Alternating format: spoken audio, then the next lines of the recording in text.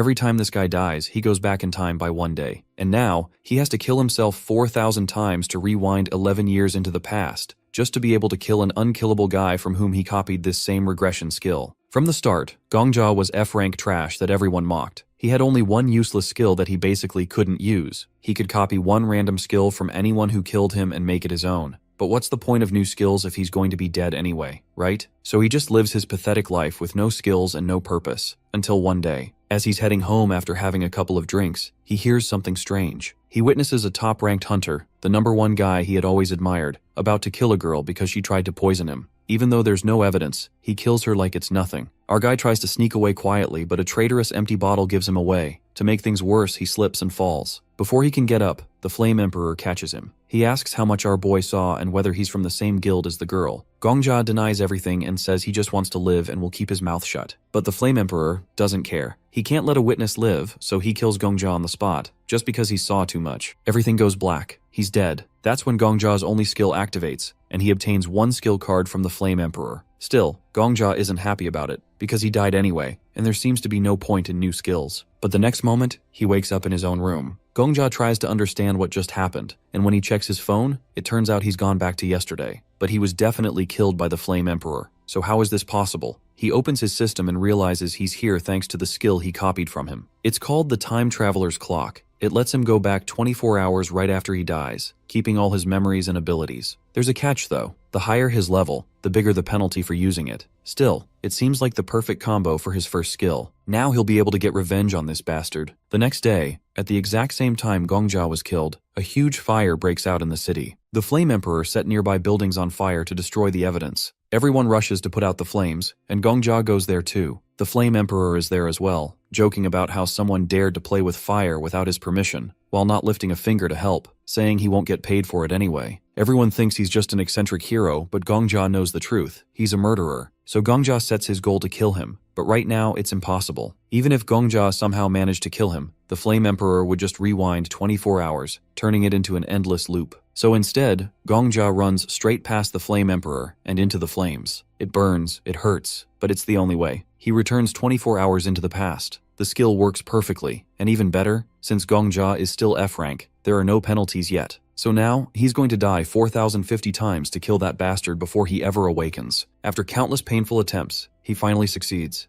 He somehow remained in the same building for 11 years and with the same knife, and finally reached the point where he could meet the Flame Emperor before he ever becomes the unstoppable killer everyone fears. Our hero lies on the floor with his mind all over the place. He gets up and sees that his plan actually worked. There are no annoying posters of the Flame Emperor on his wall anymore, and no posters of him anywhere in the city even. Apparently, he died 30 times more than he's supposed to, and he feels kinda traumatized by that. He sets off immediately to start his mission. Our hero gets to the Flame Emperor's house when he is just a regular F-rank hunter, frustrated with his life. He remembers the Emperor's complaints about having to deal with slimes, hating every minute of it, but not being able to escape. It wasn't just the slimes he hated, it was his whole boring life. He watches the Emperor deal with his daily grind, getting real pissed off while killing slimes. He stands back with his knife, waiting for the moment when the Emperor, tired of the slimes, starts looking for something bigger. When a slime attacks, Gongja cuts it down quickly. He doesn't care much about it. It's just another thing to deal with. The Emperor, still hunting, doesn't realize the danger that's coming. Over at the 6th floor of the hunting zone, the Flame Emperor stands there with his weapon, and Gongja shows up, covered in fake blood from a fight with wolves, which is actually just a story he made up. He asks for a potion to heal, but the Flame Emperor asks for a lot of gold. Gongja gives him 20 gold, but the dude laughs at him, calling him poor. Gongja then gives him 40 gold, but the dumbass Emperor still wants more, trying to see how desperate Gongja really is. Gongja, pretending to be in worse shape than he is, hides the pain. Sensing Gongja's weakness, the Emperor decides to take advantage of him. He grabs Gongja's wallet, counting the gold inside. Gongja knows this is exactly how he really is, but he knows this is just the start. The confrontation gets heated when the Candle Flame Emperor gets ready to attack, but our hero kicks him where it hurts. The Flame Emperor falls over and our boy takes his shot, stabbing him with his knife. He falls with blood spilling everywhere, and our hero stands over him, looking down at his lifeless body and thinking about everything that led to this moment. Killing the Emperor doesn't bring him the joy he expected. After the Emperor's death, a pack of wolves pulls up to the location. They circle him, but he doesn't even care. He doesn't need to fight them, as he's already won the battle that mattered. He walks away, letting the wolves tear the Flame Emperor's body apart. He heads to a hidden spot where he has supplies and digs into the ground, pulling out a briefcase with some stuff in it. He changes out of his bloody clothes into a fresh black sweater and gets ready to teleport to another place. In the city, Gongja walks through the streets unnoticed. He passes a guard in shiny armor but doesn't stop to chat. Later, he's in a bar, drinking away his life essence to forget about everything he's just done. The news on a screen talks about failed attempts to clear the 10th floor of the hunting zone. Even though Gongja is ranked first, he doesn't care. The other failures don't matter. His win over the Flame Emperor is enough for him, even if it's just for a moment. As Gongja keeps drinking, this mysterious old dude walks into the bar. He immediately gets everyone's attention and orders for milk, vodka, and honey, and everyone in the bar whispers, unsure of who he is, but recognizing that he's someone important. Our hero looks at the TV and realizes that he's the famous Sword Saint, and everyone starts to catch on slowly. A newspaper shows a picture of the Sword Saint. People used to talk about him all the time, but after disappearing for 11 years, everyone forgot. He used to be the top hunter, but then the Flame Emperor came along. A man stands in the room fixing his tie. Gongja takes a sip of his yellow drink, watching the old man.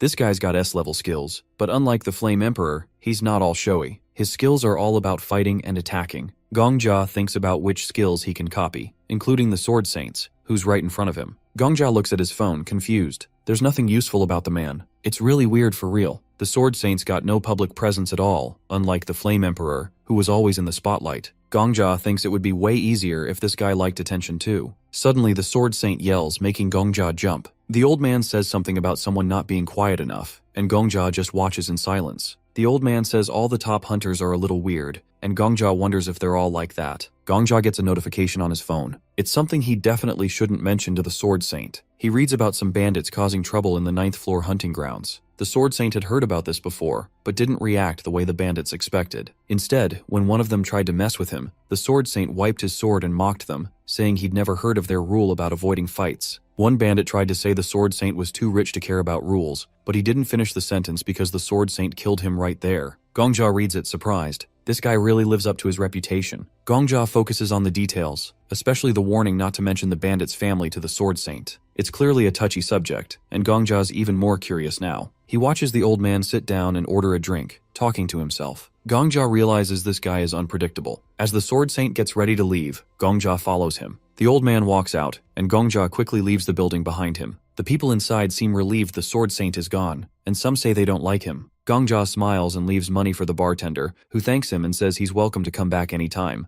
Out on the street, Gongja's confused. He thought he was following the old man, but now the Sword Saint's gone. He looks around and eventually spots a man in a blue suit and hat. Yup, it's the Sword Saint. Gongja follows him through the crowd, noticing how the old man stands out. Gongja wonders what kind of skill the Sword Saint has, if it's a fighting skill or something else. Gongja feels that if he can figure out the old man's skill, it might become his own. Suddenly, Gongja feels some kind of danger vibe. The Sword Saint notices him, and Gongja realizes he's been caught. The old man tells him to come out, and Gongja, a bit nervous, steps out from behind a tree. The Sword Saint leans on his sword, and Gongja feels a chill down his spine. There are no witnesses here. Gongja asks the old man for something, though it's not clear what he means. He realizes his request sounds weird, but he asks anyway. He doesn't have weapons, just his knife, and his heart's racing as the old man watches him carefully. The Sword Saint seems to think Gongja's pretending to be someone he's not. Gongja, still confused, apologizes and tries to explain he's not what the old man thinks. The Sword Saint, agitated, assumes Gongja must be a high-level assassin, trying to trick him.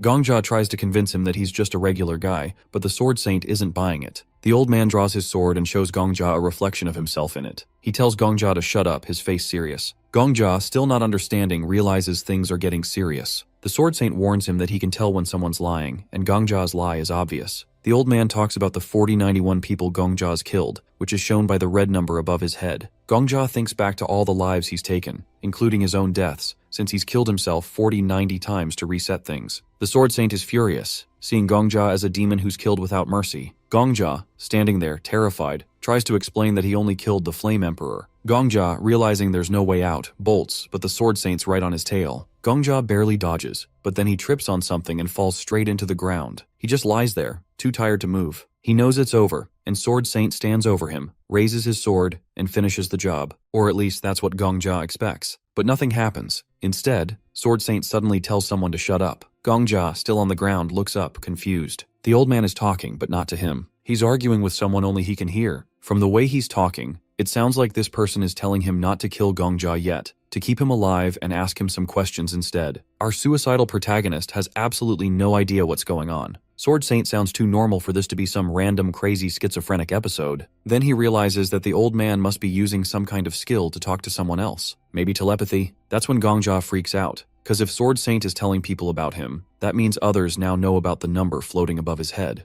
They know about the 4,091 kills, and if the Hunters Department finds out, he's done for. He can't hide. Every big shot hunter, every top guild, they'll all come for him. And when they catch him, probably a very public and very painful execution. His only way out is to die again, reset time, and pretend none of this ever happened. He needs to make the old man mad enough to kill him fast, so he calls Sword Saint an old man and says something about passing his greetings to his grandkids. A literal death wish. That gets the old guy's attention real fast. Gongjia, still talking, mentions noble families, and how the bigger they are, the more bandits they attract. He brings up all the recent trouble in the news, adding that the old man's grandkids must be something special, considering their bloodline. Sword Saint gets real mad, and before Gongjia could even say anything else, Sword Saint swings his sword in light speed. For a second, our boy is flying through the air, and for some reason, the moon looks upside down. Then he sees his own body, his rather headless body. He expected to feel pain, but there's nothing, just a weird and kinda good floating feeling. Well, at least it was quick. That sword was so fast he didn't even notice it happen. He would love to have that kind of skill. Then finally, he appears in the game lobby, and the system pops up,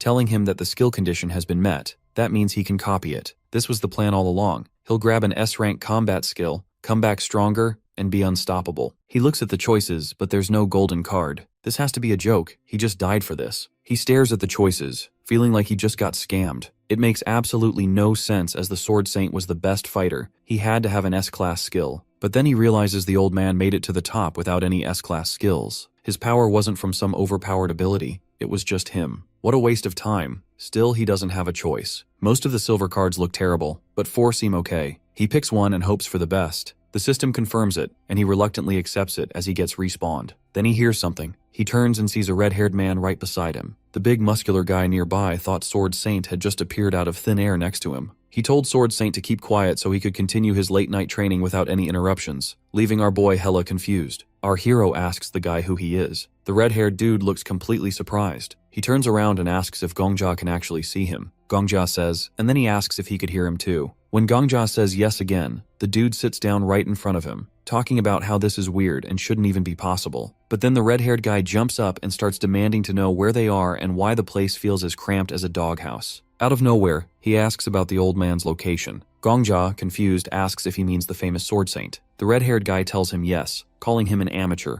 Gongjia stands there surprised, wondering if the legendary Sword Saint is really just some amateur in this guy's eyes. He quickly checks out the red-haired guy's skill description and realizes this dude isn't from this world. He's basically a ghost. So he straight up asks if he is the ghost tied to Sword Saint's back. The ghost turns to him and confirms it. Gongjia freaks out, apologizing and saying he doesn't mean to copy or mess with the ghost's essence. But the ghost starts yelling, demanding to know if he could send him back to the old man. He shouts that since Gongjia copied his skill, he should be able to undo it. He's not having it if Gongjia says it can't be reversed. But the protagonist says that he hasn't gotten rid of the skill like he wanted to. The ghost then climbs onto the ceiling, hanging upside down, and yells that he, Sword Saint's teacher, has been kidnapped by some incompetent loser. Gongjia begs him to stop screaming upside down, saying that he's scaring him. The ghost calls this a disaster and blames Sword Saint for neglecting his teacher. He says he's warned Sword Saint 1,000,000 times to respect and appreciate him, especially in tough times. Gongjia asks him to chill, but the ghost dude says he's been dead for ages. The protagonist tells the ghost that he should just die quietly and move on. The ghost yells back, saying Gongjia is cursing him as a dishonest ghost and pushing him toward the afterlife. Gongjia thinks that this dude is talking way too much and way too loudly. At that moment, he starts to understand why Sword Saint is always so aggressive about telling people to shut up.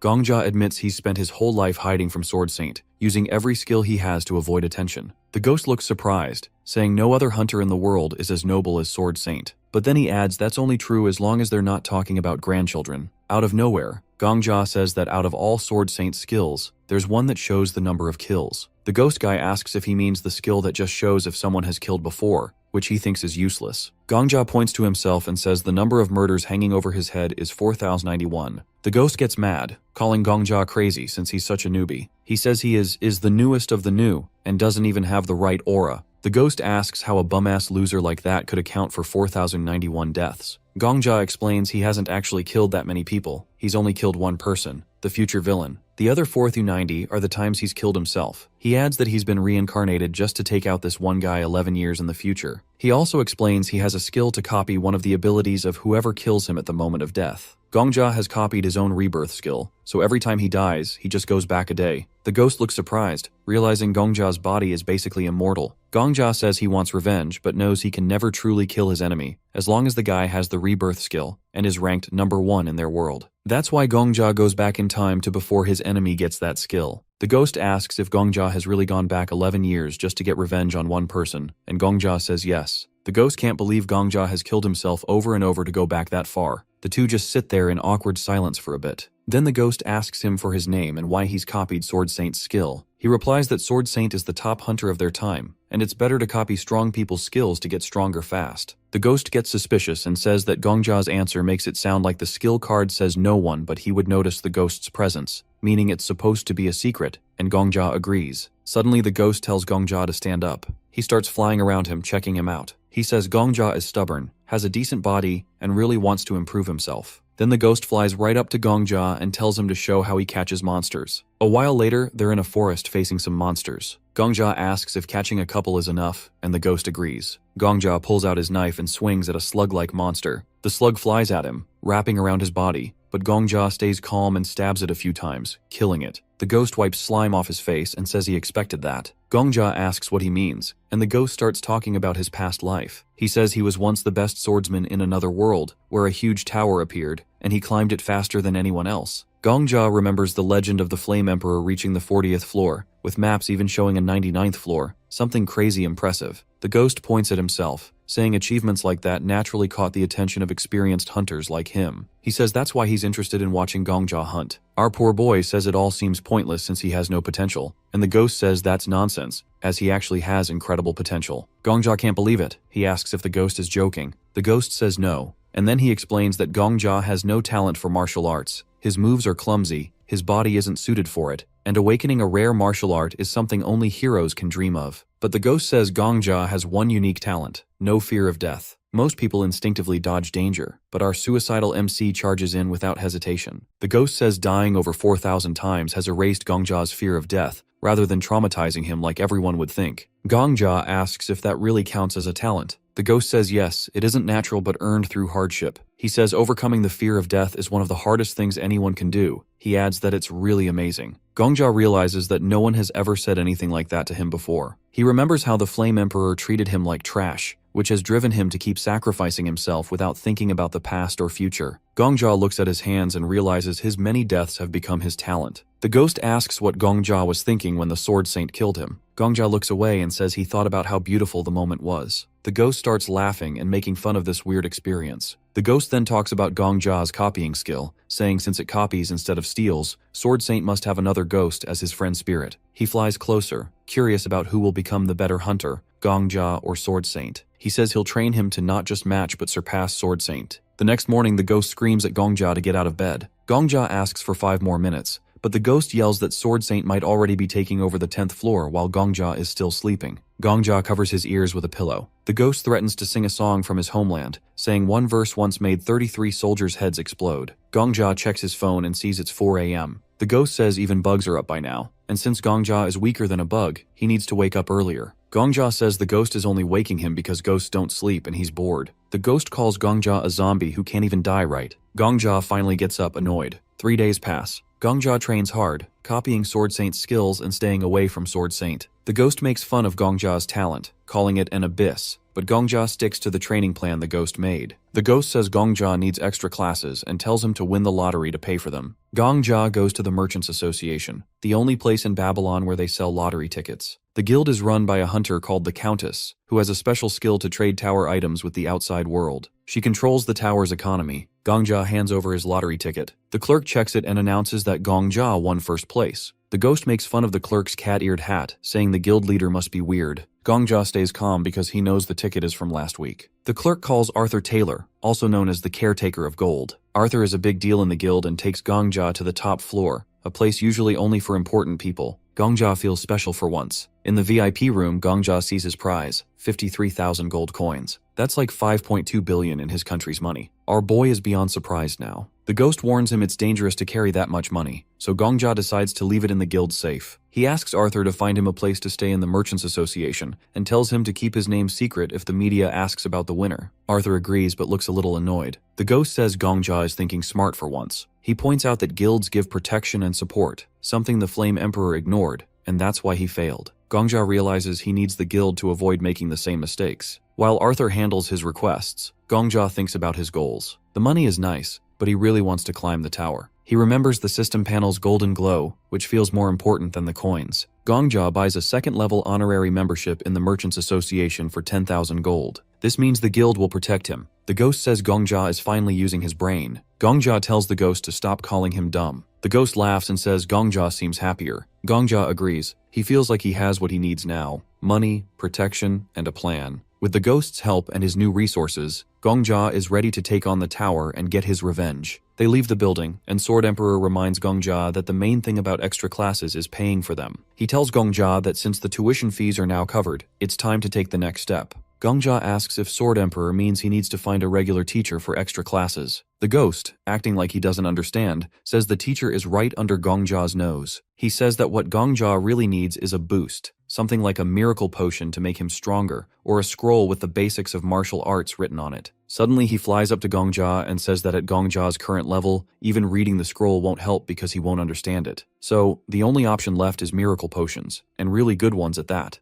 Gongja, annoyed, asks how good these potions are supposed to be. Sword Emperor starts talking about the Castle of Alchemy and a guild of doctors and pharmacists. He says they'll definitely have something like a miracle potion made by the best craftsmen. Gongja asks if this won't cost a fortune. Sword Emperor leans in and whispers the price in Gongja's ear, shocking him. Gongja starts running after Sword Emperor, shouting that even if he spends all his money, he'll only have enough for 4 bottles. The ghost replies that if they get a bulk discount, they might be able to buy 5. Gongja keeps running after Sword Emperor, asking him to fly slower. Suddenly, Sword Emperor stops abruptly. Gongja, irritated, asks why he stopped so suddenly. Sword Emperor, now serious, tells Gongja to hide. He remembers he forgot to mention something important. Gongja realizes what's happening and is stunned. They're so distracted because they see someone. Sword Emperor says that Sword Saint is a regular customer of this store. Gongja gets angry and asks how Sword Emperor could forget to warn him about this. He says he should have been told in advance. Suddenly, Sword Saint stops and looks in their direction. Gongja hides behind a trash can, trying not to make a sound. He's terrified and thinks about what to do because if Sword Saint catches him, it'll cause a lot of trouble. But Sword Saint turns away and keeps walking. Gongja is relieved but still shaken. He says it's ironic that he's hiding behind a trash can. Sword Emperor says there's bad news.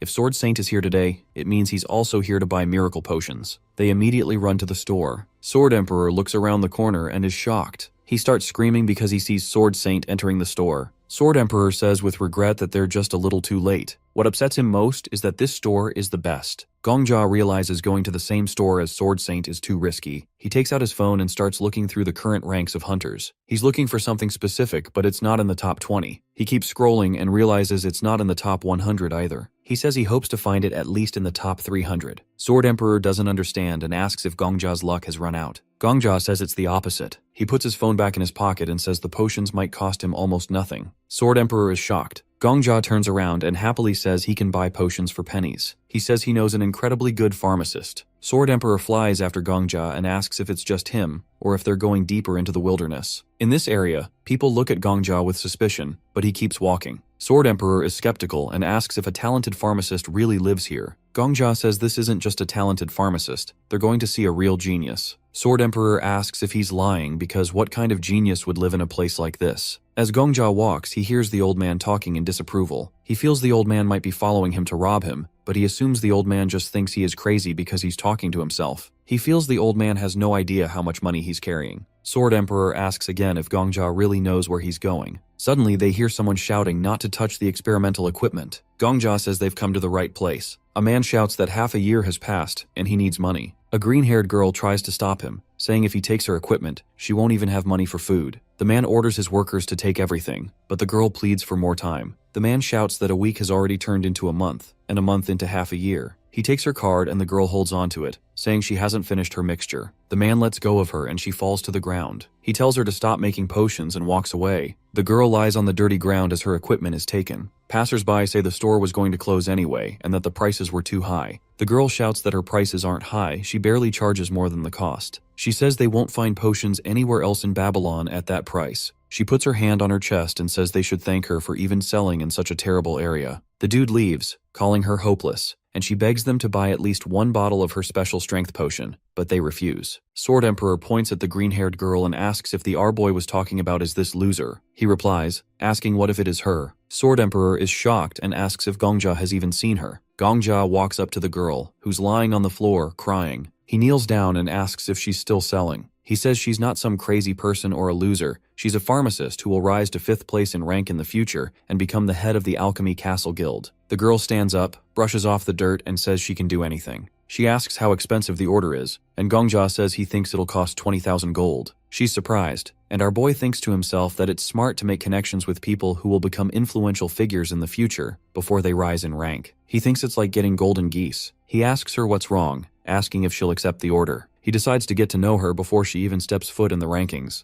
The girl invites Gongja and her unknown guest, Sword Emperor, into her messy home, apologizing. The door falls off as she opens it, showing the complete disaster inside. Gongja talks about the mess, while Sword Emperor grows more skeptical, questioning how clean the place is and if her potions are even safe to drink. They sit at the table, and the girl asks if Gongja really plans to pay her 20,000 gold for her work. Gongja assures her he can pay up front, which she hesitantly accepts, admitting she's in a tough spot financially. Gongja realizes how desperate she is and tells her to take what she needs from his safe, promising to let the Traders Association know. But he warns her not to take more than 20,000 gold since his funds aren't endless. The girl, relieved, gets ready to take his order but makes it clear she'll never make drugs. It's the one line she won't cross. Gongja assures her he's not looking for anything illegal. Sword Emperor, still unimpressed by her appearance, starts listing off a complicated recipe for Gongja. It includes 23 rare ingredients, like the eyes of a balloon cat and the scalp of a giant sandworm. The girl is surprised and recognizes the recipe as something that requires insane skill to make, since all the ingredients have to be infused at the same time without being refined separately. Sword Emperor confirms her assessment, seeming a little impressed by her knowledge. Gongja, seeing how skilled she is, smiles, feeling confident in her abilities. When Gongja asks how long she'll need to make the potion, she says 4 days, but adds she could work faster with better equipment.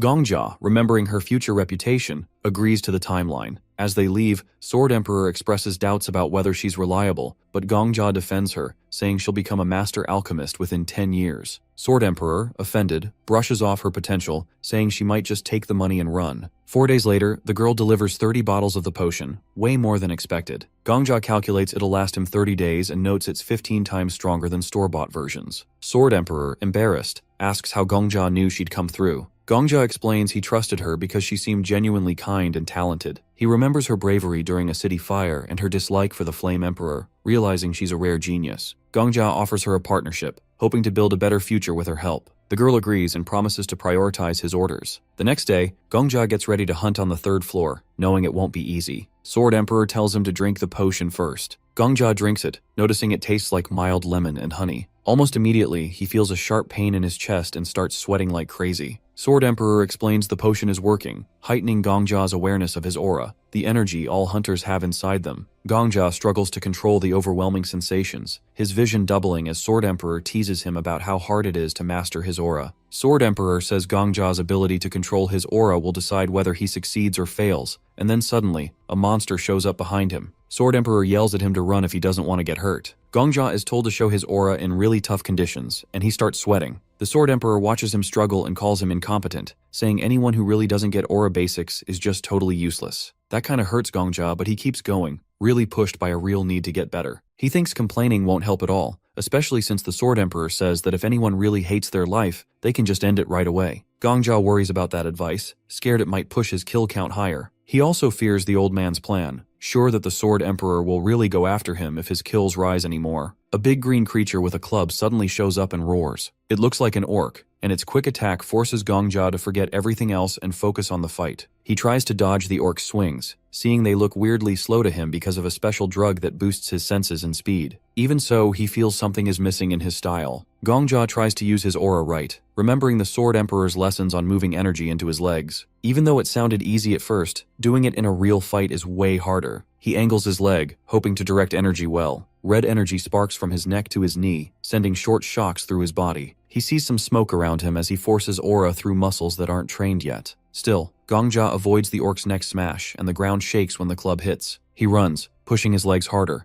but notices he's got his eyes closed without thinking. Each dodge becomes tougher as his body tires out. The Sword Emperor watches from a short distance and says that Gongja's body has no proper channel for aura to move through. In simpler words, his insides are like a forest with no roads. If he clears those paths, aura will flow better, boosting his fighting ability. Gongja tries to hold on to that info, but the orc rushes at him again. At least he can feel the aura now, and he thanks the special potion he took. Normally newbies need way more time to sense aura, but the potion speeds it up. The orc swings its club, and Gongja moves at the last moment, letting the weapon crash into the ground. He remembers the Sword Emperor's tip that these weaker creatures often have simple patterns, so you can see their moves coming. Next, he recalls, is about pooling aura in his legs for a burst of speed. Though it seems simple, Gongja feels pain each time he tries to push aura through his limbs. He remembers how the Sword Saint once chopped off his head before he even knew what happened. That memory shows him how far behind he is in aura skill. But he also remembers he's basically immortal, coming back to life each time, giving him a strange chance to get stronger.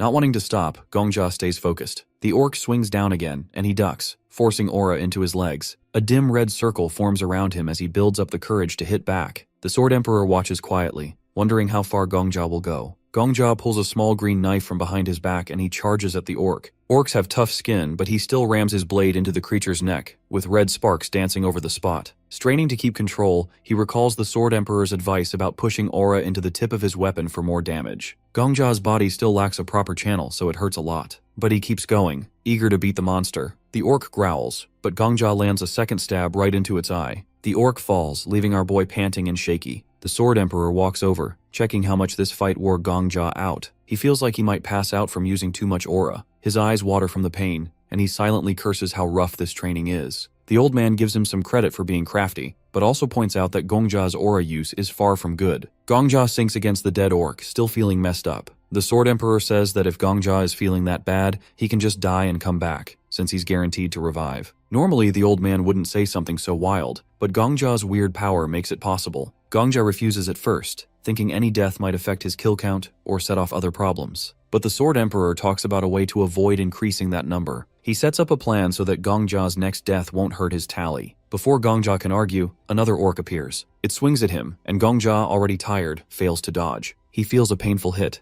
Then everything goes dark. A death notice flashes in his sight. Suddenly, he's back in the strange blank space he sees whenever he dies. He sees the usual note telling him he returned to a time 24 hours earlier. He remembers stuff from training with the Flame Emperor and Sword Saint, and then he notices a new skill message. It says he just unlocked the condition to copy a new skill, this time from the orc, and it looks pretty strong. Gongja and the Sword Emperor stare at that notification with so much surprise. They both realize this new skill is super OP and could change everything. Gongja stands in front of the system message, feeling kinda confused as to why the tower was being so generous. The Sword Emperor gets angry that a beginner can receive such strong rewards. He doesn't understand why this tower would hand out god-level or near-god-level powers to a new guy while ignoring the skill of someone as strong as him. Even though the Sword Emperor is upset, our MC with many death wishes focuses on the row of skill cards floating in the air and grabs one without thinking, since he has no idea which one is better. Sword Emperor asks him why he's picking that one and why he isn't going for something better. Gongja just says he only sees the back of the cards, so he can't guess which might be worth more. The Sword Emperor explains that he can see the front of the cards from where he is. Because he's a spirit without a real body, he can fly around and read the skill details.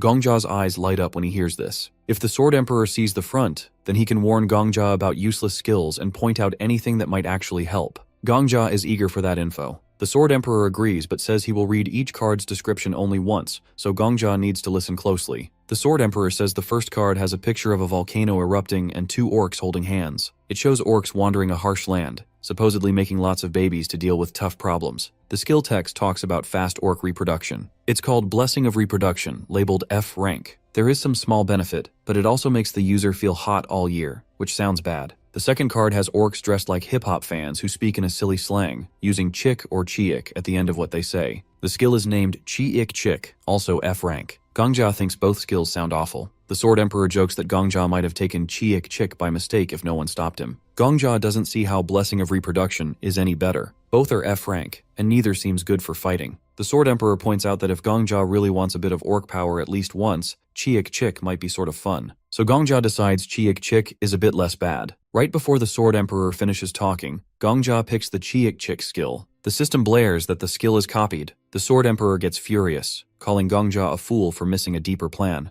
but Gongjia has already locked in his choice. Next, Gongjia wakes up on a bed in a safe place. A blue screen shows his rank and says there's no penalty for getting Chiik Chick. The Sword Emperor holds his head, really upset about what he thinks is a huge lost chance. Gongjia doesn't care and notices how comfy the bed is. He figures this is normal for the merchant group that runs the tower's rooms, and he kinda feels calm after all the rough training. The Sword Emperor complains that Gongjia is too soft, but Gongjia ignores him and says they should go hunting again. Gongjia doesn't listen to advice about regular training. He says they're heading to the 3rd floor hunting grounds. The Sword Emperor tries to explain that 6 months of deep meditation is the right way to build strong aura paths and avoid the injuries Gongjia suffered. Gongjia says he can't wait that long. He reminds the Sword Emperor about his special resurrection power, which lets him die over and over without any lasting penalty. The Sword Emperor thinks careful training will get the same results, but Gongjia wants to face monsters and push his aura skills in real fights. They reach the 3rd floor, which is a forest filled with orcs. Gongjia sees an orc with an axe. The Sword Emperor guesses Gongjia might change his mind and do some meditation, but Gongjia pulls out his dagger, looking ready to fight. A small spark of aura shows around him. He looks at the orc and notices again that its moves seem slow to him. He decides to try out Chiik Chick, so he speaks like an orc, saying something like Chwick. The orc is startled and lowers its guard for a moment, confused why a person is talking in orc style. Gongjia takes that second to rush in, aura flashing around his dagger, and slices the orc's neck. Green blood sprays out, and the orc drops before it can even fight back. The Sword Emperor scolds Gongjia, saying it's not honorable to trick an orc with random words. He adds that orcs, even though they act wild, still have their own ways of living, and they could see Gongjia's orc speak as some kind of trick. Gongjia just ignores the complaint and basically makes fun of both the orc's speech and the Sword Emperor's anger. The Sword Emperor stomps his foot, angry that the tower handed Gongjia such an easy skill to fool enemies. Gongjia says it doesn't matter, because the new skill worked and gave him a fast kill. 1 week later, Gongjia stands before the Goblin King, the boss of the 5th floor hunting grounds. He activates his skill and jumps forward, speaking in the special goblin language. The Goblin King looks surprised that a human can speak the royal goblin lingo. Gongjia stabs the monster's neck, sending green blood flying. He pulls out his dagger and thinks this goblin is the strongest enemy he has seen all week. He closes his eyes for a moment and hopes the goblin's soul finds peace. Sword Emperor says that he's being too dramatic, but Gongjia says he spent 6 coins, meaning 6 deaths to beat this foe. He believes 1 coin means 1 life, so he can do what he wants. Sword Emperor taps Gongjia's head and says it is nothing special, but Gongjia disagrees. He points to his new goblin speaking skill card at level F, earned at the cost of many coins. Sword Emperor says goblins are not much different from humans, but Gongjia looks at a black and white ball by his hand that shows his new power, but Sword Emperor calls it unimportant. A system alert says Gongjia's strength grows. Both he and Sword Emperor see a bright light. Red sparks float around him, and the system says his level goes up. He feels a lot happy that his skill slot is bigger now. He looks at his hands and thinks about his higher rank. Another system notification praises him. Sword Emperor wonders if the red sparks mean blood or fire. Gongjia thinks they come from leveling up,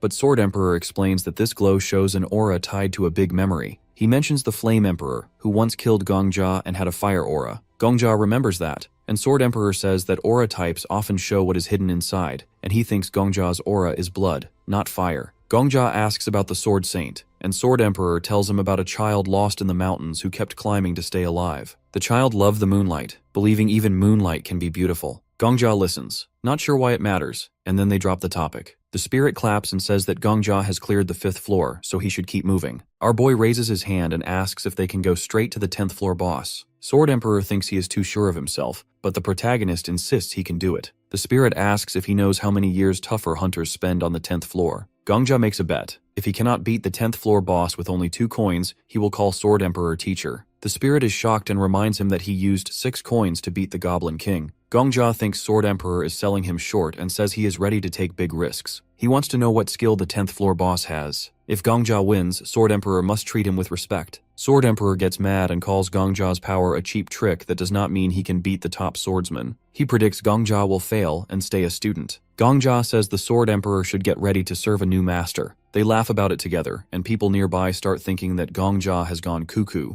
Later on, a knight stands at the entrance to the 10th floor. He says Gongjia cannot go alone because even a group from the Black Dragon Guild has failed. Gongjia sees no problem and points out that any willing hunter can try. The knight worries he will be blamed if Gongjia dies. Sword Emperor thinks Gongjia should just knock the knight aside, but instead, he takes another route and tells the guard he understands his fear. Then he says he wants to die, which surprises both the knight and Sword Emperor. He explains that he lost his partner a year ago and also learned he has a deadly disease, so he does not have much time. Instead of waiting in a hospital, he plans to fight monsters until he dies. He offers all his money, meant for treatment, and asks the knight to let him through without writing down his name. The knight, moved by his story, finally agrees. When the gate opens, Gongja goes through with Sword Emperor. They reach the 10th floor, once cleared by the Flame Emperor. Gongja wants to beat that record. He walks to a door and steps inside, aiming to do something greater than the Flame Emperor did. The room is filled with creepy dolls that's got shining eyes in different colors. The dolls ask to play with them, and they picked hide and seek. Gongja and Sword Emperor get ready, and a system message says he has entered the boss stage. He agrees to join the game, and another message pops up, wishing him luck. Black Dragon Guild has always been the top guild ever since the tower opened. However, today the guild faces its 30th loss in the purge. Paparazzi crowd around, taking pictures and asking her why they failed. This hot purple-haired chick holds up a device and says their skills were fine, but their luck was bad. Flame Emperor stands all cocky as fireworks light up behind him. Apparently, he's got the 10th floor stage cleared. He says luck counts as a skill too and calls them pushovers. Later, people call this interview the pushover declaration. Everyone wonders why only he managed to beat the 10th floor. Back to our suicidal protagonist in the burning building full of dolls. These dolls belong to Hellfire Maiden, the 10th floor boss. The way to beat this floor is simple. The true doll is hidden somewhere in this estate. Destroying that real doll is the goal. These flames aren't ordinary flames, they're aura-based hellfire. Even with aura, the protagonist only has 10 minutes to stay alive. People with fire-type aura don't get burned, which is why the Flame Emperor did it easy-peasy. Gongja creates a shield around himself to fend off the flames. Flame Emperor tells him that he's been living off his luck, but the protagonist disagrees, saying that he's having it pretty rough right now with these flames.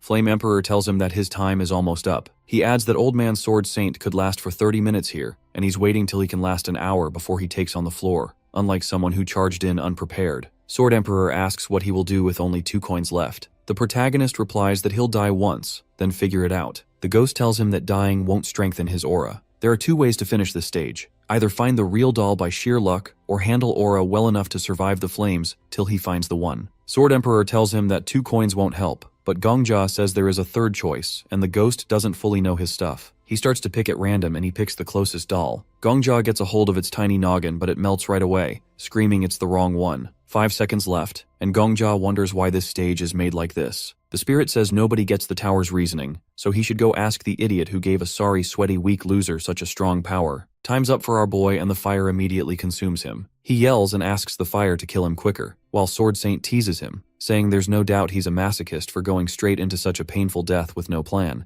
and that he's much weirder than the tower. Our boy finally dies, and a notification pops up saying that a skill condition is met through death. He asks the spirit if he remembers their agreement. He points to a golden card and says it's S tier. The user must be inside the barrier to use it. He tells Gongja to grab it because that skill can create the same hellfire that killed him. But Gongja freezes, thinking about something. Something about it feels wrong. He remembers the doll melting in his hand. Sword Emperor is not sure what's up, and Gongja asks him to read the other skills. The spirit does so, naming some real interesting stuff. Gongja looks surprised, and makes his decision to pick the silver card against the ghost's will. The ghost tries to make him pick the golden card, but Gongja refuses, saying that the card is what he's looking for. He realizes something is off. Among thousands of dolls, one is the real deal. That real doll organizes things, has a fire aura so it doesn't burn. But then, why don't the fake dolls burn either? A notification pops up that the skill grants immunity to fire for whatever living being or object he chooses. However, damage from water and ice type attacks increase by 300%. He receives the power and starts to go back 24 hours like he's supposed to.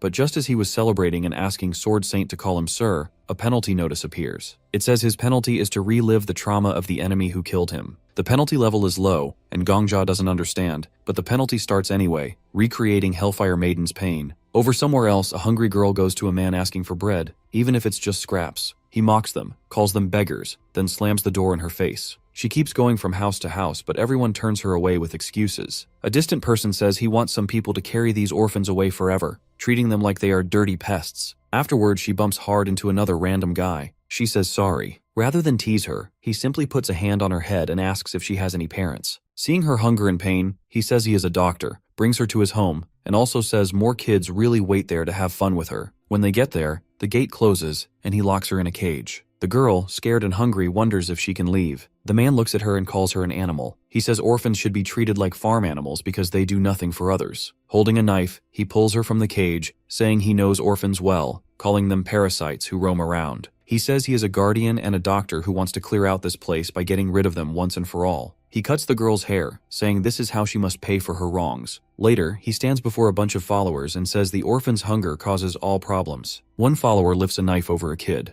The crazy man says he will save the world by giving up these kids to some higher power. The girl watches in horror while a boy gets stabbed. He makes just one last yell and then goes silent. After some time, the girl sits in a cage, asking herself why he takes her friends. She hears someone say they need more people for the next ceremony. She does not get why he causes so much hurt right now. Meanwhile, Gongja shows up in that same room. He feels shocked, asking if the Sword Emperor sees this too. The Sword Emperor says yes, but did not notice Gongja is here as well. Gongja holds his head, saying only their minds are here, so they can watch but cannot change a thing. The Sword Emperor gets angry, saying people like this exist. He wonders who else should pay for these awful acts. Gongja stands near the cage, trying to figure out if this is the 10th floor boss. He never thinks a person's sad story can turn into a monster. The Sword Emperor says not every monster is like this, but some bosses come from real events in other worlds. Things like heroes and other beings also come from far-off places, which happens more starting from floor 11. Gongja asks why this was never shared before, and the Sword Emperor says Gongja never asked. Plus, he has never seen the real source of a boss's birth before and only knows they came from another time. They watch the man drop a candle and fire spreads around the estate as people run to save their stuff. Gongja yells at them to rescue the kids in the basement, but nobody can see or hear him. The kids are stuck in cages, crying for help.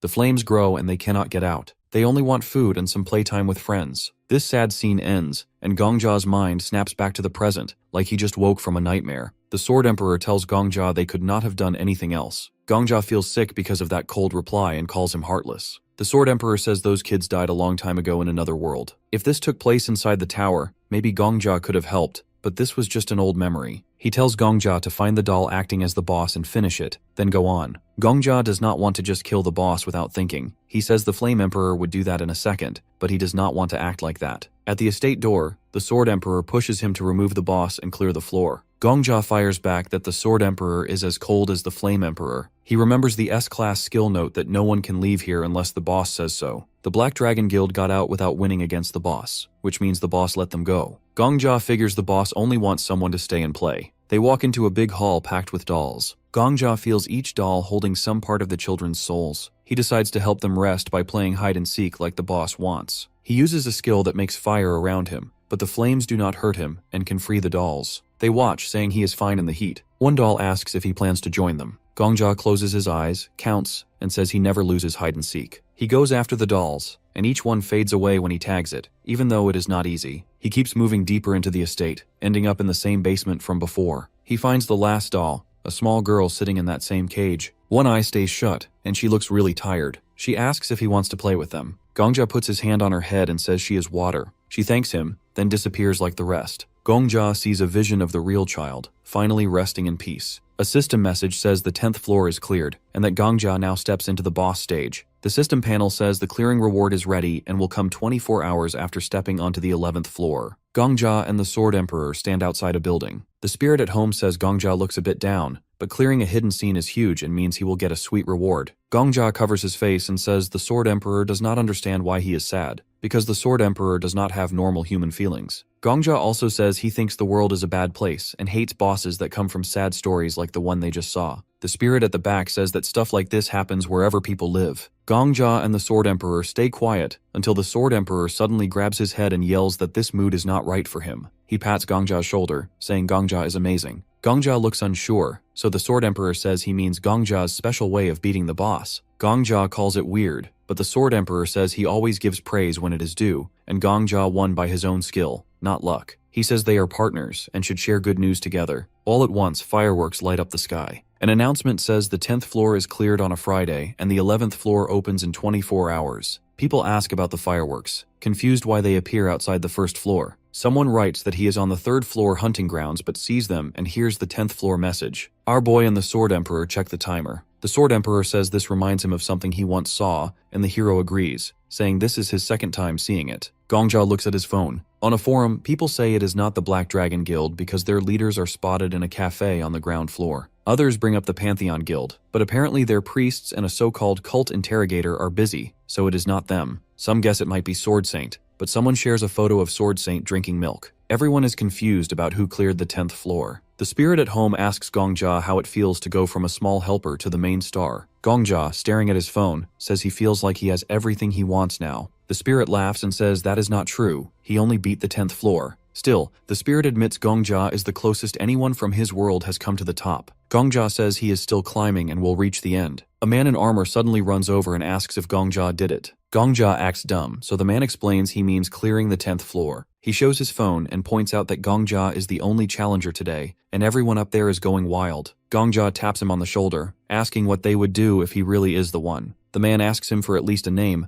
but Gongjia reminds him he once gave the man 100 gold. The man begs for a nickname and Gongjia says he has none. The man stands there in shock as Gongjia walks off. The Sword Emperor praises Gongjia again, saying a person's name is special, so people will be hunting for Gongjia now. Our boy says he just remembered something. He says the Sword Emperor promised to call him Master if he beat the boss using only 2 coins. He yells that he did exactly that, finishing the 10th floor with 2 coins. The Sword Emperor looks upset, saying they are partners, putting his hands on Gongjia's shoulders. He says partners are equal, and a person who conquered 99 floors and one who takes on the 100th are on the same level. The protagonist ignores his fuss and asks to be moved to the 1st floor. He turns away and demands the Sword Emperor call him Master Gongjia forever. Later, Gongjia sits in a cafe where people talk about the 10th floor being cleared. He sips coffee and listens to music while they chat, not knowing he did it. He asks the Sword Emperor if this taste of winning is sweeter than his caramel macchiato. The Sword Emperor stays quiet, so Gongjia makes fun of him some more. The Sword Emperor tries to keep calm, but finally asks what Gongjia wants. Sword Emperor says Gongjia should pick a new skill and use it on Sword Saint, so he can go back to being Old Man Sword Saint.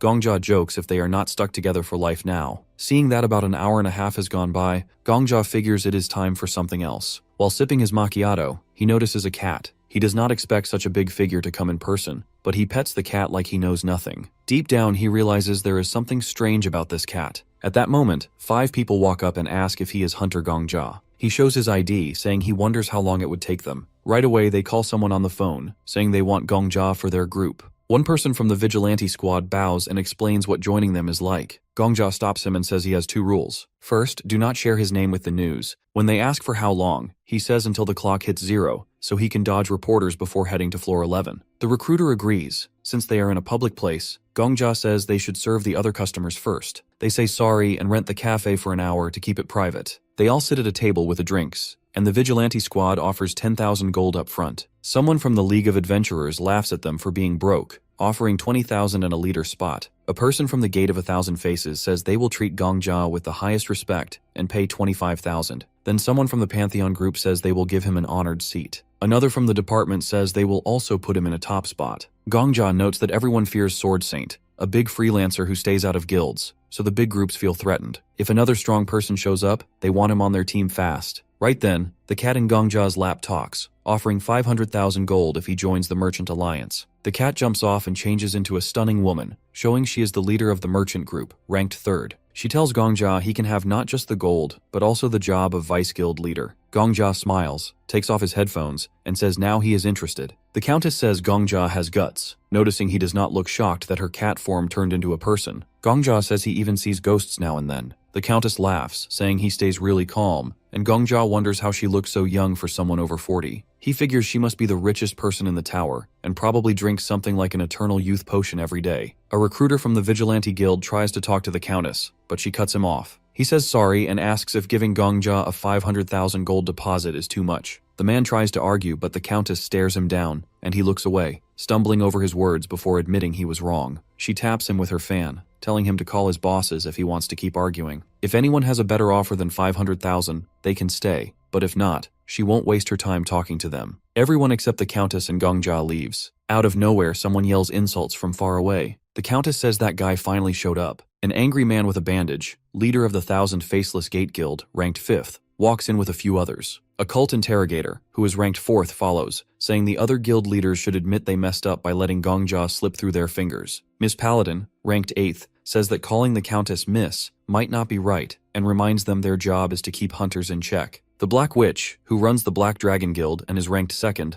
just stands there quietly. Gongjia cannot believe all the big names in the tower are now in one place. The Countess says it has been a long time since they were all together and remembers how they once worked as a team to clear the 2nd floor. Viper threatens her and says she is only good at throwing money around, calling her deal with Gongjia ridiculous. The cult interrogator raises a hand, saying they should order coffee first. He says it would be rude for guild leaders to come to a cafe and not buy anything. They start ordering drinks while Viper keeps complaining, saying the world is falling apart. The 10th floor was just cleared, and yet here they are, drinking coffee like it is the only thing keeping them alive. The cult interrogator ignores him and calmly orders, making Viper curse at him, calling him a crazy religious guy. The cashier looks confused but rings everything up. As they sit, someone finally remembers Gongjia is there and asks if he wants anything. He asks for a menu, saying he already had a macchiato, so he chooses hot chocolate. He sits down like he belongs there, knowing they are all here to pressure him into picking a guild. The Sword Emperor tells him not to stress. These people are just trying to scare him. Gongjia agrees and jokes that getting burned alive was worse than this. The Sword Emperor says that is exactly Gongjia's edge. He is not scared to take risks. Gongjia sarcastically thanks him and reminds him that he still owes him something. The Countess then mentions that Gongjia once won some lottery in her guild's world, saying this proves he has real luck and guts. She says those traits will take him far. Viper says that there is no way someone who just beat the 10th floor is a complete nobody. He says they should stop playing around and make a deal already. But the Black Witch says nothing is decided yet. Just because one guild looks weaker right now does not mean it is over for everyone. She asks Gongjia straight up which guild he is going to pick. She also says that if he refuses them all, they will have to prepare for a mess in the media. Gongjia asks what happens if he picks a guild, and she says that will start a crazy bidding war. She explains that clearing the 10th floor gives them a new way to prove the tower is still valuable to the outside world. More people might be drawn in, and different kinds of visitors could show up, keeping things exciting. She says curiosity is what keeps the tower running. Gongjia says the food shortage will probably get better too. The Black Witch agrees, saying it is getting harder to bring in enough supplies just from the 9th floor. The Countess adds that she trades with the outside world but needs more goods. The Black Witch says they need more adventurers beyond the 10th floor to gather useful stuff.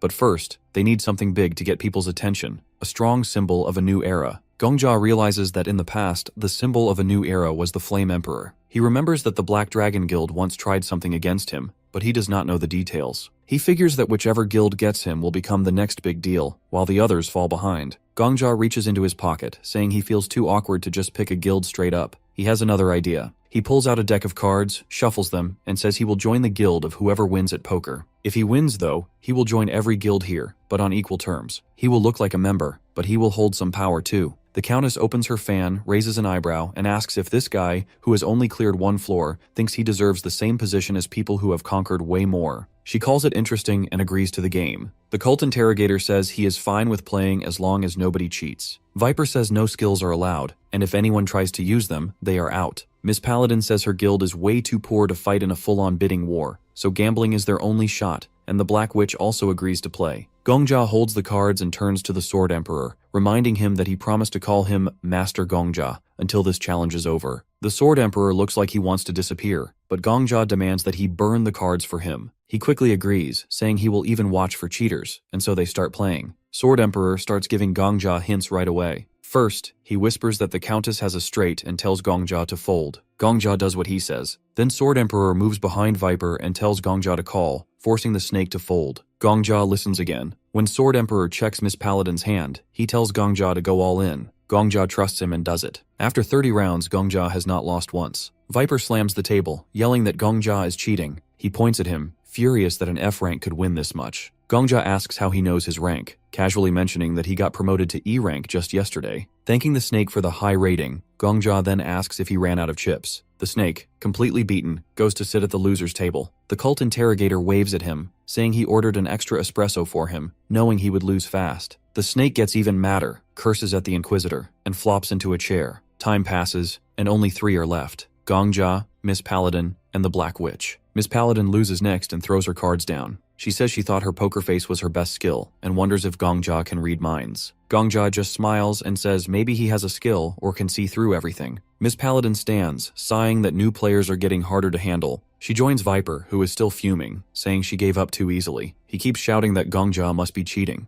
Miss Paladin says it was obvious from the start. No newbie would suggest a game like this unless he was sure he could win. She says Gongjia basically told them he would beat them without getting caught cheating. Then she adds that brute force is fine, but sometimes people need to use their brains. The snake yells about pride. She asks him if pride will put food in his mouth. Suddenly, the cult interrogator offers the snake a sip of coffee, joking that at least his pride can help him finish his espresso. At the table, the Black Witch says things just got easier for her. Gongjia raises an eyebrow. She says she feels more sure now that they can make a deal. Then she says she is from Ukraine. She lost her family in a civil war and has been on the run ever since. Whether in the tower or outside, life alone is rough. Gongja tosses in some coins and says he gets it, but asks what her point is. He points out that nobody from the first generation in the tower had an easy past. He was an orphan too. The Black Witch says, to her, the tower is home. Nobody cares where you come from, and they all work hard to keep things that way. The tower lets people understand each other's languages and fight on fair ground, at least better than the outside world. She says outsiders see the tower as a junkyard, but even flowers can grow in trash. She calls him by name and warns that when the countdown ends, the media will chase him, and his life will change. Gongja says he actually likes attention and wants people to admire and envy him. The Black Witch puts her mug down, saying Gongja and Sword Saint are complete opposites. Gongja notices that the Black Witch might have a flush, and he has nothing to beat it. Still, he goes all in, pushing all his chips forward. She looks surprised. Gongja says he does not need some fancy title just because he cleared the 10th floor. He plans to reach the 20th, 30th, and even the 100th, no matter how long it takes. He respects that the tower means a lot to them and sees no reason to make enemies, but says they are still rivals. He adds that he does not care about the food shortage or the poor. If they want to use his name as a solution, fine, as long as they support him in climbing higher. He just wants to keep moving up. The Black Witch says she got him wrong. He and Sword Saint are the same, never satisfied. Gongja lifts the edge of his card and asks if that is a compliment. She calls it an insult, saying people like them always want more. They flip their cards, and the Countess announces that the Black Witch has a flush, while Gongja has a full house. Our boy wins, and says that that is the best compliment he could get. He stands up, saying he expects to be treated as an equal, as promised. The Black Witch asks if he will take responsibility for the benefits he will get. Gongja tells her not to worry, because a hunter's job is to climb. The Black Witch says that is a bold thing for a newbie to say. The Sword Emperor agrees, joking that if boldness were a skill, Gongja would be level 5. He says that he can finally live, then starts making fun of Gongja. Gongja ignores him, thinking the Sword Emperor does not act like someone with such a big title. The Black Witch asks if our boy is leaving already. He says yes, because the 11th floor is opening soon, and he needs to get ready. She says nobody knows what is up there and asks how he plans to prepare. He replies that floors 11 through 20 are role-playing stages. The guild leaders all get surprised, and Gongja says that is all the info he got as a reward for clearing floor 10. The Black Witch looks away and says she will pay back that debt later. And with that, Gongja and the Sword Emperor leave the building. Some time passes, and people start talking about how there is still no official news about the 10th floor. Everyone is confused since even Sword Saint himself says it is not him, and the media is completely silent. There is also a rumor that someone saw all the guild leaders meeting up yesterday. Our boy stands in the crowd as they all stare at the countdown. 11 seconds left, and people get excited and count down out loud with the timer. Meanwhile, Gongja pulls out his phone to check for news about the 10th floor. There is still some time left, so he refreshes the page. Suddenly, a flood of articles pops up, revealing that he is the one who cleared the 10th floor. That makes him happy. When the countdown hits 0, the crowd cheers. A message announces that training preparations are complete. Then, the same message plays again. People turn to a girl and ask her to open the 11th floor. She faces them and congratulates them for cleansing the fiery hell estate of past resentment. Those seeing her for the first time are amazed, calling her an angel. Gongja wonders if she is a goddess, but the Sword Emperor says gods do not exist here. He says this is just the system, and now she will explain the quest. The girl says one world needs warriors to fight against the Demon King. She adds that they will challenge the Demon King and save humanity. The Time Lord says that even if she is a goddess, this is just a pre-recorded message. Gongja asks how he knows that. Meanwhile, the girl continues, saying that to accept the mission, they have to say transfer. But suddenly, Sword Saint jumps at her and cuts her in two. It turns out the girl is just a hologram.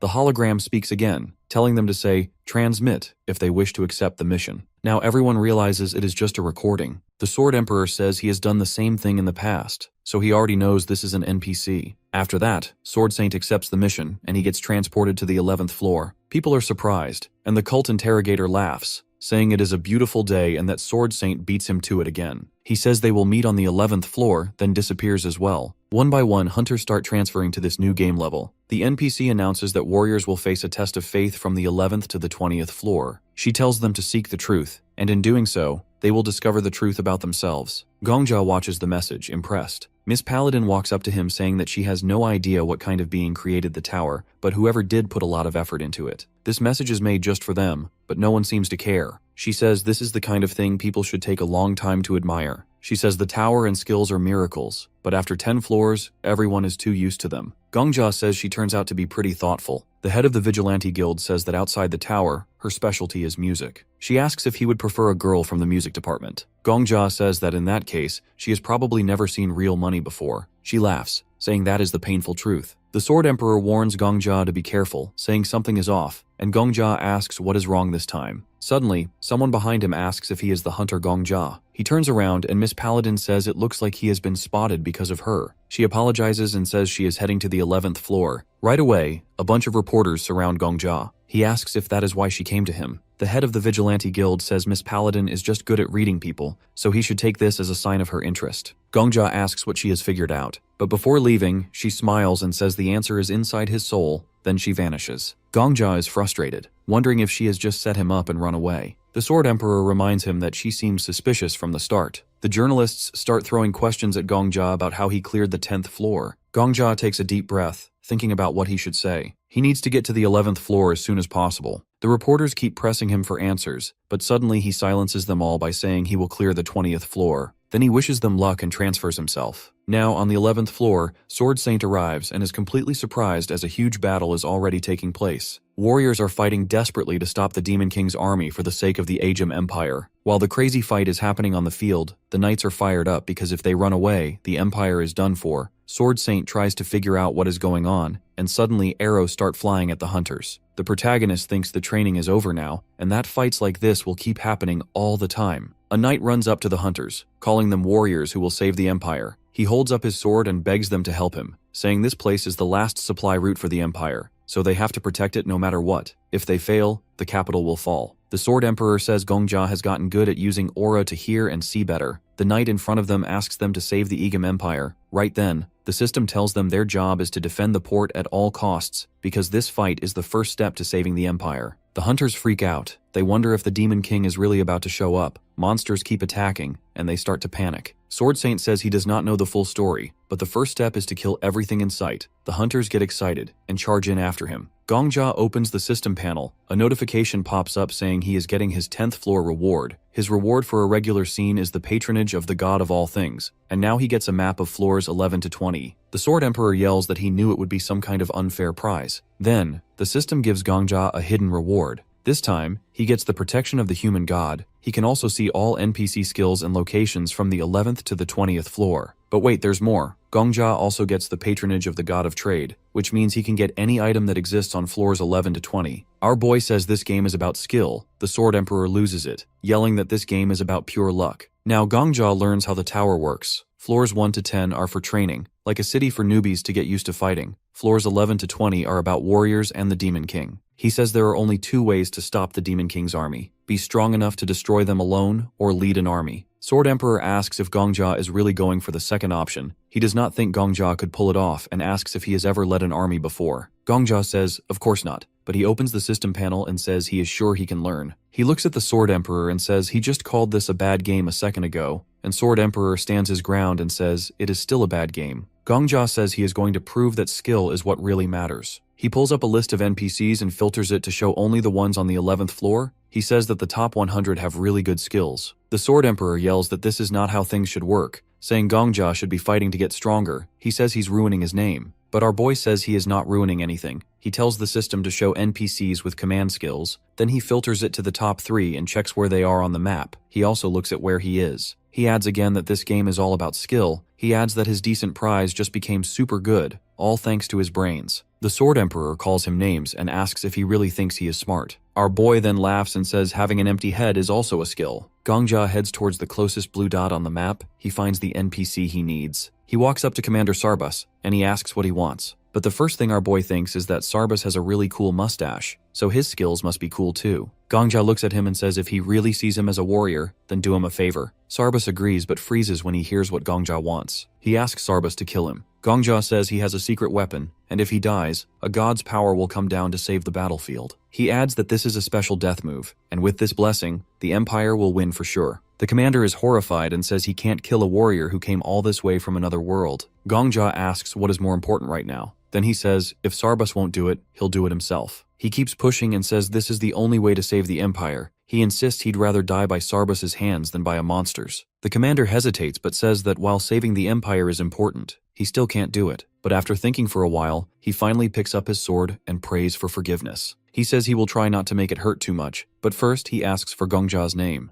Gongjia tells him, and Sarbus covers his face, thanks Gongjia on behalf of the Empire, and lifts his sword. saying Gongja is a true warrior, and then he sends him back to the lobby. He copies Sarbus's skills, and now everyone stares in shock as he rides into battle on a horse. Gongja still has that battlefield assessment skill Sarbus used to have, but this version is his own creation. He figures out that if they keep moving straight and then take a right, they'll run into the commander of the Demon King's army. Our boy leads the army forward, with everyone shouting about how the warrior of the goddess will protect them. He knows the skill is a game changer, giving him a mini-map and serious credibility, especially since he's already scouted the area by reliving the day multiple times. He notices a goblin still hanging around and thinks that little guy is really persistent. Then he pulls out his legendary sword. The sword has a wild backstory. Legend says the founder of the Ejim Empire was blessed by the goddess, but he and the sword vanished without a trace, leaving behind a cryptic prediction about a man with the sacred sword showing up when fate calls. Anyone in the empire would trust the person holding that sword. The knights go nuts when they see it, yelling that the goddess hasn't abandoned them. Gongja raises the sword, shouts for everyone to attack, and thinks to himself how useful it is to clear hidden scenes. Meanwhile, Sword Emperor isn't really too happy that our boy picked that shiny, durable knife over all the other useful items. Gongja says that the knife is durable, sparkly, and will make NPCs on the first 20 floors go crazy. He keeps riding his horse, talking with the commander, and explaining that these creatures aren't just quest givers, they're quest helpers. Some hunters are wondering why Gongja is always with the commander, and why he's dressed like a hunter but acting like he's in charge. Gongja just laughs, thinking it's funny how envious they sound. Sword Emperor is still mad, yelling that he taught Gongja aura for sword skills, not eavesdropping. Gongja just says he likes it anyway and moves on. Ejim's army destroys the left side of the Demon King's forces, and Gongja orders them to push forward. Sarbus even calls Gongja his commander and tells everyone to follow him. Finally, they face the big boss, the Great Goblin King from the 11th floor. The Goblin King yells at his minions to stop the heroes, but Gongja isn't having it. He launches into the air, hits the Goblin King with a skill, and just like that, the boss is down. The knights go wild, shouting that the Demon King's army is defeated and the warrior of the goddess has taken out their leader. The goblins panic and try to run, but the hunters aren't letting them off that easy. They go full beast mode, taking out goblins left and right. And just like that, the 11th floor is cleared. The hunters are hyped, celebrating that they've beaten it in just 24 hours. The system tallies up the participants and announces the top 10 conquerors. Gongja is number 1 and the Sword Saint is number 2. Everyone is shocked that Gongja doesn't have an alias and that the Sword Saint is in second place. They wonder if Gongja is some hidden master. Sword Emperor tells him that he's just a cheater with a big head. Gongja shoots back that skill is king in this game, but Sword Emperor refuses to admit it. Gongja thinks to himself that this ghost cares more about his own ego than skills. Gongja then tells Sword Emperor he'll train in sword skills before tackling the 20th floor, so he asks him not to be mad. He even jokes that he can't get through this without learning anything if he's hanging out with Sword Emperor. Sword Emperor gets all excited, saying that Gongja will finally understand his true power. Sarbus comes over, bows, and thanks Gongja for the win. Our boy says not to thank him, since they all did it together. Sarbus admits he was skeptical at first because some oracle predicted warriors from another world would come to save them, and he wasn't sure they'd actually risk their lives for a different world, but our suicidal MC proves him wrong. They shake hands, and Gongja thinks that even though they're from different worlds, a handshake means the same thing. Sarbus says he's counting on Gongja in the future, and Gongja says he'll do his best. Then the system starts handing out rewards for clearing the floor. Gongja is surprised when it announces the top conquerors will get their rewards first and be the first to enter the 12th floor. Everyone else has to wait, but before Gongja moves on, Sarbus asks him to protect their empire. The Sword Emperor asks Gongja what he will do if Sword Saint sees him. Our boy wonders what Sword Saint could possibly do that would be worse than murder. The Sword Emperor doesn't get it and asks again. Gongja says he has a plan and tells the Sword Emperor not to worry. Then he moves, and the other top players follow him. They end up in the Imperial Palace of Ejim. The cult interrogator is super impressed with our boy. He walks up to him and says he's been watching his moves on the 11th floor. He thinks it's amazing how he used the NPCs. He asks if the sword he has is the reward for clearing the 10th floor. Gongja says yes, and the cult interrogator is shocked that he became the leader on the 11th floor thanks to a reward from the 10th. Gongja acts modest and says it's no big deal. Suddenly, Sword Saint shows up out of nowhere and attacks. The cult interrogator steps in to protect Gongja. He asks Sword Saint how long he's been training as an assassin. Sword Saint isn't in the mood to chat. He tells the cult interrogator to move and says he's going to kill the protagonist. The cult interrogator acts surprised and asks if he is really talking about Gongja. Sword Saint says yes, and the cult interrogator points out that his hands are important and that killing Gongja here would make the 5 big guilds look bad. He asks Sword Saint why he's threatening Gongja, but Sword Saint says he doesn't have to explain. The cult interrogator says it looks like they're not backing down. He crosses his hands and uses a spirit displacement skill from above. Sword Saint gets attacked by the heads of 2 big guilds, but he blocks their attacks easily. Viper calls Sword Saint an old monster, and the old man fires back by saying he isn't young either, since he's over 40. Miss Paladin tells Viper to focus on the enemy since they're at a disadvantage. Then the cult interrogator turns to the Countess and asks her for 10,000 gold pieces. She thinks he's asking for a loan and offers him 15% interest over 3 months. He says he's not borrowing, he's asking for a donation. She gets mad and calls him a robber. He says it's dirty money anyway and she should donate it to the temple. She reluctantly hands over the gold and coins rain down. The cult interrogator happily takes the donation, puts his hands together, and uses a sacred technique to make Miss Paladin and Viper stronger for 300 seconds. He says the gold will take over their hands and finishes the technique. The cult interrogator adds that even Sword Saint will have a hard time dealing with the 4 of them now, especially since the Countess's safe isn't empty yet. He jokes about whether the Countess will go bankrupt before Sword Saint is defeated. The Countess is not happy and asks why he's looking at her safe. Then the Black Witch shows up and says this alliance isn't just the 4 of them. She says she's joining the fight because Gongja made a deal with all 5 guilds the day before, giving him the same rights as the guild heads. She says attacking Gongja is the same as attacking all of them, and asks if Sword Saint really thinks he can take them all on. This is Gongja's plan in action. Sword Saint is furious, and our boy turns to the Sword Emperor and reminds him of what he said on the 11th floor. Gongja says there are 2 ways to deal with a strong enemy, either have enough power to take them down alone or lead an army. He says a solo player is no match for a hunter with an allied army. He then walks up to Sword Saint and offers to talk. He says he's confused about why Sword Saint attacked him since this is their first meeting, and Gongja has always admired him. But looking at Sword Saint's face, Gongja realizes the guy still thinks he's some assassin sent by the Black Dragon. The Sword Emperor says that to Sword Saint, Gongja probably looks suspicious, not a hunter who earned his place, but an infiltrator who snuck in with the help of the big guilds. And that's why Sword Saint is so angry. Sword Saint looks up and says that whether it's the outside world or Babylon, there's no difference. He starts talking about how not even a day had passed since he entered the tower when people began begging him to join their guilds. But he refused. He asks if they want to know why. He points his sword at the Black Witch and says it's to prove that in this tower, you can exist on your own. He says unlike the rotten outside world, where blood, nationality, and origin hold you back, here you can rise to the top with just a sword. He says success here depends only on your talents and skills. He shouts that he wanted to show everyone this truth. Then he angrily asks them what they're doing and says they're no better than the messed up world outside. The Black Witch snaps back, saying Sword Saint judges others without knowing anything. She says he's only so outstanding because he's always been alone, but if he had helped others earlier, many hunters would still be alive. Viper starts yelling, saying Sword Saint didn't clear the 5th, 7th, or 9th floors alone. He's mad because if Sword Saint had cooperated, their losses would have been cut in half. The Countess joins in, saying if Sword Saint had helped with connections outside the tower, they'd have fewer food problems. She says the current system would be more stable too. She calls Sword Saint an irresponsible child. The Black Witch shouts that since he's number 1, he should act like it, but instead, he just tells everyone to shut up. He says they're all whining like big babies and orders them to leave, threatening to clear his way with his sword if they don't. The Sword Emperor is thrilled and says this is his real disciple. Our boy steps in and asks if they really want to fight here, where there are only 10 people. He says even the NPCs on the 11th floor work together to protect their country. The Black Witch turns to him and says this conversation is more serious than he thinks. The protagonist tells everyone they're called hunters, so why don't they focus on clearing the 12th floor first? He tells Sword Saint they need to help, even if it's just NPCs. He says their country is under threat of destruction,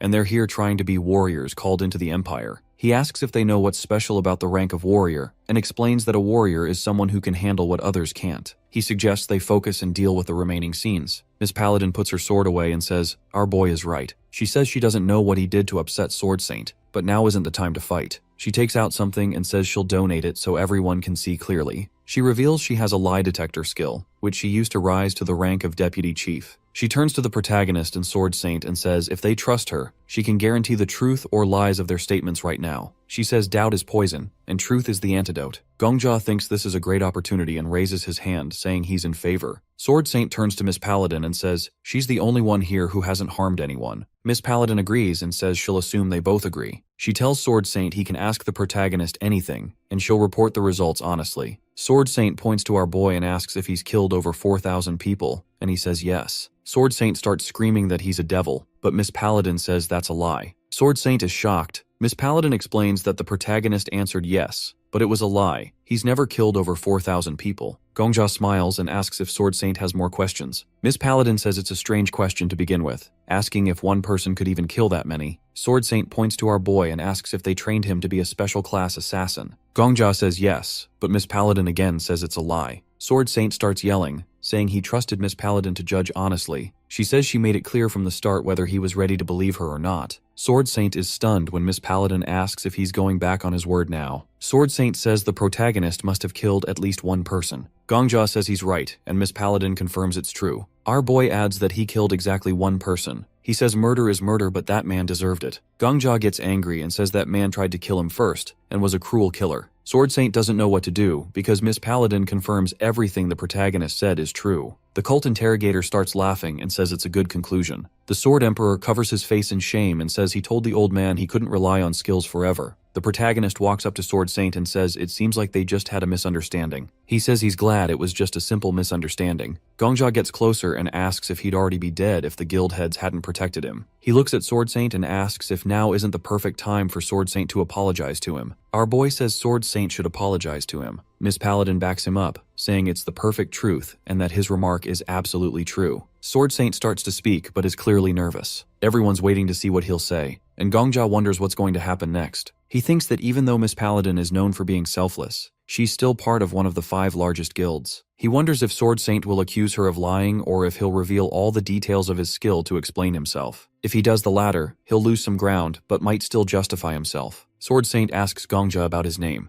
At this point, the protagonist considers the possibility that Sword Saint might try to kill him to shut him up, just like the Flame Emperor did. To everyone's surprise, Sword Saint puts his sword back in its sheath and asks for permission to start over. He bows and offers a sincere apology, shocking Gongjia. Sword Saint admits he was wrong, frivolous, and misunderstood everything. He says he almost killed an innocent man because of his own recklessness. He confesses that until now, he believed in killing people who deserved to die without hesitation, but now he vows it will never happen again. Gongjia notes that Sword Saint didn't blame Sword Saint or make excuses about his skill. Instead, he takes full responsibility. Sword Saint says words alone can't make up for his guilt and offers to fulfill any wish Gongjia has. The protagonist is surprised. Instead of killing him, Sword Saint admits he was wrong and even begs for forgiveness. Gongjia thinks about how Sword Saint, a legendary figure, is now humbling himself before an inexperienced hunter. He looks at Miss Paladin, who says that everything Sword Saint said is true. Gongjia then addresses Sword Saint and asks him to teach him the art of the sword. This shocks Sword Saint. The protagonist scratches the back of his head and clarifies that he's asking for sparring sessions in the future. He mentions he recently got a teacher by chance but has no one to spar with. Gongjia thinks it's better to keep his promise to the Sword Emperor and make Sword Saint his sparring partner, as it would be beneficial for his growth. He starts to ask again but suddenly stops, apologizing and asking to start over. He says he has the right to demand this from Sword Saint but feels awkward about it. Sword Saint is surprised. Gongjia turns away, putting his hand on the back of his head, and says it feels like he's suddenly become taller than Sword Saint, even though he's not that outstanding. He's just glad Sword Saint won't see him as an enemy anymore. The Black Witch is stunned too. Gongjia says he doesn't want to act like a big shot and take things for granted. He blushes deeply and asks Sword Saint to teach him the art of the sword, thinking he might die of shame. Miss Paladin is also stunned, saying it's all surprisingly true. The Viper doesn't understand why Gongjia wouldn't ask for something bigger just because it's embarrassing. The Black Witch says she hasn't seen someone like Gongjia in a long time, and it surprises her. The cult interrogator is really happy, saying forgiveness is a sacred miracle, but someone tells him to shut up and grow up.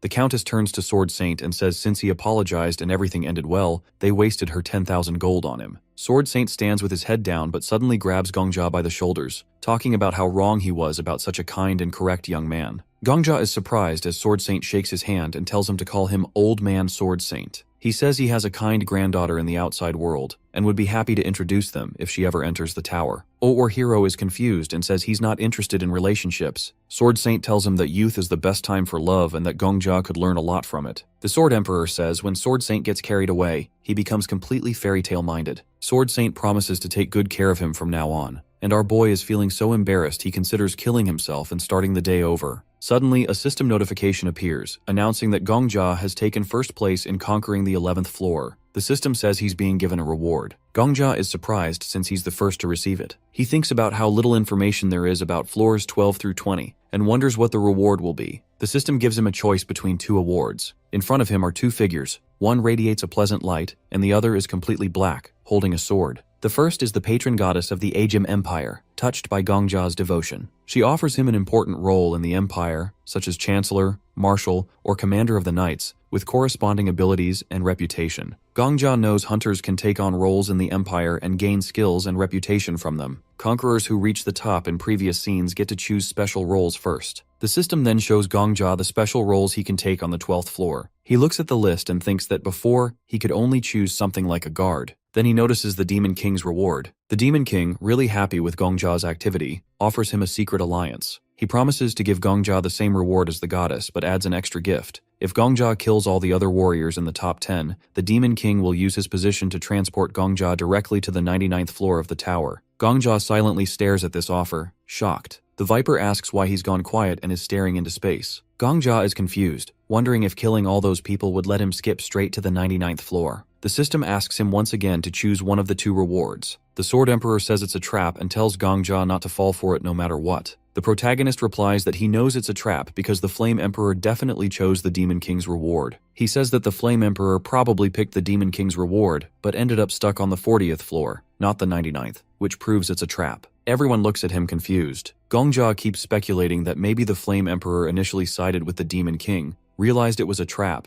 and then got reborn. But he admits it's still tempting. He wonders what it would be like to face the boss monster of the 99th floor, even if it meant dying. The Sword Emperor looks at him seriously and tells him not to even think about it. He says he reached the 99th floor alone and fell through, calling the Demon King's reward a cruel and disgusting trap. He assures Gongja that even with his skills, he wouldn't be able to kill the top 10 fighters, and even if he did, he'd never conquer the 99th floor. Gongja asks if the boss of the 99th floor is really that strong. The Sword Emperor says there's no boss monster there, it's something far worse. He covers his face, clearly disturbed, and warns Gongja again. The protagonist asks what's so scary up there, feeling uneasy because it's the first time he's seen the Sword Emperor like this. The Sword Emperor admits he hates to say it, but Gongja is doing a good job and should just keep going the way he is. He says if the protagonist stays on this path, he'll clear the 99th floor on his own without any issues. Gongja looks away, thinking, and sadly says he won't try the Demon King's reward. He adds that he'll take the safest path and ignore the rewards for now to see how things play out. The Sword Emperor asks why he's ignoring the goddess's reward too. Gongja replies that sometimes you need to take a step back to move 2 steps forward. He turns to the hunters and announces that the rewards for the 11th floor have appeared in front of him. The Black Witch says she's tired of waiting and asks him to choose so things can move forward. Gongja says he's already decided, he won't accept any reward. Everyone is shocked. The system announces that the scene reward wasn't selected. The goddess of protection is puzzled, while the Autumn Rain Demon King quietly laughs. Miss Paladin is also confused and asks Gongja why he did this, since Sword Saint is in second place and will now choose his reward. Sword Saint says he understands Gongja's choice because it's the safest option, but he asks why they have to refuse the reward altogether, saying Gongja might end up with nothing if he's always this cautious. Gongja thanks him for the concern but says he has no regrets. Sword Saint admits this philosophy is too hard for him to follow and chooses the goddess's reward, the role of commander of the Knights of the Ajim Empire. Suddenly, knights enter the gate and swear allegiance to Sword Saint, surprising everyone.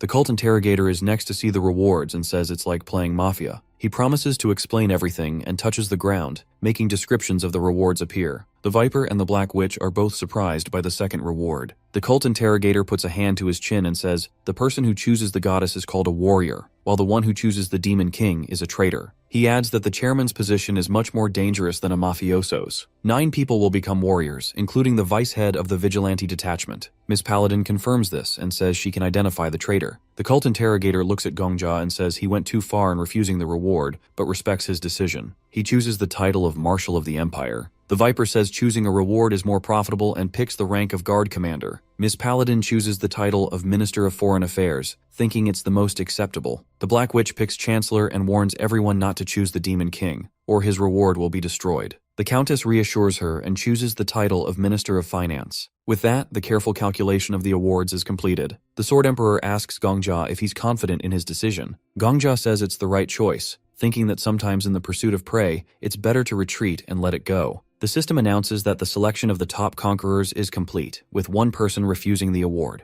It also says 8 people accepted the goddess's reward, shocking everyone. Then it reveals that 1 person accepted the Demon King's reward. The Black Witch gets angry and starts yelling at everyone, reminding them not to choose the Demon King's reward. The cult interrogator smiles and says it's surprising because being a traitor is a very unprofitable game, but someone still chose it. The Viper feels nostalgic for the atmosphere of the early days of the tower, and the Countess asks if he's talking about a time when there were 10 large guilds instead of 5. She says a lot of people died back then, many of them killed by others. They start shouting at Miss Paladin to use her lie detector on everyone immediately to find the traitor. The Black Witch, as the owner of the Black Dragon Guild, says she doesn't know who dared to betray them, but she'll make sure that person gets the most painful reward. She tells Miss Paladin to interrogate everyone with her lie detector immediately. Miss Paladin starts by revealing that she's not the traitor. She then turns to Gongjia and says he's above suspicion since he refused the reward, but she still asks him if he chose the Demon King's reward. The protagonist denies it, and Miss Paladin confirms he's telling the truth. She then turns to Sword Saint and asks if he chose the Demon King's reward. Sword Saint swears on his honor and glory that it's not true. Next, the cult interrogator says it's not him, and that he doesn't want to die at the hands of the Black Dragon Guild leader. The Viper and the Countess also deny choosing the Demon King's reward. Miss Paladin approaches the head of the Black Dragon Guild and asks if she chose the Demon King's reward. The Black Witch denies it, and Miss Paladin confirms it's true. The Viper is shocked, wondering if none of the top 10 chose the reward. Miss Paladin says not to be too surprised. It's possible the traitor has a skill to hide the truth, or even a split personality. She adds that no matter how strange it sounds, anything can happen. Sword Saint looks at Miss Paladin with hostility and says she could still be the traitor. The Black Witch asks if he really doubts them. Sword Saint says he dares to doubt,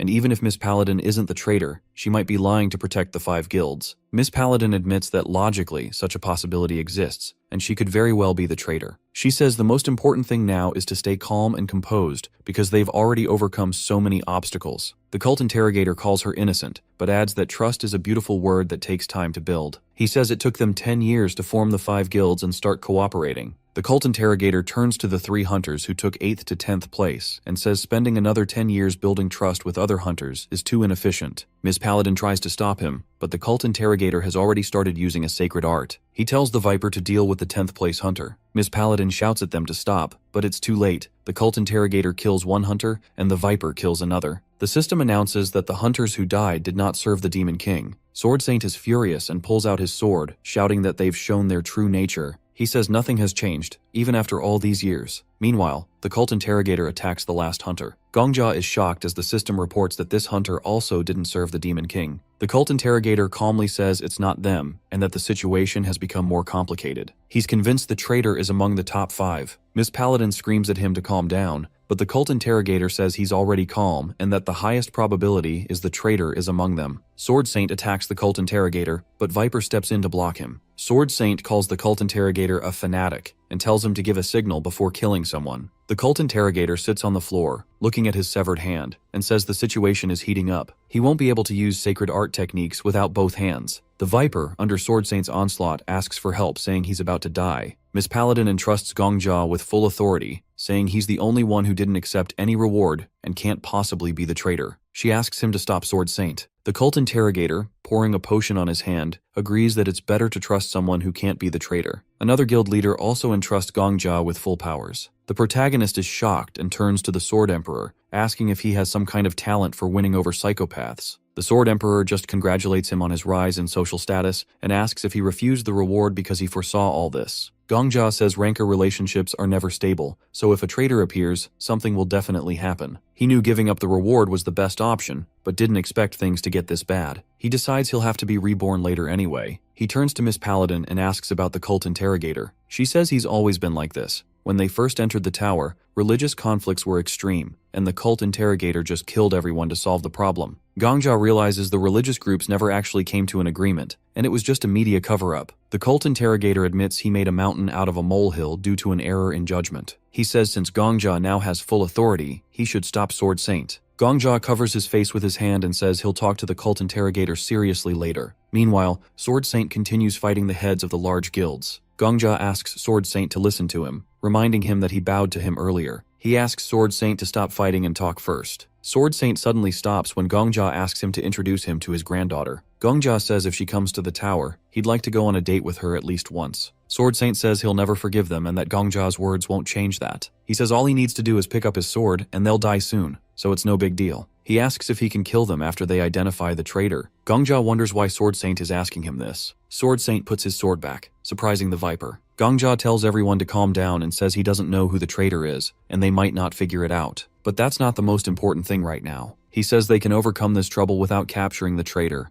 Miss Paladin says the traitor choosing the Demon King's reward means their lives are at risk. Gongja tells them to look at the description of the awards. He points out that the Demon King's core is located on the 20th floor. He says they should forget about capturing and executing the traitor because it's a trap. The traitor might be shaking with fear, and the system might have forced the role on someone. Gongja says the priority is to deal with the Demon King first. If he disappears, his reward will too. The system informs Gongja that the Autumn Rain Demon King clicked his tongue, but the goddess's eyes are sparkling. Gongja says no matter what test the tower comes up with, the solution is always simple. He suggests they rise up and smash the Demon King's core. The system then begins issuing the quest for the 12th floor. Everyone's terrified at the red rain. They say that this is the same rain from a nightmare, and now it's all over. Viper is surprised and wonders if this is some kind of setup, asking if the NPCs are acting this way on purpose. But Gongja says the quest has begun. He walks over to the window, breaks it, and the Autumn Rain Demon King appears. The Demon King calls them all pathetic nobodies. He mocks them, asking if they really believe people summoned from another world would become their shields. He says they can call thousands of warriors and millions of knights, but they're all just the same little people. Gongja opens the map and sees the castle is surrounded. The entire map is covered in red dots. The Demon King says they'll be consumed by their malice. A quest notice pops up, saying the Demon King has been weakened, and the heroes need to stop him. Viper is surprised and asks if the Demon King is really weakened. Gongja repeats that now isn't the time to quarrel with each other, but Viper starts shouting that this quest is designed to fail from the start. Gongja tells them to calm down and says the tower doesn't give impossible quests. He points to the NPCs and says the Viper, as the head of the Ejim Empire's guard, needs to lead the guards. Gongja says they can't complete this stage just as hunters. The guild heads need to inspire the NPCs and lead them into battle, treating them like real people. He tells Sword Saint as a commander to unite with the Viper since they've both been given leadership roles. It's time for them to do their duty. Gongja then tells Miss Paladin to find the Emperor and the NPC officials from the Ministry of Foreign Affairs. He turns to the cult interrogator and says he doesn't like hunters like him, but right now, they can't afford to lose the marshal. The cult interrogator laughs and says he likes Gongja more and more, but Gongja cuts him off, reminding him that they've handed over all powers to him. Our boy says the knights on the fortress wall are terrified of the army in front of them, so the marshal needs to personally climb the wall and calm them down. He orders the marshal to protect the wall at all costs because if the enemy breaks through, the scene will end. The marshal bows and says he's never broken a promise since birth. They all start acting on Gongja's orders. The protagonist says he'll go first. The other hunters are surprised and say this is much cooler than the port, the Black Witch, but she asks him to call her the head of the Black Dragon Guild. He asks how she ended up here, and she says she has an instant movement skill that lets her move to any place in her field of vision. The Sword Emperor says Gongja should die from her just once because instantaneous movement is a top-tier skill. Gongja asks why she's here instead of going to the fortress wall. She says she came to take him away. She saw on the 11th floor that he has a sword that affects local NPCs, and with it, he can raise their morale. She says the knights on the wall need him, not her. She extends her hand and asks him to agree to move with her. She says he needs to clearly say he'll move with her, or her skill won't work. Gongja is surprised. Instantaneous movement is at least an S-class skill, and she's sharing information that should be kept secret. The head of the Black Dragon says she's the chancellor of this empire and asks how she could hide something while defending her country. She tells Gongja to hurry because there's no time. He agrees, and she grabs his hand, saying there's one more condition. They jump off the ledge, and only then does she use her movement skill. As they move, Gongja thinks about the NPCs and how they're no different from living people. Even if they seem like an illusion, their fear is real. They land, and Gongja thanks her for bringing him here, but she surprises him by asking him to wait. She says she can't leave without showing her leadership to the younger ones. She adds that she didn't become the head of the guild for nothing. The head of the Black Dragon Guild starts addressing the knights of the Ejim Empire. She shouts at them to stand up, saying a stone fortress wall alone won't protect them. The only thing that can protect the empire is them. The knights are moved, and she shouts at them to stand up, saying the wall could collapse at any time, but as long as they stand, their homeland won't fall. She grabs Gongja's hand and says that God is protecting them. Suddenly, the system reports that the goddess of protection is grateful to Gongja for his choice. Gongja suddenly remembers the scene where Sarbus kills him. He sees the moment his enemy is killed. Sarbus reflects that no one knows why, when, or where it came from, but when it appeared, scarlet rain fell. This creature considers all others to be nothing. Sarbus thinks about how, wherever the raindrops fall, blood soon spills. This merciless creature despises people because they destroy themselves. Sarbus recalls that every time another wall is destroyed, the territory controlled by humanity shrinks. He orders the soldiers to retreat to where there's no rain. Every time another royal family dies, human history is shortened a little. At the same time, the Demon King says that people define their own fate, and he calls it the karma of primitive animals. But the rain keeps falling. The knights are terrified, saying that humanity will end. The Demon King wonders why he should hold back today and not slaughter another herd of wild creatures. The NPCs are horrified to see the Demon King and beg him to spare them. They call upon the goddess for protection. The chroniclers, saving old records, write continuously. They silently accept the fate that will be written by their own hands, a sentence declaring that humanity will be destroyed. Lord of Nightmare, king of all demonic creatures, they name him in these final moments. They call him the Demon King. Suddenly the rain stops, and the fortress is illuminated by a ray of sunlight. The knights are really happy and shout that the empire is blessed. But Gongja understands that this isn't some great divine intervention. The rain only stopped where the light of the sacred sword reaches. He reflects that sometimes you have to be content with little, especially when you have nothing left but little. Gongja thinks about how, at the very beginning, there weren't any high-ranking NPCs in the audience hall because they had all abandoned the empire. Meanwhile, the knights cry and shout that the goddess hasn't abandoned them. Gongja continues to reflect that this is why the tower was chosen as the stage for the empire, just as the estate that became a grave for children was chosen as the stage for the 10th floor. The Black Witch shouts at the knights to stand up. The knights immediately become inspired and regain their composure. The head of the Black Dragon Guild sighs in relief. She looks at Gongja and asks why he has such a strange look. She asks if he's really that impressed by her speech. She turns away and says there were a lot of Reds in their country, and she couldn't stand communists, but they were excellent speakers. Gongja is confused, and the Sword Emperor calls it a failed joke. The head of the Black Dragon then turns back and asks Gongja what he's planning to do. The protagonist confirms that they first need to hold the fortress wall. He thinks about the S-class skill of the Black Witch, instantaneous movement, but he realizes that even if he moves there, it's enough to blink once to find himself surrounded by monsters. He says they need to balance the forces with the Demon King first. Gongja tells the witch that while the NPC warriors hold out, they need to lead the hunters. Otherwise, the Demon King might bring in more monsters to break through the fortress wall. He asks her to take him directly to the Demon King. The witch asks if he's really planning to die, calling it a suicide mission.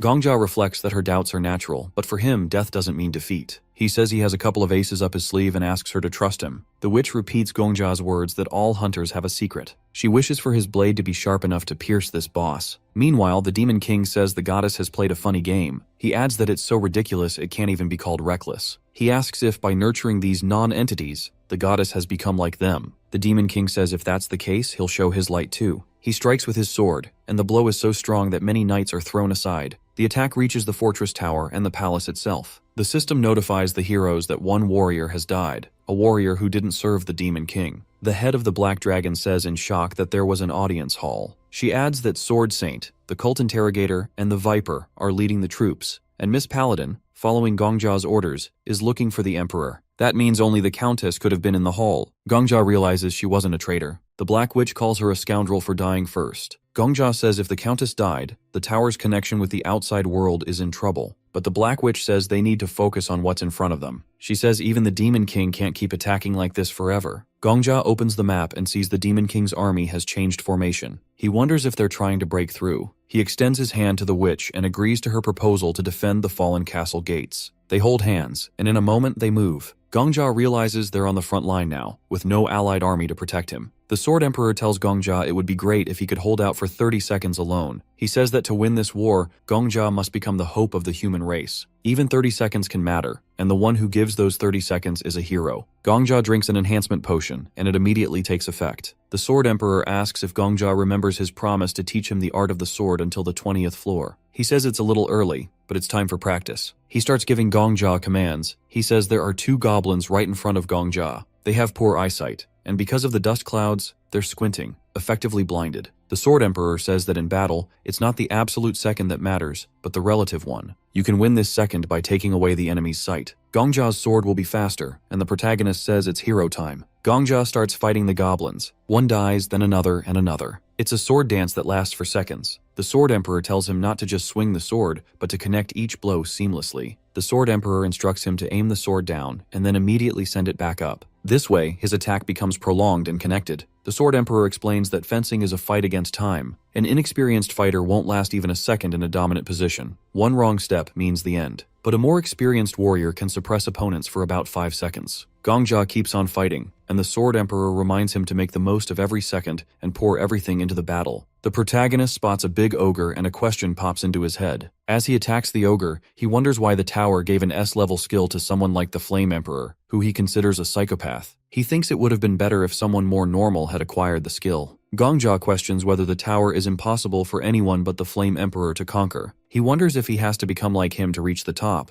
but the thought amuses him. He decides he'll conquer the 20th floor instead of the Flame Emperor. At that moment, the ogre swings to hit him. Gongjia prepares to attack, thinking he'll reach the 100th floor. The system notifies him that he deserves even more recognition. He defeats the ogre, and the system informs him his rank has risen. The Sword Emperor congratulates him, saying it's only been 30 seconds. Suddenly, Sword Saint appears behind Gongjia. He helps by destroying all the enemies in front of him. Sword Saint says that Gongjia is incredible, which surprises our boy. He introduces himself again, saying that his name is Sword Saint. Gongjia thinks this is the second time a top-ranked hunter has told him their name. He sees that things are different now, and he can do things he couldn't do before. He turns and tells Sword Saint his name, and Sword Saint invites him to fight together, and they merge into a seamless team. The cult interrogator shows and apologizes for being late. He says that leading an army isn't the easiest, but he thanks Gongjia for buying them some time nonetheless. He orders everyone to kill all the monsters threatening the Empire. Gongjia fights fiercely, his mind focused on one thought: moving forward. Viper runs up to him and says he's doing well. He explains he was delayed because he was leading not only the guard but also a member of the guard. The snake says Gongjia will now see why they're called the Heavenly Order Guild, but Gongjia isn't listening. He's completely immersed in the flow of battle. The snake introduces himself as Loafing and says Gongjia recently saved his life in the audience hall. He decides to cover Gongjia's left side, saying those on his right have never died. Miss Paladin appears and apologizes for being late. She reports that she found the Emperor, but he committed suicide by poisoning. Sword Saint says it's fine, and that it's better to fight together than waste time gathering an army. Miss Paladin agrees but is stunned when she sees Gongjia. Sword Saint tells her not to interfere because for Gongjia, time is like gold, and he's reveling in it. The Demon King mocks them, calling them worthless and asking if they're proud just for gaining a little time. He says even their patron goddess has weakened, and there's no longer a god in the Empire. He raises his sword and asks what they're hoping for. The Black Witch shouts to raise the mirrors. She says she let him go once, but won't let him off so easily this time. She uses the mirrors to deflect his blow, but they shatter. Viper and Sword Saint repel the blow together. The Black Witch grabs their hands and says she'll move them all to the Demon King, but they need to hold on. She screams Gongjia's name and extends her hand, shouting for him to grab it. She yells that they'll leave without him if he doesn't. Gongjia feels like everything will soon disappear. He remembers the past and realizes they'll all forget what happened.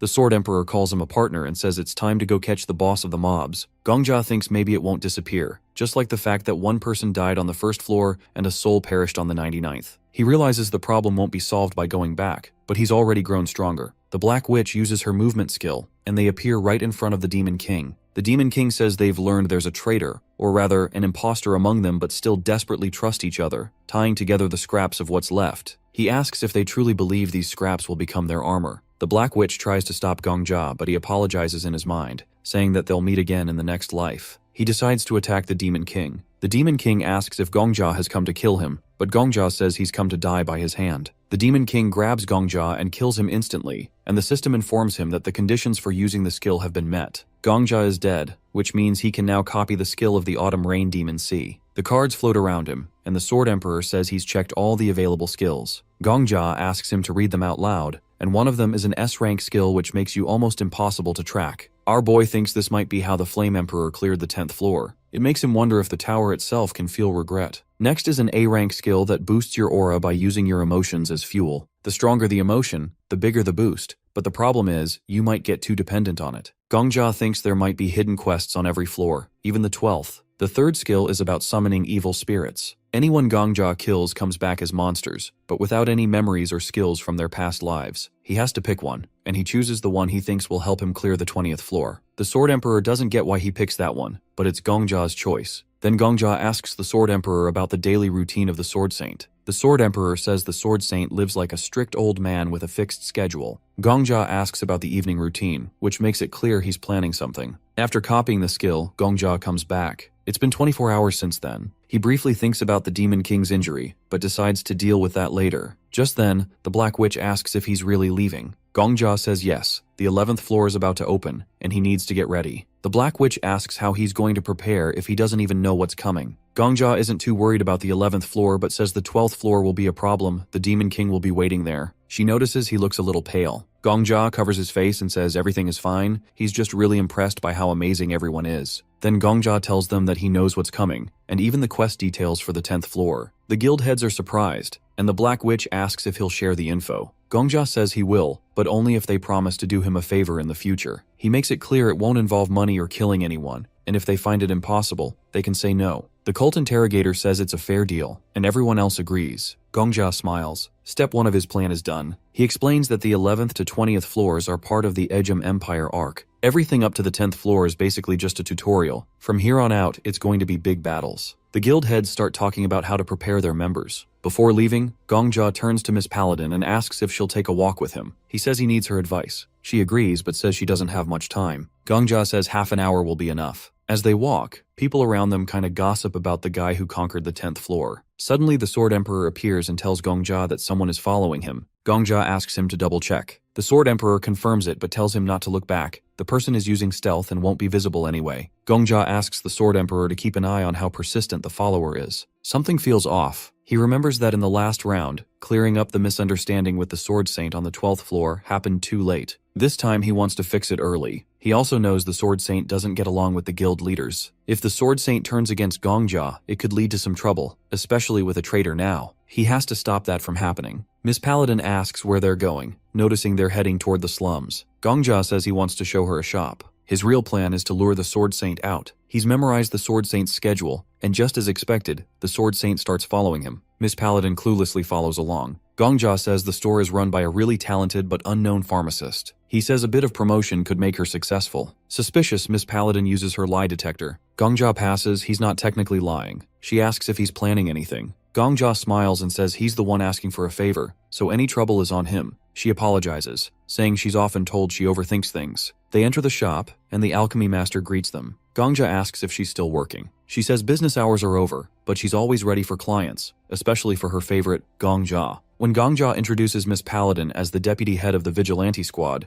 the alchemy master panics, thinking it's an inspection. She starts saying she's never sold anything illegal. Miss Paladin, caught off guard, uses her lie detector again. It confirms everything is true, which only shocks her more. Gongjia says he's not here to cause trouble, saying that the alchemy chick's business isn't keeping up with her skill level. He suggests giving Miss Paladin a potion sample. If she likes it, they can make a deal. Adding the vigilantes as clients would boost her business. The alchemy chick is really happy. She says Gongjia once saved her store with a big order, and now he's helping again. She asks how she can ever repay him. At that moment, the Sword Saint enters the store and tells everyone to leave except Gongjia because he wants to talk privately. Miss Paladin asks Sword Saint what he wants with Gongjia, but Sword Saint mocks her, saying maybe her ears don't work. He tells them to step aside because he's here for Gongjia. Miss Paladin asks what kind of conversation he could possibly have with Gongjia, but Sword Saint repeats a third time, "Get out of the way." She doesn't move and tells him that even if he says it 30 times, it won't change anything. She says he's old now and clearly can't understand basic things anymore. Miss Paladin reminds him that Gongjia officially joined the top 5 guilds, and attacking him now would mean declaring war. Sword Saint gets irritated. He says if the guilds are involved, then Gongjia must be an infiltrator, so he reaches for his sword. Miss Paladin still looks confused and says she doesn't understand what he's talking about. She also grabs her sword and says she knows he's been going around attacking people just because of suspicion. The vigilante squad didn't step in before because they didn't want to deal with his personal drama, but this is different. He's about to do it right in front of her. Sword Saint asks if she really thinks she can stop him. Miss Paladin says no, but she'll fight with everything she's got. If she dies here, he'll just be remembered as a murderer who killed an innocent person. She tells him not to hold back if he wants that title. Gongjia thinks to himself, yep, that's Sword Saint's weak point. The poor guy can't hurt innocent people. He remembers this from the previous round. Sword Saint really trusted Miss Paladin because she never hurt anyone. That's why Gongjia brought her along. Then the alchemy chick steps in. She puts herself between them and says Gongjia is her client and her benefactor. She says even though Sword Saint is famous and respected, she won't let him touch Gongjia. Sword Saint starts calming down, and the alchemy chick asks him to leave her shop. Gongjia realizes that these people might not be stronger than Sword Saint, but their presence alone can stop him. And Sword Saint lets go of his sword, turns around and leaves. Everything goes just as Gongjia planned. He fulfills the second condition, to find a chance to exchange a few words with Sword Saint before the guy tries to kill him. As Sword Saint walks off, Gongjia suddenly yells after him. He shouts that tomorrow at noon, he'll be waiting in the wasteland north of the city. He tells Sword Saint to come if he really wants to know who Gongjia is. Sword Saint looks back, says nothing, and keeps walking. Miss Paladin says this whole thing got way too intense. She jokes that this kind of meeting wasn't supposed to happen unless it's a cursed moonlit night or something.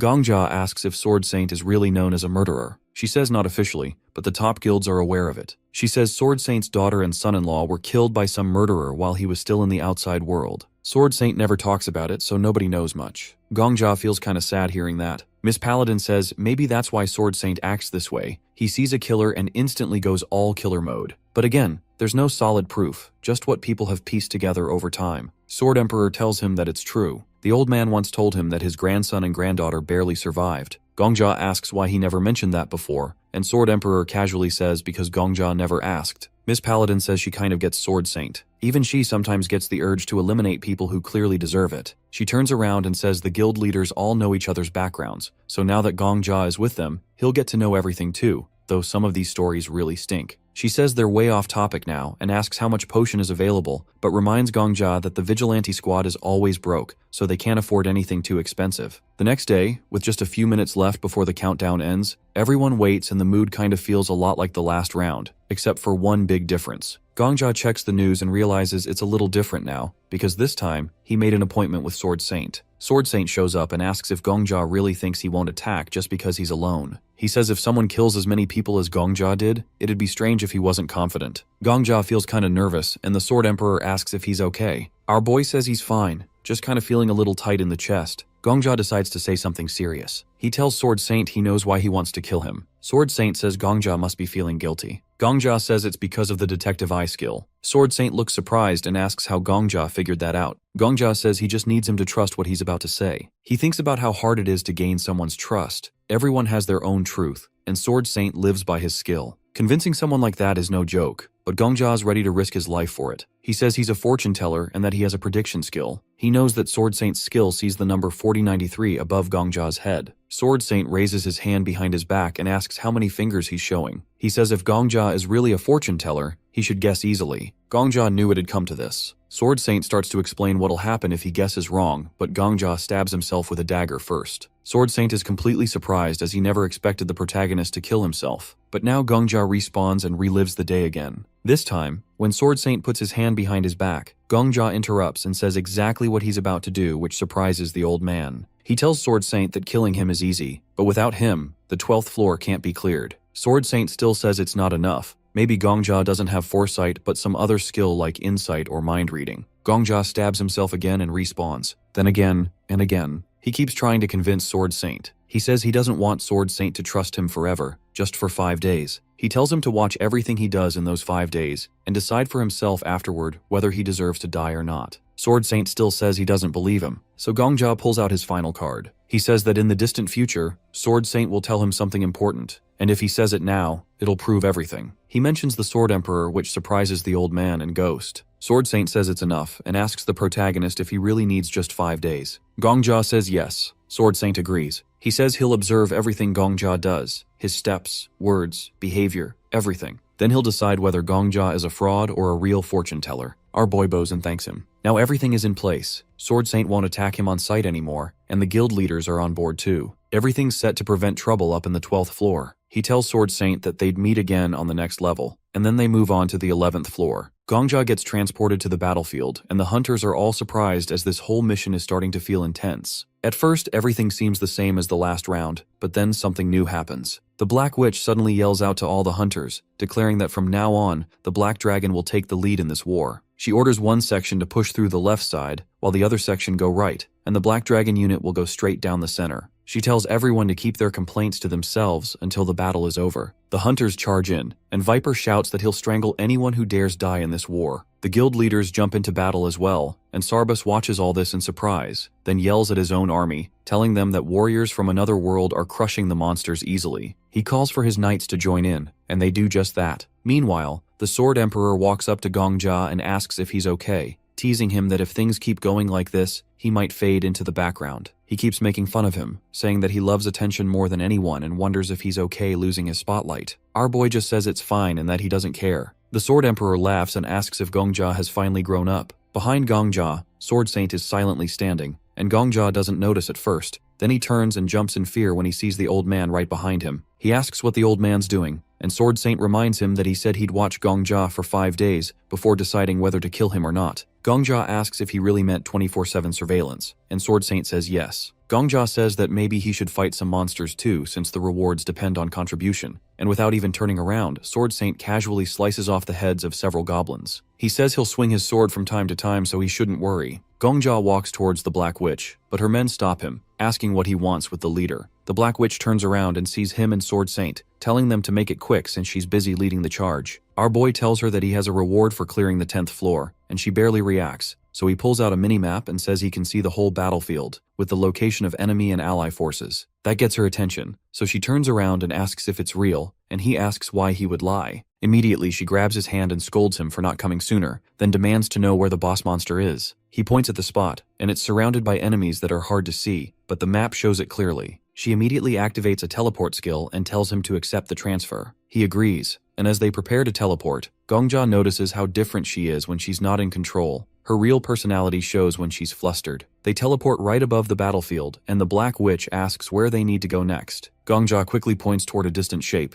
and they teleport again, appearing directly above the boss monster. As they fall, she asks if he even knows how to use a sword, and he says he's strong enough to handle this one. Then she launches him straight toward the monster. Gongjia jumps down with his sword, landing on the ground and slicing the boss in half. The smaller monsters around freeze in terror, and Gongjia turns and casually asks if they want a piece of the action too. The monsters all run for their lives, but the hunters chase after them. The Black Witch praises our hero, and says the stage is already cleared in under an hour, with less than 30 hunters dead. Gongjia is really surprised as she's always had a serious face because so many people died early on, but now she's really happy at the low casualties. He realizes her mood is directly tied to how many people survive, and she's surprisingly simple like that. He tells her to calm down, but she's too excited, praising him again and saying this is the smoothest conquest ever with the fewest deaths, and that he should be proud. Gongjia feels a little speechless, and the Black Witch tells him it's a blessing that the new hero is someone like him. She shakes his hand and says that from today, the media will be all over him. Gongjia shakes her hand, thinking that being seen as a hero by normal people feels nice,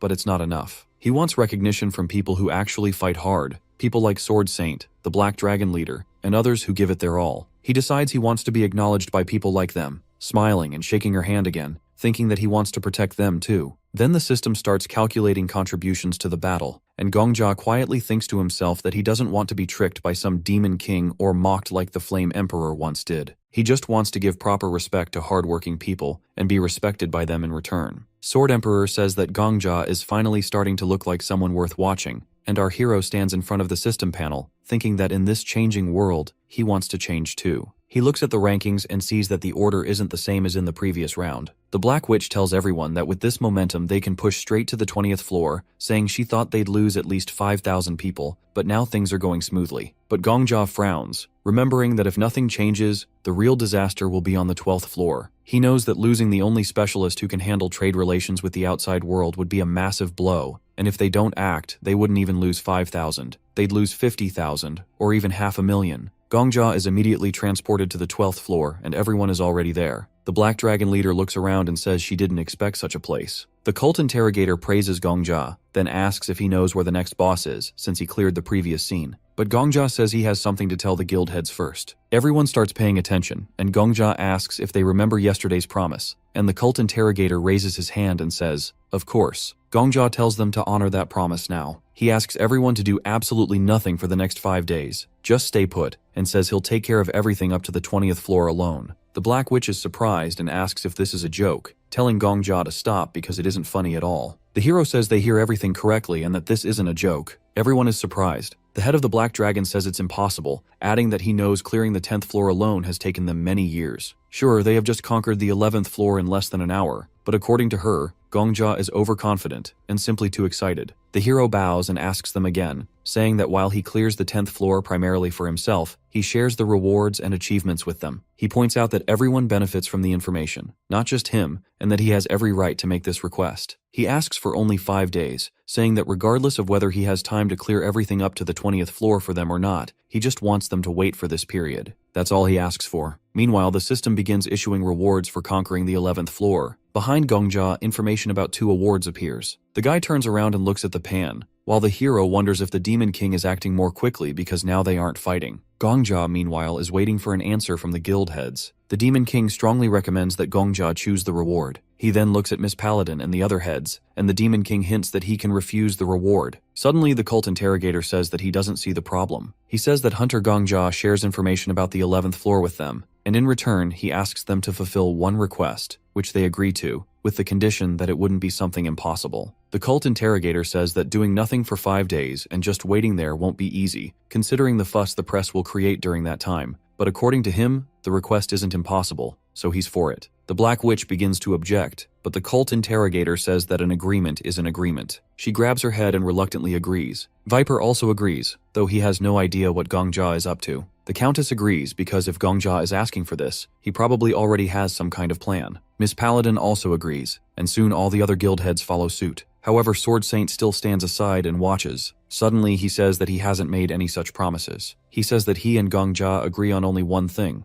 that Sword Saint will be watching over him for the next 5 days, so he sees no point in fulfilling any more requests. Sword Saint adds that if Gongjia goes to clear the 20th floor, he will follow on his heels, as per their agreement. Gongjia replies that everything is fine, though he is thinking that he plans to defeat the Demon King alone. But with Sword Saint on his back, he will definitely feel more at ease, so he isn't going to give up on it. Then he asks them to listen and silently turns around, looking at them joyfully. He thanks them for fulfilling his request and, as he leaves, says they will see each other in 5 days. Gongjia opens the gate and walks out. Both he and the Sword Emperor are surprised when they see that all the NPCs have frozen. Gongjia explains that this is because the quest hasn't started yet. Sword Saint, as agreed, continues to follow him. The hero explains to the Sword Emperor that no one has yet chosen a role, and now the Empire has neither a Chancellor nor an Admiral. Replacing them with hunters will trigger the quest from the 12th to the 20th floors, as it ties into the quest given upon entering the 11th floor scene. Gongjia begins to remember and wonders if, last time, the quest on the 12th floor has been given out too late. He realizes that the quest only opens after analyzing the roles. Heading toward the exit of the fortress, he says that if they don't choose a role, the quest won't begin, and neither will the invasion of the Demon King's army or the Empire's resistance to it. As he continues to leave the fortress, Gongjia turns around and asks the Sword Emperor what will happen if the Demon King dies in this state. He opens the minimap and asks again what will happen if the boss dies before the quest begins. Gongjia replies that it's elementary. No one will be able to choose the Demon King's reward, and of course the traitor won't appear either, because he will be gone before he can get things done. The Autumn Rain Demon King begins to get angry at Gongjia, but then he suddenly appears. The Demon King asks how Gongjia dares to interfere and orders him to adhere to the agreed order of the Goddess of War. He calls Gongjia an impudent person for coming here without making a choice. However, Gongjia says that he has chosen as expected. He pulls out his sword and says that this is the best choice. Gongjia smiles and says that he will kill the Demon King before the start of the quest, and then not a single hunter or Imperial will die. Of course, some kind of traitor won't appear either. He says that this will be a happy ending without a single victim. Gongjia smiles again and says that he hasn't been able to stomach bad endings for a long time, but if there is a chance, he will always prefer a happy ending. He calls out to the Demon King, saying that he is interfering with him, and at this rate, they won't see a happy ending. The Demon King gets angry and asks how he dares to single-handedly interfere without even enlisting the help of the Empire. Gongjia raises his sword and asks the Demon King what kind of help there is, saying that warriors, by nature, fight alone. The Demon King kills Gongjia again, but before dying, our boy marks something on his palm. He thinks the Demon King's fighting style isn't anything special, just wild and mindless power. Sure, it's scary, but if you know the direction of his swing, you can dodge it. The Sword Emperor agrees and tells him it's all about timing. Gongjia dies again. Still, he keeps drawing marks on his palm. He calls it the Prison of Time. On the next attempt, he drinks a potion and fights the Demon King while under its effect. But again, the Demon King's sword cuts him down. Gongjia dies and draws another mark. He wonders what would have happened if they had just gone through the quest normally. How many people would die in the battle waves that follow? 1 dead knight means 20 years of life lost. 10 deaths? 200 years gone. 100? 2,000 years wasted. Our boy didn't pick any special role to earn that kind of time. He just wants to protect it. He dies again and returns 24 hours earlier. He thinks the only way to win this time back is to have a body ready to be banished forever. Sword Emperor laughs and mocks him, saying he still can't dodge a basic swing even after knowing where it'll come from. Gongjia dies again. While fighting, the Sword Emperor says our boy still doesn't know how to use aura properly. The aura must flow evenly. Gongjia dies again. He finds himself once more facing the Demon King, who tells him to obey the rules of the warrior goddess. But Gongjia ignores it and keeps attacking, saying today he'll end it in one blow. He jumps, strikes, dies again. He repeats the same scene again and again. Every time he declares that the warrior is here to cut down the Demon King. He dies over and over but never stops. He mocks the Demon King, calling himself the Sword of the Empire. The Demon King tells him to prove it. Gongja raises his sword and prepares to strike, then dies again. Now he pushes harder. His sword moves faster. He blocks an attack. For just 1 second, he survives. 1 second becomes a lifetime. He tells himself that even a stream starts with a single drop. Even if he lives only 1 second at a time, he'll keep pushing forward. Each time he comes back, he keeps drawing lines on his hand. So many that his brush can't keep up. In one round, the head of the Black Dragon praises him. Floor cleared in under an hour and less than 40 deaths. In the next, it's under 50 minutes with only 30 dead. Then it's under 40 minutes and not even 20 lost. Then maybe even just 10. And finally one day no one dies. The Demon King sees Gongja smiling and asks why. Gongja says he's happy. The Demon King is confused. How can a dying man be happy? Gongja says no one, not even him, would understand. The Demon King says that sounds arrogant. Gongja just says it's the truth and attacks again. He dies, but he keeps going. His sword today is faster than yesterday, and tomorrow it'll be faster again. Later, the head of the Black Dragon walks up to him and tells him she checked. No one died. She holds his hand and says even the Pantheon had no casualties. She cries and hugs him, thanking him. Gongja thinks he wants to keep living just a bit longer. He finds himself back again. The Demon King asks how he dares to challenge him alone. Gongja says it's just the way of warriors. He fights again, dodges the next blow. The Demon King keeps swinging, calling his shadow the true evil. Gongja blocks it, but suddenly a mirror appears. The Black Witch teleports in behind him. She says she was supposed to stay put, but curiosity got the better of her. She asks what Gongja's doing here all alone. He says it's the warrior game. She says she's not letting him have all the fun and joins in. Gongja jokes and asks if she's trying to steal his kill. She says stolen prey tastes the best. The Demon King tries to speak, but Gongja cuts him off and says, forget fighting alone. Maybe attacking as a group is also the true warrior spirit. The Demon King gets mad. He says their weak tricks won't work anymore and calls upon the evil spirits. Monsters appear everywhere. The Black Witch is shocked. This is beyond what they can handle alone. The head of the Black Dragon shouts if the Sword Saint plans to help or not. Sword Saint stands relaxed, says he's still watching. After all, it's only been 30 seconds and Gongja's already fighting Dark Slime. Gongja shouts that he wanted to fight alone for a bit and now he's ready for help. The head of the Black Dragon prepares to leave and tells them to grab her hand, but Gongja refuses. He says it's fine. He raises his hand and points to the sky, then activates his skill. He summons his own evil spirits and the Demon King is surprised. In a flashback, the Demon King was injured. It grew in size little by little, but it still wasn't that big. Each time it received a new body, it also got happier. Suddenly, the Demon King in the form of a puma saw a girl. She started running away, screaming for her dad to save her, but there was no one nearby. The Demon King ate the girl up and absorbed her completely, and there was nothing left of her. With her memories slowly flowed into the Demon King,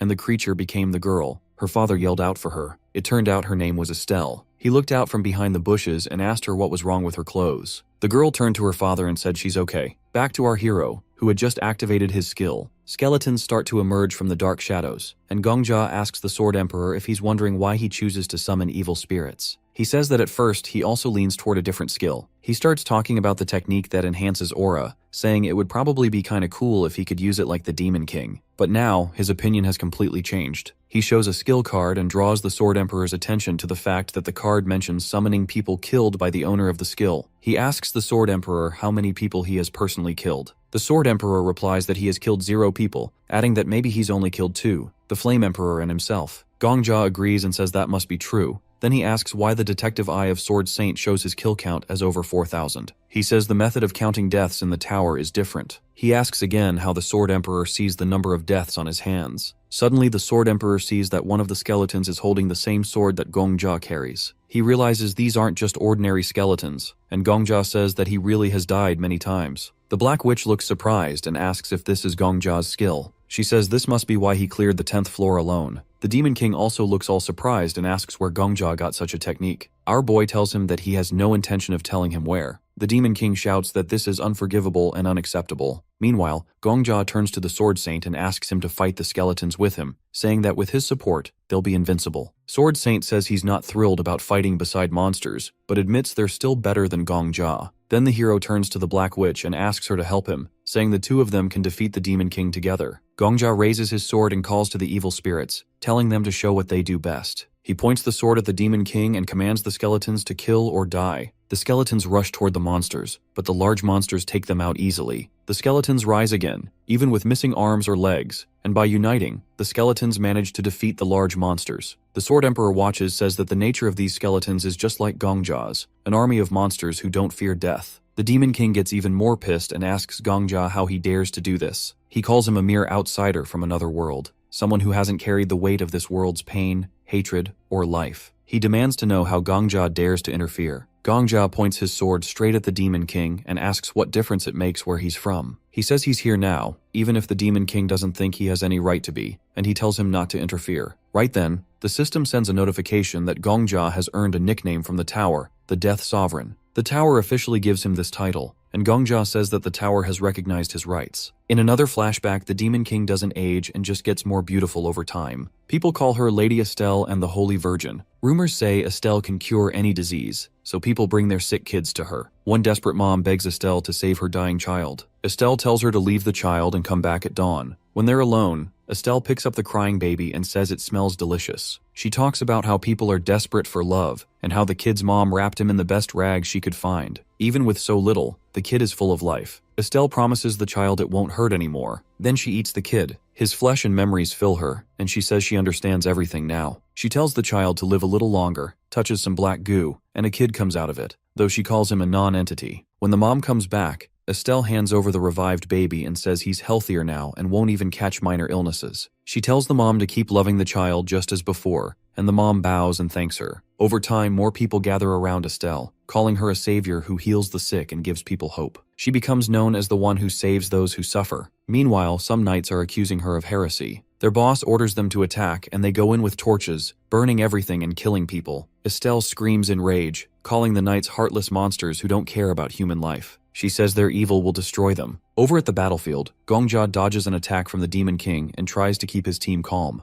The Demon King swings again, and Gongjia can't figure out where the next hit is coming from. He dies, but his reincarnation power rewinds time by 24 hours. The system reminds him he keeps his skills and memories, so he's not starting from scratch. He fights the Demon King again, dies again, and keeps looping, slowly getting better each time. The Black Dragon's head helps Gongjia every round, but the Demon King keeps summoning monsters, and Gongjia keeps dying. Time passes, and eventually only 4 days are left before he can summon spirits again. He dies again, and finally, with 23 hours left, he faces the Demon King once more. The dragon is worried he'll die, but Gongjia dodges the attack and says he's fine. The Demon King asks if Gongjia has some kind of foresight, and Gongjia gives a vague answer. Then the system tells him spirit summoning is available again. Gongjia activates it, surprising the Demon King. He jumps high and swings his sword, but the Demon King blocks it. The Sword Emperor, one of the summoned spirits, says the Demon King is strong but valuable. He tells Gongjia to test if he can summon a second spirit later, and jokes that Gongjia could go from zombie to zombie king. Gongjia tells him to stop talking because it's distracting. Suddenly, Gongjia dies again and resets the day. He's mad and yells that the Sword Emperor distracted him. The Sword Emperor mocks him, saying it's not his fault Gongjia is weak. The system updates, showing nearly 7 days are left before the next summoning. Gongjia swears he'll beat the Sword Emperor someday, but the spirit teases him, saying you can't kill someone who's already dead. He tells Gongjia to hurry up and beat the Demon King. The Sword Emperor brags about reaching the 20th floor without cheats,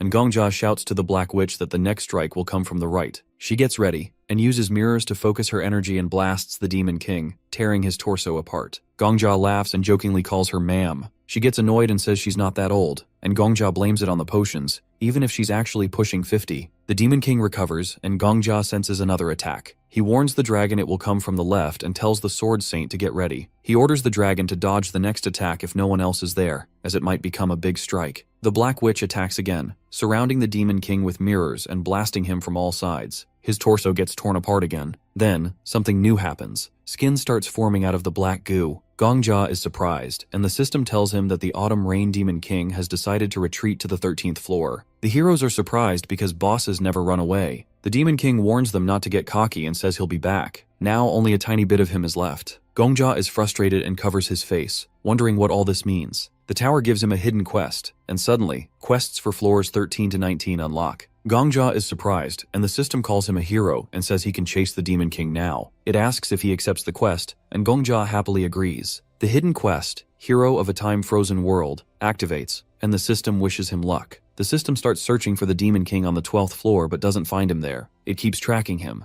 and the Sword Saint, Gongjia, and the head of the Black Dragon watch this. The Black Witch is surprised and asks Gongjia what's going on, but he says it's his first time seeing this too. The Sword Emperor is also seeing this for the first time. Gongjia is surprised and turns to the Black Witch, pointing out that there are way fewer banners on the fortress wall now. The head of the Black Dragon agrees and takes his hand, saying there's something he needs to check. They move to the fortress wall, expecting to see a frozen city, but instead, all the inhabitants are alive and moving around living peacefully. The protagonist says this is a change in history, and realizes history has been rewritten due to their heroic actions. He explains that the Igam Empire was originally supposed to be occupied by the Demon King, and whether they defeated him or were destroyed was always a question. But now there's no invasion in this world. Gongja is very happy. He understands that no one knows about this yet, but history changed because of him. He remembers the beginning of the Red Rain, but now life is blooming in the same place, and the townspeople are enjoying the bustling life. The heroes happily look at the city from the fortress tower, but suddenly someone starts shouting at them. Sarbaz, along with 2 knights, demands to know who they are and how they dared to set foot on the fortress tower of the empire. Gongja remembers how Sarbaz once asked him to help their country. He recognizes him immediately and calls him by name, but this only makes Sarbaz angrier. He asks how Gongja knows his name. Gongja thinks about how Sarbaz, who was once friendly and on the 11th floor, now acts like a complete stranger. He remembers how Sarbaz asked him to protect their empire before Gongja moved to the 12th floor. Gongja starts laughing hysterically and Sarbaz is confused. The Black Witch watches in surprise as Gongja laughs like a madman. The Sword Emperor also doesn't understand and looks at Gongja with confusion.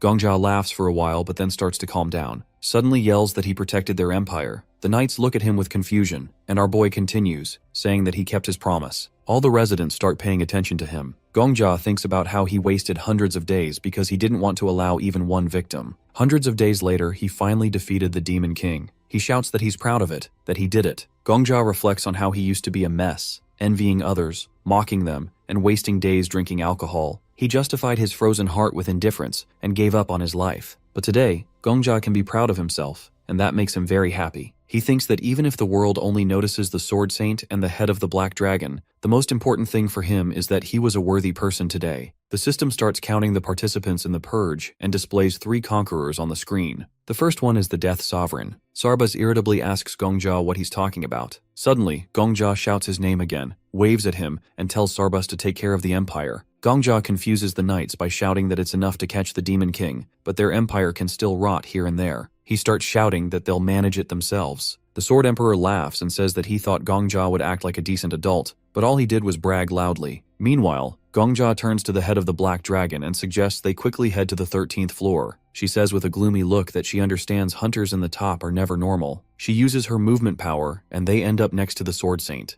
The old man says the right to enter first is always given to the first place. The head of the Black Dragon calls Gongja the Death Sovereign, and says since he's their representative, he should say the word transmit, and he says it. They get moved to the next floor right away. As soon as they step in, the system pops up, welcoming the Demon King. The moment they arrive, they hear the Demon King screaming like crazy, yelling that someone took his children. He looks furious. Sword Saint says that scream is terrifying, he's never heard anything like that. The head of the Black Dragon wonders why the Demon King is shouting so much. Gongja gets ready for a fight, but Sword Emperor suddenly asks what's wrong with the Demon King. Sword Emperor notices something's off. He says the Demon King seems weaker than before. Gongja turns around surprised. Sword Emperor says the Black Witch must have hit the Demon King hard with aura. Maybe he's messed up because of that, but he thinks that's not it. He says the Demon King's form dropped. Sword Emperor explains that this guy used to be an SSS rank monster boss back on the 12th floor. But now, he says the Demon King feels more like that oversized Goblin King from the 5th floor, the one Gongja barely beat while screaming like a little kid. Sword Emperor says something's weird. The bosses are supposed to get stronger the higher they go, so maybe the aura from the Black Witch had some extra weakening effect. Gongja starts wondering if something changed in the story. Then the system tries to calculate the reward for clearing the 12th floor, but says it can't. Rewards will be counted after clearing the 19th floor instead. For now, Gongja just gets a small reward, his God of War patronage gets boosted, and a map from the 11th to 20th floor is revealed.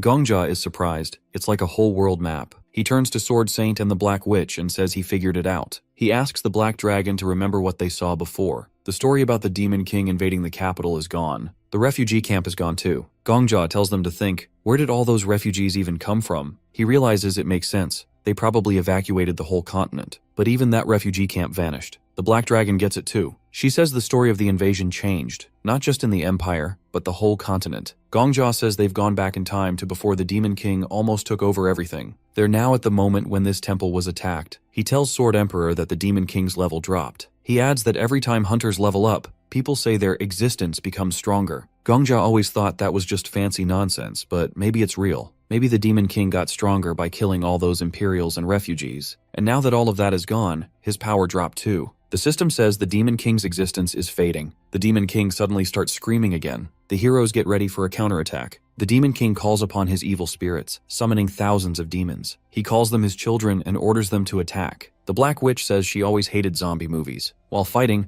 Gongjia turns to Sword Emperor and says, "Let's make a bet." He asks how many times he'll die before reaching the 19th floor. Sword Emperor guesses under 100 times. Gongjia says he bets under 99. Sword Emperor says fine, but he won't help. Gongjia agrees happily, and then dies right after. He asks the Black Dragon how to deal with this mess. She says she's already doing her best, and asks if Gongjia can use his skill. He says it's still on cooldown, and he needs 3 coins before he can use it again. When asked what that means, he says it's a special thing. Then he asks Sword Saint to smash the big roof that looks like a sarcophagus. He wants to check something. Sword Saint asks what he's trying to check. Gongjia just says he'll explain later. He's a fortune teller after all. Sword Saint looks skeptical but does it anyway. And surprise, surprise, Gongjia dies again. Next round, Gongjia tells Sword Saint the sarcophagus was a secret passage. There's a special hammer down there that works on the undead. He tells Sword Saint to go with the Black Dragon and use that hammer. Sword Saint says he only uses his sword in life. Gongjia keeps convincing him the hammer has area damage. He just needs to cast aura and hit the ground and all the dead will fall. Sword Saint asks how he knows this. Gongjia yells he's a fortune teller again and dies mid-sentence. Next round, Sword Saint finally listens. He grabs the hammer and uses it. Boom, dead army defeated. Gongjia tries to say only the Demon King is left, but then a massive monster shows up. He can't tell if it's a zombie or a giant or both. He thinks maybe it's the sacred Cyclops who used to protect the temple, but now serves the Demon King. Gongjia says he'll fight it, dies instantly. Sword Saint says he wants to fight it instead, but Gongjia refuses and tells him to keep fighting zombies with aura attacks. Sword Saint complains that this is the perfect enemy for his sword. Gongjia yells again that he's a fortune teller and orders the Black Dragon to blast the Cyclops in the eye. The Black Witch gets excited. She says she always wanted to shoot a giant in the eye. But suddenly the Cyclops shoots a laser from its eye and kills Gongjia again. Gongjia comes back and uses his spirit summoning skill. The Black Witch is surprised. It's supposed to be on cooldown. Gongjia orders them to attack the Cyclops, but asks one thing: don't hit the eye. The Black Dragon is confused. Gongjia says if they hit the eye, something bad will happen. The Black Witch complains because she really wants to hit it. Gongjia says yeah, he gets it. It's a tempting target, but just don't. Sword Saint tells her to listen to him as he is the fortune teller. The Black Witch sighs and says she'll try her best. Then she attacks the Cyclops. The Demon King retreats to the 14th floor. Suddenly, flowers bloom everywhere, and kids are running around laughing. Gongjia looks at the mountain and sees the Cyclops is normal again and protecting the temple. They all hold hands and move forward. They reach the forest, and the Demon King retreats to the 15th floor. They fight again, he runs to the 16th, same thing, then 17th. The story is slowly wrapping up, and the Demon King ends up on the 19th floor. His existence is almost gone. The heroes arrive and find the Demon King looking super weak. He says none of this would have happened without Gongjia and his meddling hero friends. Now he's just a tiny little guy. Gongjia grabs his sword and says now he can finally see the Demon King's eyes. He says it's crazy that they never made eye contact until now. He tells the Demon King to gather everything he's got and attack. He asks how much weaker the Demon King will get if he runs again. He says if the Demon King wants any shot at winning, he better fight now. But the Demon King just calls Gongjia a scavenger hyena. Gongjia yells for Estelle. He tells her one last time, go all out, otherwise his story will last longer than hers. At another time, Gongjia dies and gets a penalty for using his skill. He and Sword Emperor get transported to a burning village, and he gets surprised. He hears knights shouting that they need to kill everyone because they're all monsters who've been corrupted. Estelle watches all this in horror as she can't understand why people are burning other people. The knights say they've got orders from the Emperor. They're doing all this on the orders of the Forest King. There are also magicians who got the same orders. The village keeps burning, and some residents don't make it out of the fire and stay in their burning houses with their children. The fire doesn't spare anyone, young or old. At dawn, when it's all over, Estelle looks around horrified. She walks through the village and sees burnt wood everywhere. As she walks, she also sees burnt bodies. She remembers taking another step and seeing the corpse of a girl she once cured. She falls to her knees, and she starts saying the names of all the dead people. She picks up ashes from the ground and starts eating them along with the dirt. After eating the ashes, she calls the knights non-entities. She repeats it again and again. Meanwhile, some black substance starts coming out of her eyes. She stands up and says they were people too. They were also born human. They know the beauty of life as well. She says they're people, so they're also capable of crying. She wonders why they stubbornly call other people monsters. The black substance completely covers her, and her eyes turn red. She wonders if they're people, but she's destined to be called a monster. It starts raining red, and Estelle keeps wondering if only they have the right to be called people in this world. She says they need to prove that a person is a person. The Demon King's shadow covers everything around him, and he says now they'll prove it. The Demon King curses them and says their evil created him. No more villages will burn. He says their malice will consume them. Sword Emperor immediately wakes him up. He says this isn't Gongja's hell, and now the penalty reproduction is complete. Later on, Gongja is still fighting the Demon King. He cuts him in half, and Sword Emperor gives him a signal. He tells him to empty his mind, and the Demon King jumps back, feeling so much pain.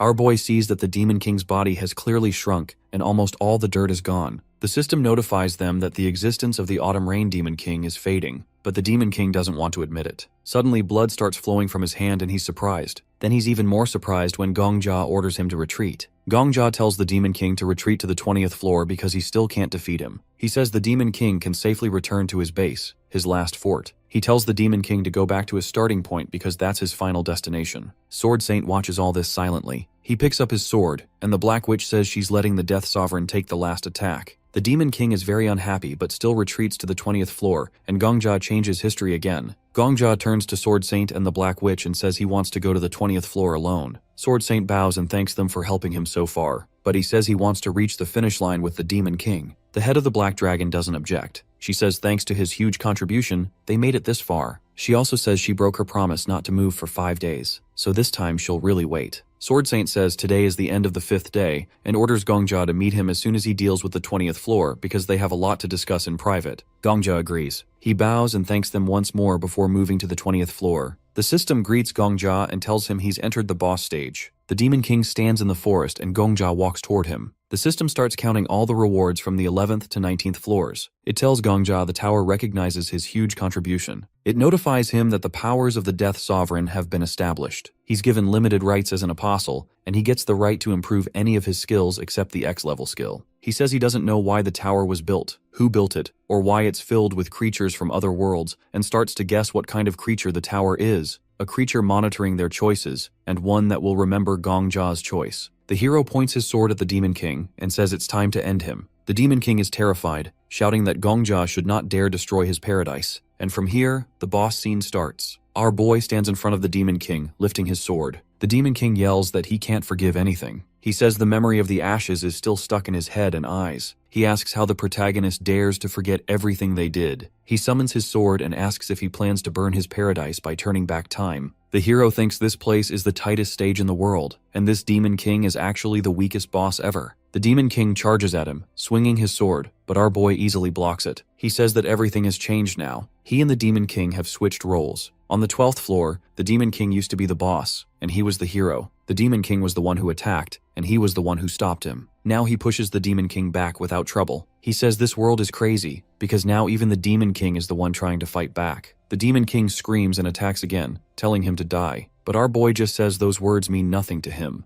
I mean, dying is literally his hobby. Then he cuts the Demon King straight in half. The system pops up and says the Demon King's existence is fading away. The Demon King heals, but the protagonist cuts him again and says he'll just have to keep getting weaker. Every time he slashes, the system keeps saying the Demon King's presence is fading. Then he cuts him again, and suddenly the Demon King freezes. Dark dirt starts pouring out of him. Estelle panics because the tower has taken away her title as the Autumn Rain Demon King. She screams and begs the tower not to do it, but it's useless. Even her eyes turn back to normal. The hero watches her struggling. He says she's weak enough now. Estelle looks scared and tells him not to come closer, but he walks toward her and says if she doesn't stop him, he'll keep coming. Estelle backs off, rambling about her children and what people did to them. Then she shouts that he has no right to treat her like this, but our boy cuts her off and says she's wrong. He tosses his sword over his shoulder and says that from her point of view, he's just a stranger from another world. He also says her whole world worked together to burn her village down, and only he is truly an outsider here. He says the other hunters had nothing to do with what happened, so she has no right to judge him, and she doesn't even have the strength to stop him anyway. Estelle cries out, saying she was only trying to help the sick, but the protagonist's face turns serious. He asks if she really believes she did nothing wrong. He says she must have felt just as scared before, just like she is now. He remembers how she begged not to be killed and cried out for her father. He talks about how a desperate mother brought her child to Estelle, hoping she would save him. But Estelle devoured him too. He says she acted like a savior, but betrayed everyone who trusted her. Estelle shouts that she didn't want to do any of that. He tells her she hid the truth, stole someone's identity, and ate someone else's child. She stayed quiet because she was afraid people would see her as a monster. Estelle yells that she didn't know. She holds her head in shock, saying she didn't understand human life or what those words even meant. He asks if that's why she did all this. She screams yes, saying that if she had known, she never would have done it. But he says this is exactly how people are. He says even those rulers who burned villages probably said the same excuses. Estelle yells that it's not true, and he agrees maybe some were just lying, but asks her, can she really say all of them were like that? What about the soldiers who just followed orders? What about the people who had to run from place to place, looking for shelter? He says surely some of them truly didn't know either. He walks closer and says he never went to school and doesn't know much, but he understands one truth. What goes around comes around. Since Estelle now sees the people she hurt as real humans, then she has to go through the same pain. That's what fairness means. Estelle stares in confusion and asks what he's trying to do. He talks to the tower and says he wants to use his cleanup reward. He says the tower lets him improve any skill. The tower agrees but says there's a limit. It can only raise a skill from SS to SSS level. He chooses to upgrade his evil spirit summoning skill. He says he wants to change it so that if he wishes, the summoned person keeps their memories from life. Estelle is surprised and asks what he's planning. He says this is a fair change. He doesn't want their skills, only their memories. The tower checks if it's possible and confirms it. The skill is upgraded to SSS level. Now when he summons the dead, they can keep their memories and faces, but not their powers. This becomes his first ever SSS skill. He says he'll now kill her. If she doesn't like that word, she can just imagine that he'll consume her the same way she did to others. He swings his sword and says he'll absorb her and spit her out the same way she did to the sick and helpless. Estelle crouches and picks up her sword. He says he's glad she became human now, but before this she was a monster. If she stayed like that, he wouldn't even be able to summon her with this skill. She decides to fight back and charges at him, but he dodges super easily. The Sword Emperor watches and shakes his head. He says her stance is all wrong. Her feet don't land properly, and she doesn't even look ahead when swinging her sword. He says she only relied on skills and aura before. She's not even a real swordsman. Estelle attacks again, but the Sword Emperor reminds our boy that's why he always tells him to train the basics, because at the end, only your hands and feet can save you. He yells at him to end it. The protagonist smashes Estelle's sword in one hit and a big chunk flies off. She falls and cries, and he stands over her, about to end her for good. He raises his sword, but the Sword Emperor suddenly stops him. He apologizes for interrupting, but says he shouldn't rush to kill her. The hero, annoyed, asks why. The Sword Emperor says this all seems too smooth. He says Estelle might not be a monster anymore. Maybe she's just an NPC now. But they don't even know if NPCs can be summoned through his skill. He argues that NPCs are people too, but the Sword Emperor says that's just how he sees it. He tells him to check the skill description again. It says it only works on people he killed. He says that still includes NPCs. The Sword Emperor says sure, but how does the tower see it? Estelle stays silent while he talks to himself. Then he gets an idea. He asks the tower, does this skill work on anyone he kills or only people like hunters? The tower says the question is unclear. Then it says the question is outside its authority. The tower checks his rights and announces something surprising. Because he is acting as the Death King and has temporary apostle rights, the question will be taken seriously. The tower says it'll call a meeting with the 6 pillars of eternity to vote on the answer. He is surprised and asks the tower to wait, but it's too late. He's already being transported to the meeting. The protagonist appears in an empty space, totally confused, when a notification pops up about participant verification. One by one, the pillars start joining.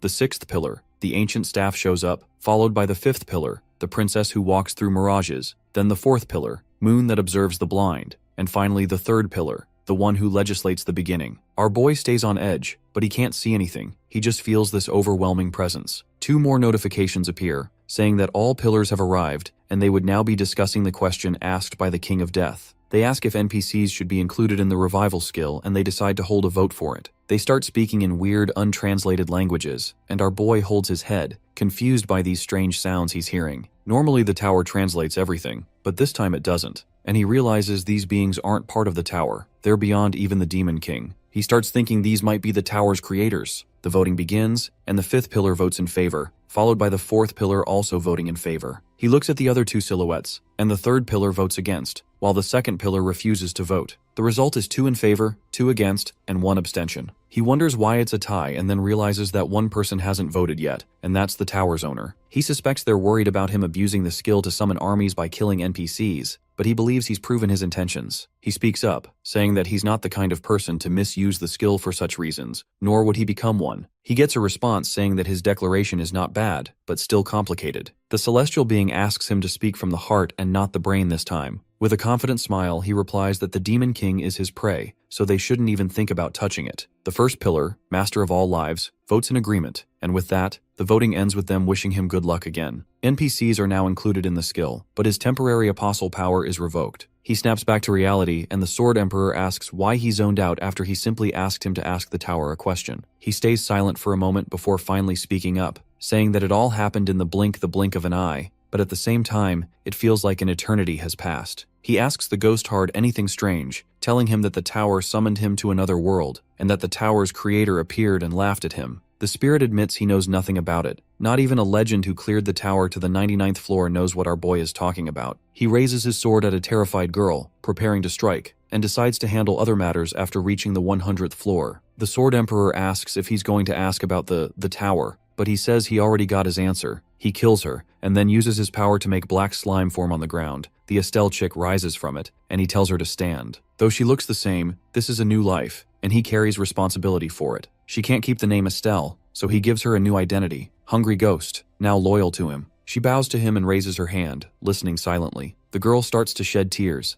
and given how he treated her, she should hate him. But she obeys without hesitation. The presence of the Demon King on the 20th floor is undetectable as the system confirms his absence. The Hungry Ghost stands in a village, watching as people go about their lives, but she doesn't want to be there. She covers her face, asking someone to stop. An army with horses marches forward, and Commander Sarbas sits on one of them, commanding the army to halt. The Hungry Ghost collapses, telling her master she would not resent him. She will hold no grudges against him and will follow any order he gives. Nearby, two people bring food to a girl and her mother. Estelle starts to cry. She says she doesn't care what happens to her next, but he should please spare her haven. Gongja stands in front of her, and the Sword Emperor watches everything, finally understanding. Gongja asks her if she means that Liege has the responsibility to protect its subjects. She apologizes for not realizing that earlier, and our boy walks away from her, telling her that she lost her bet so she better think of how to make up for it. Gongja tells the army to halt, and Commander Sarbas questions his authority. Gongja asks why they're here, and Sarbas explains they came on imperial orders to cleanse the area from a witch corrupting minds, saying they can't stand and let that happen. They'll burn everything with sacred fire. Gongja remembers them all, the knight, the pharmacist chick, and the blue monster. He rescued them across multiple dungeon floors, 13th, 14th, 15th, and onward. The knight says the high priest ordered punishment for heretics who dared call the witch a saint. Various factions have gathered. Warriors, nomads, traders, knights, all once saved by our suicidal hero. Sarbas demands to know who Gongja is, and a message appears. Hero of the frozen world, difficulty unknown. Gongja stands silently for a moment, reflect on the past, and on how the people of the continent don't the great deeds he has done for justice and devotion. But regardless, justice is justice and devotion is devotion. He addresses Sarbas by name, irritating the knight, who says Gongja has no right to address him that way. Gongja points out that he knows the emperor's current situation, but fusses over some boom-ass imperial order. Sarbas pretends not to understand, but Gongja hints he knows Sarbas's plan to overthrow the crown prince and support the third prince over the rightful heir. He figured it out just by experiencing Sarbas's trauma. Gongja walks up to him, talking about how much the emperor helped Sarbas rise from a port worker to a commander. Sarbas angrily says that he must be from the Amber Palace, and he's only here to change the views of everyone that has gathered here, and Gongja mocks him, saying that the fishing nets he's been carrying aren't the only things with holes in them, as his eyes seem to be serving him no purpose. The knight starts sweating in fear, asking who sent Gongja. The protagonist raises his sword, telling them to look for themselves. He's the heir of the founding emperor, Lafanta Egem. The sword glows brightly, and Gongja declares he knows about the political unrest and Sarbas's betrayal. He questions Sarbas's loyalty and asks if he's disappointed by his words, and Sarbas falls from his horse and kneels, saying he isn't disappointed at all. Gongja tells him to protect the empire and all life in it. Sarbas's men salute him as the predecessor, and the entire army bows to him. The Sword Emperor stands beside him, admitting the hero's deception is unmatched. Our boy asks him if he's just realizing that now, and the Sword Emperor advises him that confidence is key, not just in swordplay, but in deception too. In order to completely fool your opponent, you must fool yourself too. Gongja lowers his sword, and all the knights kneel before him. Two elves and two men in red clothes discuss if he's truly the predecessor. They aren't sure, but the sword is real. Sarbas, still kneeling, asks a question. Why is the predecessor here if the army came to defeat a witch? Gongja recalls the spirit's advice. Believe your own lie. His eyes turn red, and he declares the witch is already defeated. He points to the white-haired girl, Estelle, the witch of the West. Sarbas confirms it's her. Gongja waves his hand, and the girl stands. The army shouts to burn her, but Gongja orders the hungry ghost to kneel. She does. He tells her to bow and hit her head on the ground, and she obeys. Then he tells her to do push-ups, planks, squats, and run sideways. She follows all commands until she collapses, saying she can't move anymore. Gongja says this proves the witch is no longer a threat. She now obeys his every word. Sarbas and his warriors are surprised, and a knight questions this, saying the girl might still be dangerous and they can't fall for this. He says Gongja has nothing but a sword to prove his identity. Sarbas defends him, saying doubting the sword means doubting the goddess. The knight says he's just following orders from the High Pope, but Sarbas interrupts, accusing him of prioritizing the church over the empire. He declares the third prince no longer needs the priest's support, and they start fighting over it. Gongja smiles quietly, as he has seen clearly what the third prince's faction truly stands for. No wonder Hungry Ghost tried to put a wedge between them. The elves talk about the pointless fighting, with one saying humans with short lives are always thick-headed. Some knights are offended, and one warrior suggests settling this with a duel. Suddenly, a blue monster with a long tongue appears and tells everyone to give way. The lizard-like creature says it's easy to resolve everything. Test the witch and the hero using a soul gem. The gem, given by the ruler of the merpeople, shows whether someone's soul is light or dark when exposed to their blood. The monster holds out the gem and says that if Gongja is truly the emperor's predecessor and the girl is truly a witch, then both must take the soul gem test. The creature explains how the gem works. If it touches the blood of someone with a good soul, it glows white, but if it's someone evil, it turns black. Our boy asks the Sword Emperor if this is true, and he confirms it, saying that half-creatures are good at making tools like this. So Gongja tells them to test him without hesitation. The lizard says that bluffing won't help and warns Gongja not to regret it later. The monster grabs Estelle's hand, cuts her palm, and lets her blood drip onto the gem. The gem turns black immediately, and the lizard is surprised at how dark her soul is, wondering what kind of crimes she's committed. He calls her a witch, or even the Demon King, and pushes her aside. Now it's Gongja's turn. He steps forward and says he's ready. The lizard cuts his palm, still talking about how bluffing won't help, and lets his blood touch the gem. The gem lights up like a solar flare, glowing so intensely that everyone is blinded. The elves and the lizard are surprised, and the commander and the others can't believe how pure Gongja's soul is. He's glowing like a holy figure, with a halo above his head. The lizard is convinced that our suicidal boy is a saint, and tries to remember where he's seen a soul like this before. Tears fall from the lizard's eyes as he whispers that Gongja must be the apostle of the goddess, and Gongja confirms it, saying that he is indeed the apostle. The dumbass knights are all confused, wondering what the creature meant by calling our boy the light, but it's clear that Gongja is something special. Some monsters notice the sword he's holding. It's the Emperor's sword, which proves his noble origin. One captain says that if Gongja is the great Emperor's successor, then why does he stand in their way from burning the village? Hungry Ghost tugs on his jacket, suggesting that if he's really the apostle, he should lead the heavenly punishment against the knights. He remembers the Sword Emperor says that the best lies are 90% truth. He tells the knight to watch his words, as he'll decide the method of punishment. As a matter of fact, he has already taken care of the evil ones. He snaps his fingers and raises skeletons from the ground as proof, which scares the living spirits out of the knights. Gongja places a hand on Estelle's head, claiming it's his mission. He asks why they assume that this witch is the only evil in this world, explaining that these skeletons are villains he defeat, demonic followers of evil comparable to that of the witch. He says it's the will of the goddess to destroy evil and send demons to hell. This is his destiny. The lizard realizes that Gongja did all this on his own, and Gongja confirms this, saying this truly is their hell, and no one could have imagined the apostle would go this far. Gongja says there's no need to punish Estelle anymore. He already eliminated the real villains. These demons will suffer in his hell forever. The Sword Emperor admits he has nothing left to teach someone like him. He's more skilled in lying than he thought. He tells the Sword Emperor not to be modest, as he still has a lot to learn from him. Then Gongja reminds everyone that this is the will of the goddess. The knight captain asks if Gongja is really in control of these demons. He just wants to be sure they won't escape someday. Gongja snaps his fingers, saying the captain simply wants proof he's not sheltering demons. A skeleton with black emerges from the ground. Gongja interrupts and says this should clear all doubts. The skeleton starts to disintegrate, and Gongja calls forth the spirit within. Surprise, surprise, it's the Flame Emperor. The Flame Emperor immediately grabs Gongja by the collar and starts yelling at him, saying that boiling him in hot sewage water won't be enough for what he did to him. He screams that he'll kill him and drag him through hell, and he keeps shouting and shaking him by his jacket. Gongja tells everyone this man is one of the true villains, even worse than the witch. The witch was born evil, but this man was born human and committed worse crimes. The elves watch in fear as the Flame Emperor makes more noise. Our boy snaps his fingers again, telling him to dance. The Flame Emperor suddenly starts dancing uncontrollably, confused and furious, and entering a huge aura debt. He yells dancingly that he'll gong someday but keeps dancing. He dances circles around Gongja, literally, and definitely anything but a victory dance. The captain kneels, seeing this overwhelming power,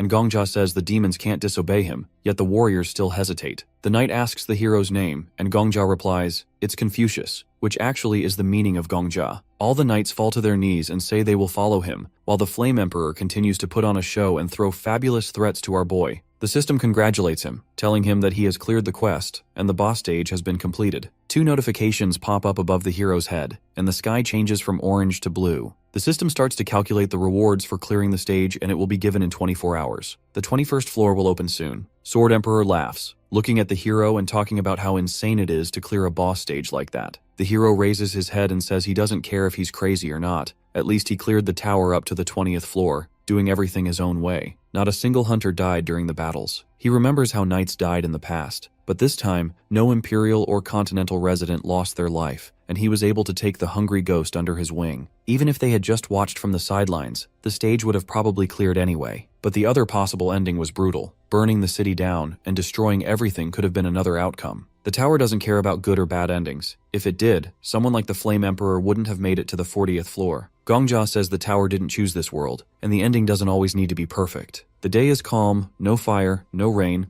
This ending is the one he chose. Sword Emperor asks if that ridiculous dancer is also part of his chosen ending. Flame Emperor yells, telling him to stop, confused why Gongjia is letting him continue dancing, and our boy simply gives a thumbs up and smiles, asking if it's beautiful. A loud announcement says the 20th floor stage has been cleared, twice, and Gongjia is bummed because there's no connection. Sword Emperor reminded our hero that he once said he'd rather be recognized by special people like the Black Witch or the Old Man, instead of just random people. Gongjia tries to deny ever saying that at first, but then says the more the merrier. He says maybe it's possible to earn recognition from everyone, and Sword Emperor calls him greedy. Suddenly, Black Witch jumps on Gongjia, happy that he's alive. She calls him crazy and says that on top of that, she heard that he's still a baby that's not even in his 30s yet. She squeezes his neck out of excitement and he complains that it hurts. The old man stands nearby under a tree, and the girl shows her phone to Gongjia. She says people are glazing him for clearing the floor in just 5 days. She went back to the first floor and took screenshots of a bunch of news articles. Headlines are everywhere. 14th floor cleared, King of Death, a new star rises. She couldn't take screenshots of all of them, but it's clear that things are running wild, not just inside the tower, but outside too. Gongjia is surprised about all of this, and the Black Witch says that everyone is talking about him, where he came from, how he got so strong, how he's climbing so fast. He asks if the went through the trouble of taking all these screenshots herself, and she proudly says yes. She even used a portal to get to the first floor just to collect all those screenshots for him. He can't believe it. The number 2 hero, going through all that trouble just for him. She moves his face closer and tells him again, yes, she did all this herself. His face turns red, and the girl warns him not to look at the comments because of the trolls. They obviously have nothing nice to say. Gongjia looks at her and thinks she's like an angel. Sword Emperor jokes that anyone would look like an angel if they treat him nicely for even a minute. His face turns even redder. In his head, she's not just an angel now, maybe a goddess. She shows him a newspaper with rankings, and he's surprised to find out that he's in 3rd place now. Something that's never happened this fast since the tower opened. She says he now represents all the hunters and hits his shoulder with the newspaper, reminding him to think about his next steps. Technically, he's a member of 5 major guilds, but he's not really part of any of them. Someone in 3rd place shouldn't just be called a regular member, he should be the head of a guild. He thinks about that title, guild leader. She says that if he plans to go off on his own like the old man and kill everyone in his path, she won't force him. Sword Saint heard that, obviously, and asks why they're talking behind his back. The Black Witch asks who all these people are, and Gongjia says they're knights from all over the continent. He explains that after he beat the Demon King, an invasion event happened on the 20th floor, so he used tricks and skills to lie his way through, pretending to be some great emperor's descendant. She laughs and says he's good at lying, but still, no blood was spilled. Thanks to him, they can now trade with this continent. She adds that they don't need to do business with people of the outer world anymore, as their prices are insane. The old man says trade has always been unfair. Outside people have all the resources, tech, and power. Gongjia remembers how cold the Black Witch seemed when he first met her, but now they feel close. Gongjia asks how much she wants to trade with this continent. She says a lot, so he tells her that she can use his name for it, and he'll speak up for her. After all, in this world, he's the apostle of the goddess and the emperor's predecessor. She says it's a tempting deal, because she knows he wants something in return.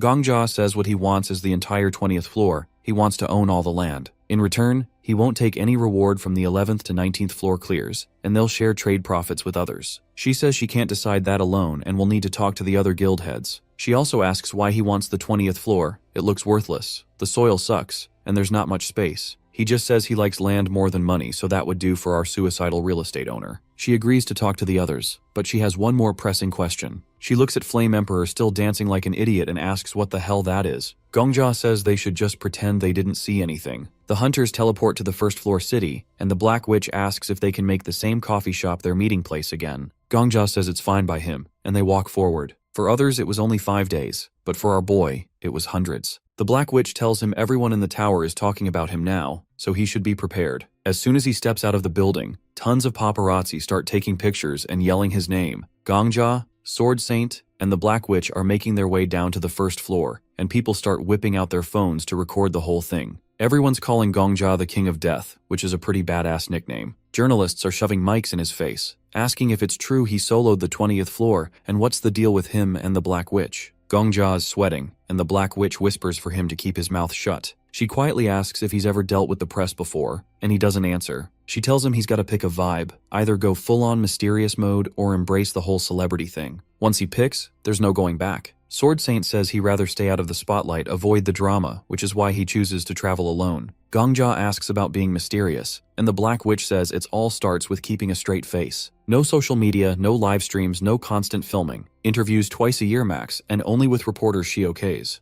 Gongja's still confused, so she breaks it down. Attention is like a drug, and once you get a taste, it's hard to quit. Sword Saint calls it all meaningless, and the Black Witch agrees, but says it's fun meaningless. Then she asks the hero what he really wants. He says he's after recognition, not just attention. She says that most people are cool with a small circle of fans, but Gongja's aiming for something bigger. She respects that, even if the difference seems small. Suddenly, the journalists get even more up in his face, and he asks the Black Witch how to keep a straight face, so she shares her secret. Think of something super depressing. For her, it's remembering the time she fled a civil war, losing her dad along the way. Gongja tries it, thinking of the Flame Emperor, and his face goes ice cold. The Black Witch is impressed, saying he's a quick learner. They push through the crowd, and Gongja is looking all serious and intense. Later, they all chill at a cafe, and the cult interrogator's hyping Gongja up for clearing the 20th floor in 5 days. Miss Paladin admits that she thought they were all gonna die during the cleanup. She asks if Gongja's got some secret method, and he says she should just live by her conscience. The Countess, or Count, depending on the day, talks about how the Empire's NPCs turned on them,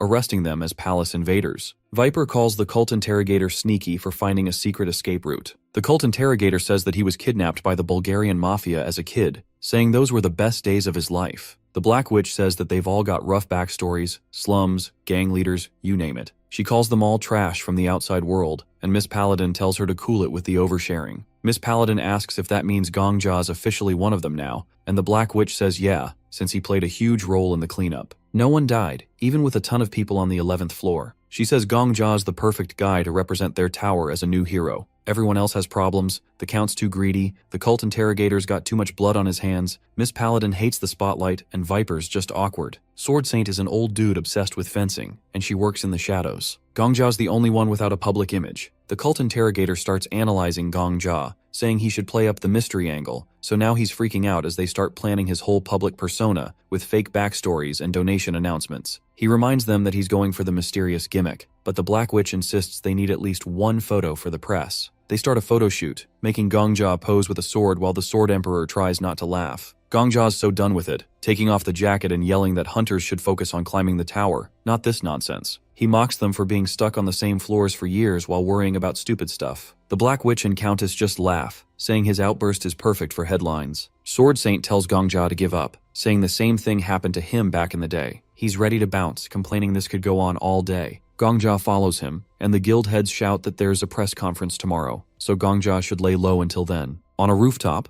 a hunter recognizes our boy and asks for an autograph. Gongja's never signed anything before but does it anyway. Once the guy leaves, he talks to Sword Saint, saying that he has killed a lot of people but never punished himself. He admits he lives by his own rules, and says that everyone else at the top has a tragic backstory, but he was born into luxury. He joined the tower to see if his skills were real or just privilege. He draws his sword, saying he used to rely on skill but ended up depending on a skill card called Vigilance. He asks if Gongja's ever killed an innocent person, and he says no, never. Sword Saint cuts his skill card in half, saying he'll trust his own eyes from now on. He thanks the protagonist for sticking with him through the last 5 floors and tells him to rest up for the press conference and the 21st floor. Then he jumps off the roof, leaving our boy behind. Gongja asks the Sword Emperor if Sword Saint just acknowledged him, and the Sword Emperor says, yeah. Gongja collapses, crying in relief that it's finally over. The Sword Emperor teases him for acting like he cleared 50 floors. Then, out of nowhere, Gongja gets a system notification. The goddess of protection's impressed with him and wants him as her apostle. Gongja's confused, and the goddess tells him to look down and to the left. He realizes the last authority is activating, and it hits him. The goddess of protection has been a sword this whole time. She confirms it, and Gongja's mind is officially blown.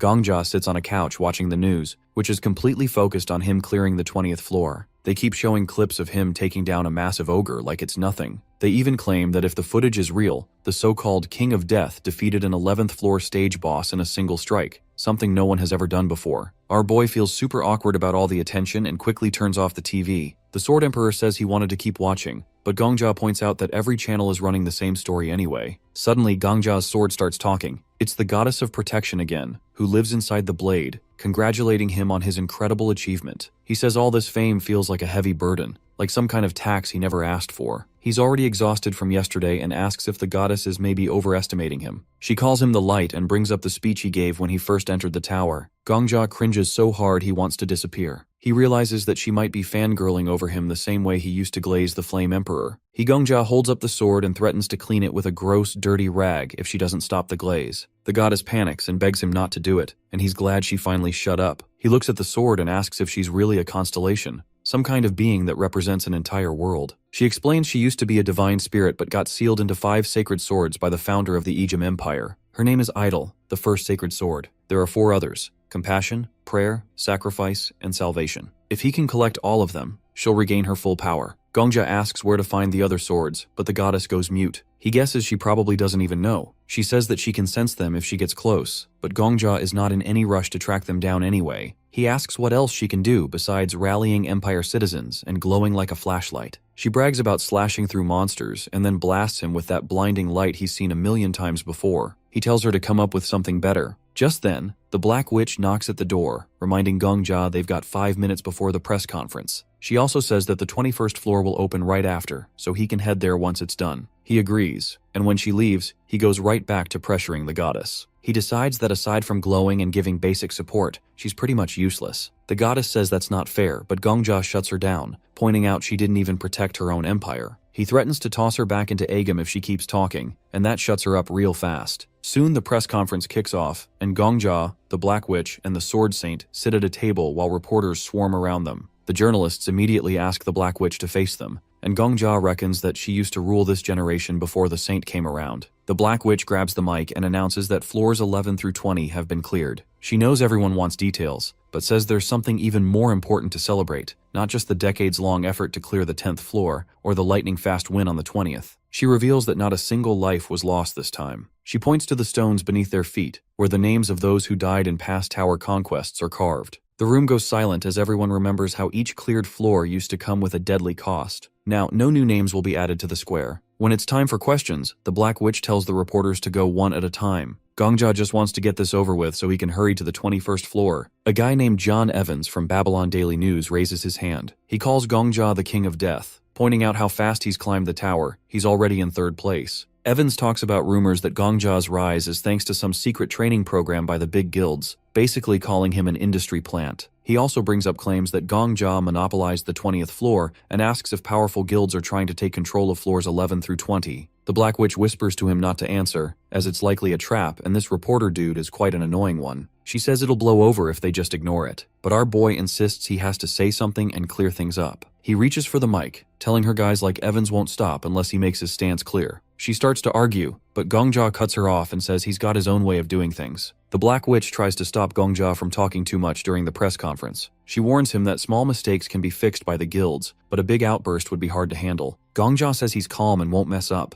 When he finally takes the microphone, he introduces himself politely and turns to John Evans, the journalist who asked about him taking over floors 11 through 20. Gongja remembers an old interview where the Flame Emperor yelled at John Evans, insulting him and his family, which turned into a big mess. Gongja decides to do the opposite. He bows a little and says he's not as strong or well-spoken as the Black Witch or the Sword Saint, but he couldn't have reached the 20th floor without their help. He makes it clear his success isn't just his own. He says aiming for 0 deaths is his job as a hunter, not a way to get famous. He also says he's giving up control of floors 11 through 19 and will just manage the 20th floor. After finishing, Gongja smiles at John Evans. Evans has no more questions. Other reporters start raising their hands, all trying to get Gongja's attention. Gongja remembers how the Flame Emperor once ignored a big newspaper, so he makes sure to let that same paper ask the first question, doing the opposite of what the Flame Emperor would do. Time flies as he answers questions, but with only 5 minutes left before the 21st floor opens, the Black Witch steps in. She takes the microphone and says they have to get back to clearing the tower. A reporter shouts one last question, asking what the relationship between the Black Witch and the King of Death is. The Black Witch smiles and says they're more than friends because they're teammates, then ends the press conference. Reporters ask more questions, but she leaves quickly. Gongja asks if she just stirred up interest and then left. The Black Witch laughs and says she loves drama, explaining that a little excitement at the end makes the event more memorable. Backstage, she grabs Gongja's hands, happy with how he handled the press. She says people love heroes but like them even more when they're humble. Gongja admits he was just doing the opposite of what the Flame Emperor would have done. The Black Witch says calling them more than friends is a way to distract people from rumors. Since she's dealt with gossip for a long time, she tells Gongja to trust her experience in handling the public. With 5 seconds left on the countdown, a girl appears. She congratulates everyone for beating the Demon King on the earlier floors. She says they can stay on the first floor for a quiet life or keep climbing. Because they've reached the 10th and then the 20th floor, she says they'll now see the deeper parts of the tower. Almost right away, the system starts moving people to the next stage, even those still sitting in cafes. The tower seems to be forcing everyone to go. They end up on the 21st floor. Someone greets them, saying he's been waiting forever. He calls the place the Great Library of Boundless Knowledge and welcomes them. The hunters are surprised because absolutely all the hunters, even those who are washing or sleeping, have been brought here. The library manager says that he wasn't careful enough. Suddenly, the hunter who was just washing finds himself wearing a black box. Gongja feels relieved and breathes hard. The Black Witch asks the library manager who he is. The boy says he's just a humble, nameless little man, the manager of a small library. He adds that compared to them, he's an unimportant third-rate character. The Black Witch looks unhappy, and Gongja looks around the strange library. He says it feels like a whole world. The library manager is clearly happy to hear this. He flies up to Gongja and calls him the King of Death. He says there's no need to feel uneasy because he just wants to greet them. Gongja surprises the hunters, including Viper, by saying that for him, they're like heroes of an epic. The library manager suddenly shows them the chronicle of the Agem Empire. He says his hobby is reading books. Many books fly around him, and he explains that the books in his library aren't ordinary. They're related to the worlds the tower is built in. He says they're wondering why, out of so many warriors, only they were called. He quickly adds that it's because, in their worlds, only they have the names of the actors. He picks up 2 books and says all 302 people gathered here are warriors with nicknames. The hunters look at each other in surprise. The Black Witch gets worried and asks if they really have to clear the tower with just this number. The library manager shows the chronicle of the Agem Empire again and tells them not to worry too much. He says the 3 of them saved the empire, so it won't be hard for them to pass the stage prepared for them. While the Black Witch thinks with her head down, Gongja suggests they start quickly. He says he understands the manager is excited to meet people after a long time, but they want to move up fast. The library manager suddenly remembers that in his excitement, he forgot to give them quests. A lot of books appear behind him, and he says he doesn't like explaining everything in detail. He starts choosing the piece that will move them the most. Before opening the book, he warns them not to be too scared. Then he opens the book. They see a strange futuristic city with many skyscrapers. The manager says the records in his library aren't simple books. The hunters are now floating high in the air. The library manager says these books are on a much higher level. He calls the Great Library of All Thoughts a repository of records from many worlds. He holds the chronicle of the Agem Empire in one hand and a book called The Tale of the City of Ascension in the other, calling it their own world. Flying among the books, the manager says these books can be called many things: an epic, a chronicle, a saga, but he prefers to call them apocalypses. He says their apocalypse, as he calls it, is in progress. The long prologue is over, and they're now at the part where the story starts to get interesting. Gongja is high in the air, looking down at the entire city. The manager says not all apocalypses are progressing happily. Suddenly, there's a huge explosion. The manager, watching with the hunters, says some apocalypses have been discontinued. He says this world isn't the only one like this, as many people do this. If the reason for stopping one apocalypse was fire, the reason for stopping another was water. The water destroys all the skyscrapers and buildings in its path, and the manager calls it tragic. They're then transported to another apocalypse, where they see a volcano erupting. The manager says the actors in this apocalypse lived like they did, but before reaching the right conclusion, it ended for an unfair reason. He closes the book and says while he calls it discontinuation, people just call it destruction. As soon as the manager brings them back to the library, the hunters start vomiting. The Sword Emperor says it's no surprise they feel sick because they were shown things that are hard for ordinary people to handle. The manager tells them their quest is a post. He asks them to choose 8 discontinued apocalypses, 8 destroyed worlds. He says he just wants to read these apocalypses to the end. He wants to continue the stories of the destroyed worlds. He points at Gongjia and tells them to personally enter the 8 worlds of the apocalypse and save them from the threat of discontinuation. He says that this is the quest of their humble manager. The hunters receive a notification with a task to save the world. The boy asks everyone to clean after themselves, wondering if they've never learned basic manners, saying that everyone needs to work together to keep the place in order. Nearby, there are flat boards with brooms and human-like hands. These are patrons. One patron with a blue bow is sweeping the floor, and another with a yellow bow is holding a tray of mugs next to the girl. These maid patrons will serve everyone until the 30th floor is cleared. The Black Witch is handed a tray with a teapot and a mug, and she wonders if these patrons are monsters. The boy smiles and says she can think of them as monsters if she wants. He tells everyone that they have to follow certain rules in the library. The first rule is not to touch any books without permission. The boy explains he collected these books with a lot of effort, and each apocalypse exists in only one copy in the entire universe. A man picks up a sword and gets ready to attack the boy, saying it's all a joke because the boy is actually the boss monster. The boy just smiles, and the man shouts for everyone to grab their weapons, saying it doesn't matter if it's a quest or not, they'll just kill the boy and clear the 30th floor. He points at our boy, saying the King of Death cleared the 20th floor alone, so they should be able to defeat the boy in white too. Apparently everyone wants the smoke now and are looking at our hero with hunger. The man asks if there's anything warriors can't do, then tells all 5 big guilds to step back. The head of the Black Dragon looks angry at this man, raising her left hand. He doesn't like how they monopolized the 11th to 20th floors among themselves, brought in a newcomer, and made him a new hero. Suddenly, the hero grabs the girl's hand and tells her to be patient. The head of the Black Dragon looks at him, starting to argue that letting people like this do whatever they want will lead to trouble. But our boy interrupts, reminding her they're live on camera, with people in the city watching on a big screen. She's unaware of everything. Apparently, before our hero fortunately turned suicidal, he once watched the clearing of the tower up to the 30th floor from the square, where live coverage was shown through a hologram. He tells her to remember what the constellation told them. He says that if they look bad now, people will remember it forever. She guesses the important thing is how they handle this situation calmly. The hero stands straight, with a notification behind him, already working in the Great Library. A reward is given for clearing the 20th floor. Our boy looks at a pink table with hearts. The normal reward is the Blessing of the God of Beauty, which lets him see the interest levels of characters from the 20th to 30th floors. There's also a hidden reward, the Blessing of the Snake God, which lets him read the thoughts of those characters. The guy goes to the girl to test his new skill. She's got this pink character window showing her favorite genres, characters, and plots. Now the protagonist can know her thoughts and knows that she likes younger men like him and Prince Charming's. She looks at him, and our boy starts sweating from shock, while the Sword Emperor laughs until he cries. The Black Witch thinks something's wrong with him, but he says everything's fine. The Sword Emperor holds his head laughing and Gongjia gives him a dirty look. The spirit tells him he should find a horse and ride it now to be her Prince Charming. The protagonist immediately uses the skill on the Sword Emperor, and his face twists in disgust when he realizes that his favorite type is Mother.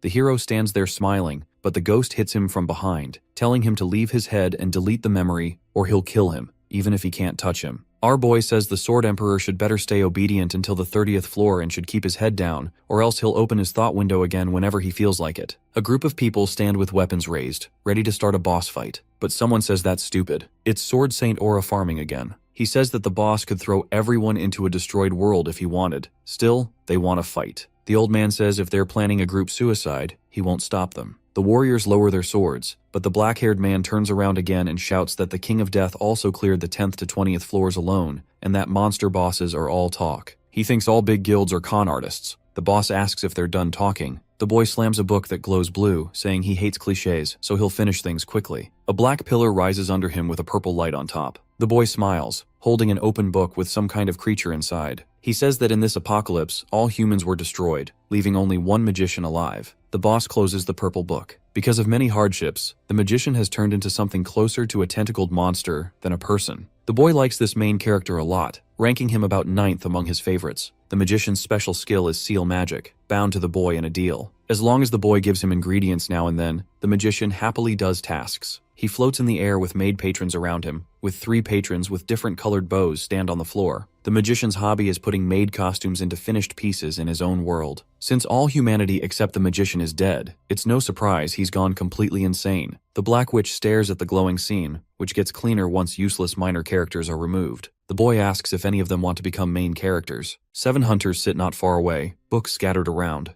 The cult interrogator says that they've barely started but have already lost 50 people. He says that progress always demands sacrifices, and now they'll carry those burdens to move on. Almost 100 people were thrown out, but ending with only 50 gone is considered lucky. A patron comes up to him, asking if they want some because it's tasty. Our boy asks the cult interrogator to shut up because him talking only weakens their morale. The boy agrees and decides to stay silent. Suddenly, the protagonist stands and starts gesturing, understanding they shouldn't attack the constellation right now. Instead, they can just follow the quest from the library manager. He says that he is now 3rd in rank and has to get used to being the center of attention, and says following the quest won't be a burden for them. A girl approaches him and asks everyone to look carefully at the quest. They'll all each pick one book with a different unfinished story. If they save that world, it'll count as their 22nd floor. He says the reward will change depending on the world they save. If it's a world full of diamonds, that world will become their 22nd floor. The Black Witch is suddenly so interested as soon as she realizes that diamonds are an example. If they find a world rich in other resources, they can solve the tower's food shortage without outside help. Our boy opens a blue book, and someone yells for him to be careful. A man with an eye patch appears, surprised that nothing happens. The boy flies over the hunters, explaining that until he activates an apocalypse, the books are just ordinary. The boss has hidden the forbidden ones, which are dangerous even to touch. The protagonist looks at the group and points at the books, telling everyone to go read and choose books they can handle, ones that'll bring them benefits.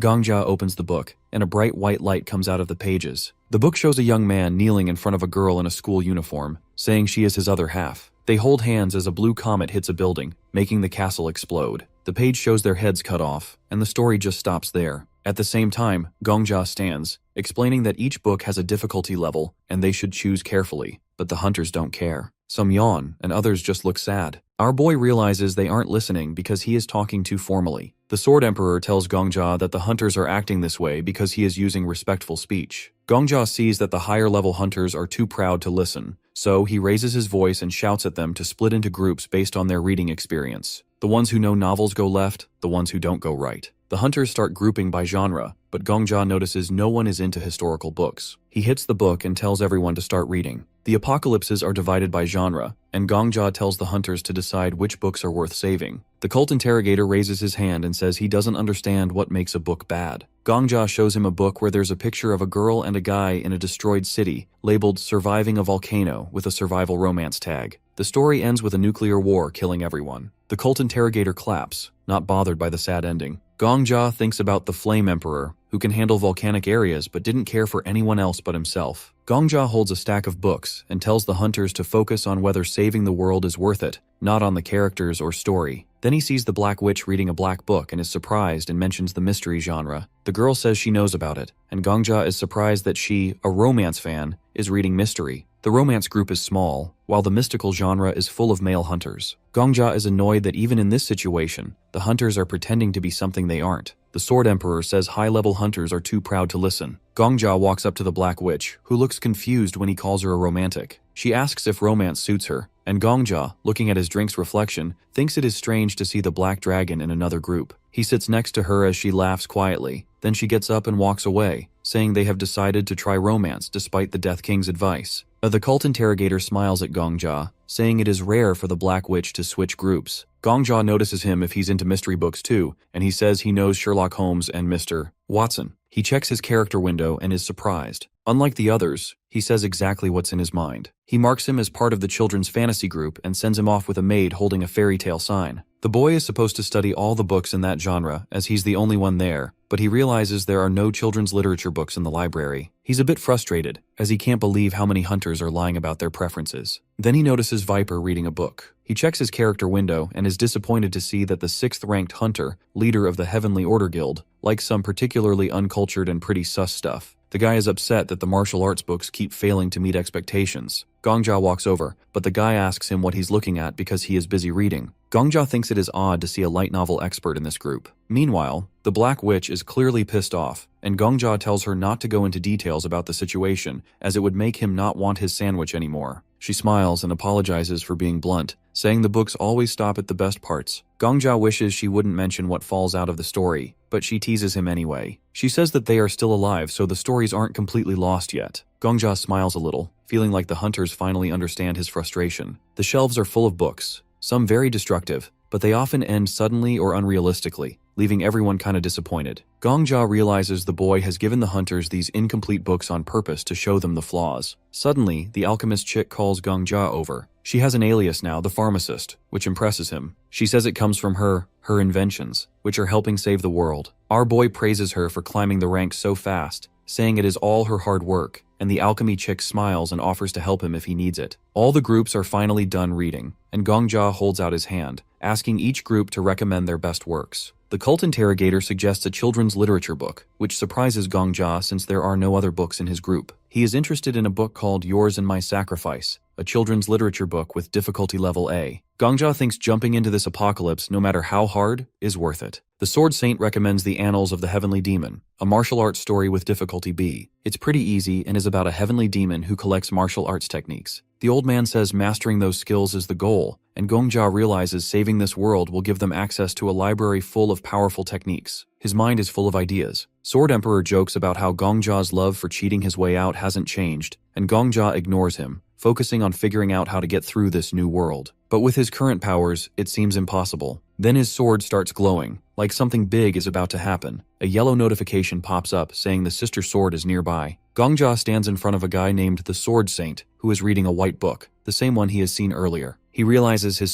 sister sword is closer than ever. The hero sits on the toilet next to the Sword Emperor, holding his sword. Before going to the world of martial arts, he decides to die once, but his sword, Shiny, doesn't get what he's planning. The Sword Emperor asks him why, and Gongjia thinks of a white-haired man, Lafanta Agum, the first emperor of the Agum Empire, and the one who made the goddess of protection. Even without knowing him, it's clear he's been to different worlds. The city looks like a Chinese empire. Shiny came from Agum's world, but now her sister sword is in the world of martial arts. It only makes sense that this guy can move between worlds. He starts sweating, because a man strong enough to build an empire and split stars isn't just some reckless master. Gongjia realizes he's been nervous lately, scared that being too confident might ruin him. He remembers becoming one of the top 3 hunters, almost beating the Demon King, and leading even the best hunters. He's afraid of messing up like the Flame Emperor, who died because he was too arrogant. The Sword Emperor covers his mouth, thinking. Gongjia says they need to figure out who Lafanta Agum really is, but they have no info right now. The Sword Emperor agrees but doesn't get what Gongjia wants to do. Gongjia lifts his sword, saying there's still one way. Shiny is a constellation, even if she's split into pieces. Gongjia wonders if killing himself with it would be suicide or murder. He puts the blade to his neck, thinking it's a 50-50 chance. The lion symbol glows, and Shiny begs him to stop because she doesn't want him to see her past. He asks why she's so secretive when he shows her his everyday life, and she says she's embarrassed. Even though she protests, Gongjia touches the blade to his neck and boom, he's dead again. Notifications pop up, skill conditions met, but he won't be able to the Goddess of Protection skills because they're locked away. More notifications say his rank is now D with penalties for using skills. A vision appears. A winged girl, which happens to be Shiny, stands in front of a man on a throne, saying his journey is over, and the man agrees. Gongjia appears next to the Sword Emperor again, unsure if the man was really Lafanta Agum. The warrior on the throne thinks about becoming an emperor. The Sword Emperor says it's clear he's the constellation assassin. He got his name by hunting constellations. Well, obviously. On the 50th floor, hunters start meeting challengers from other worlds, but Agum didn't go higher. He only cared about killing constellations. He's obsessed with them for some reason. The Sword Emperor says that Agum is a hunter too, but he just says it's surprising to see an old face here. Shiny says she feels like she's at the start of her journey, and Agum was once just a normal person. The Sword Emperor says they used to fight, but Agum never beat the him. Agum stands from his throne, looking at the girl. She asks what he'll do next, since there are no more divine or ghost enemies left. He cuts her off, calls her a constellation. He says the world belongs to humans, not constellations. Agum raises his hand and sends out a red light. He says he won't kill her yet because she assisted him up until this point. Instead, he plans to split and seal her power so she can't get it back. She panics, but before he finishes, the scene fades, trauma reenactment done,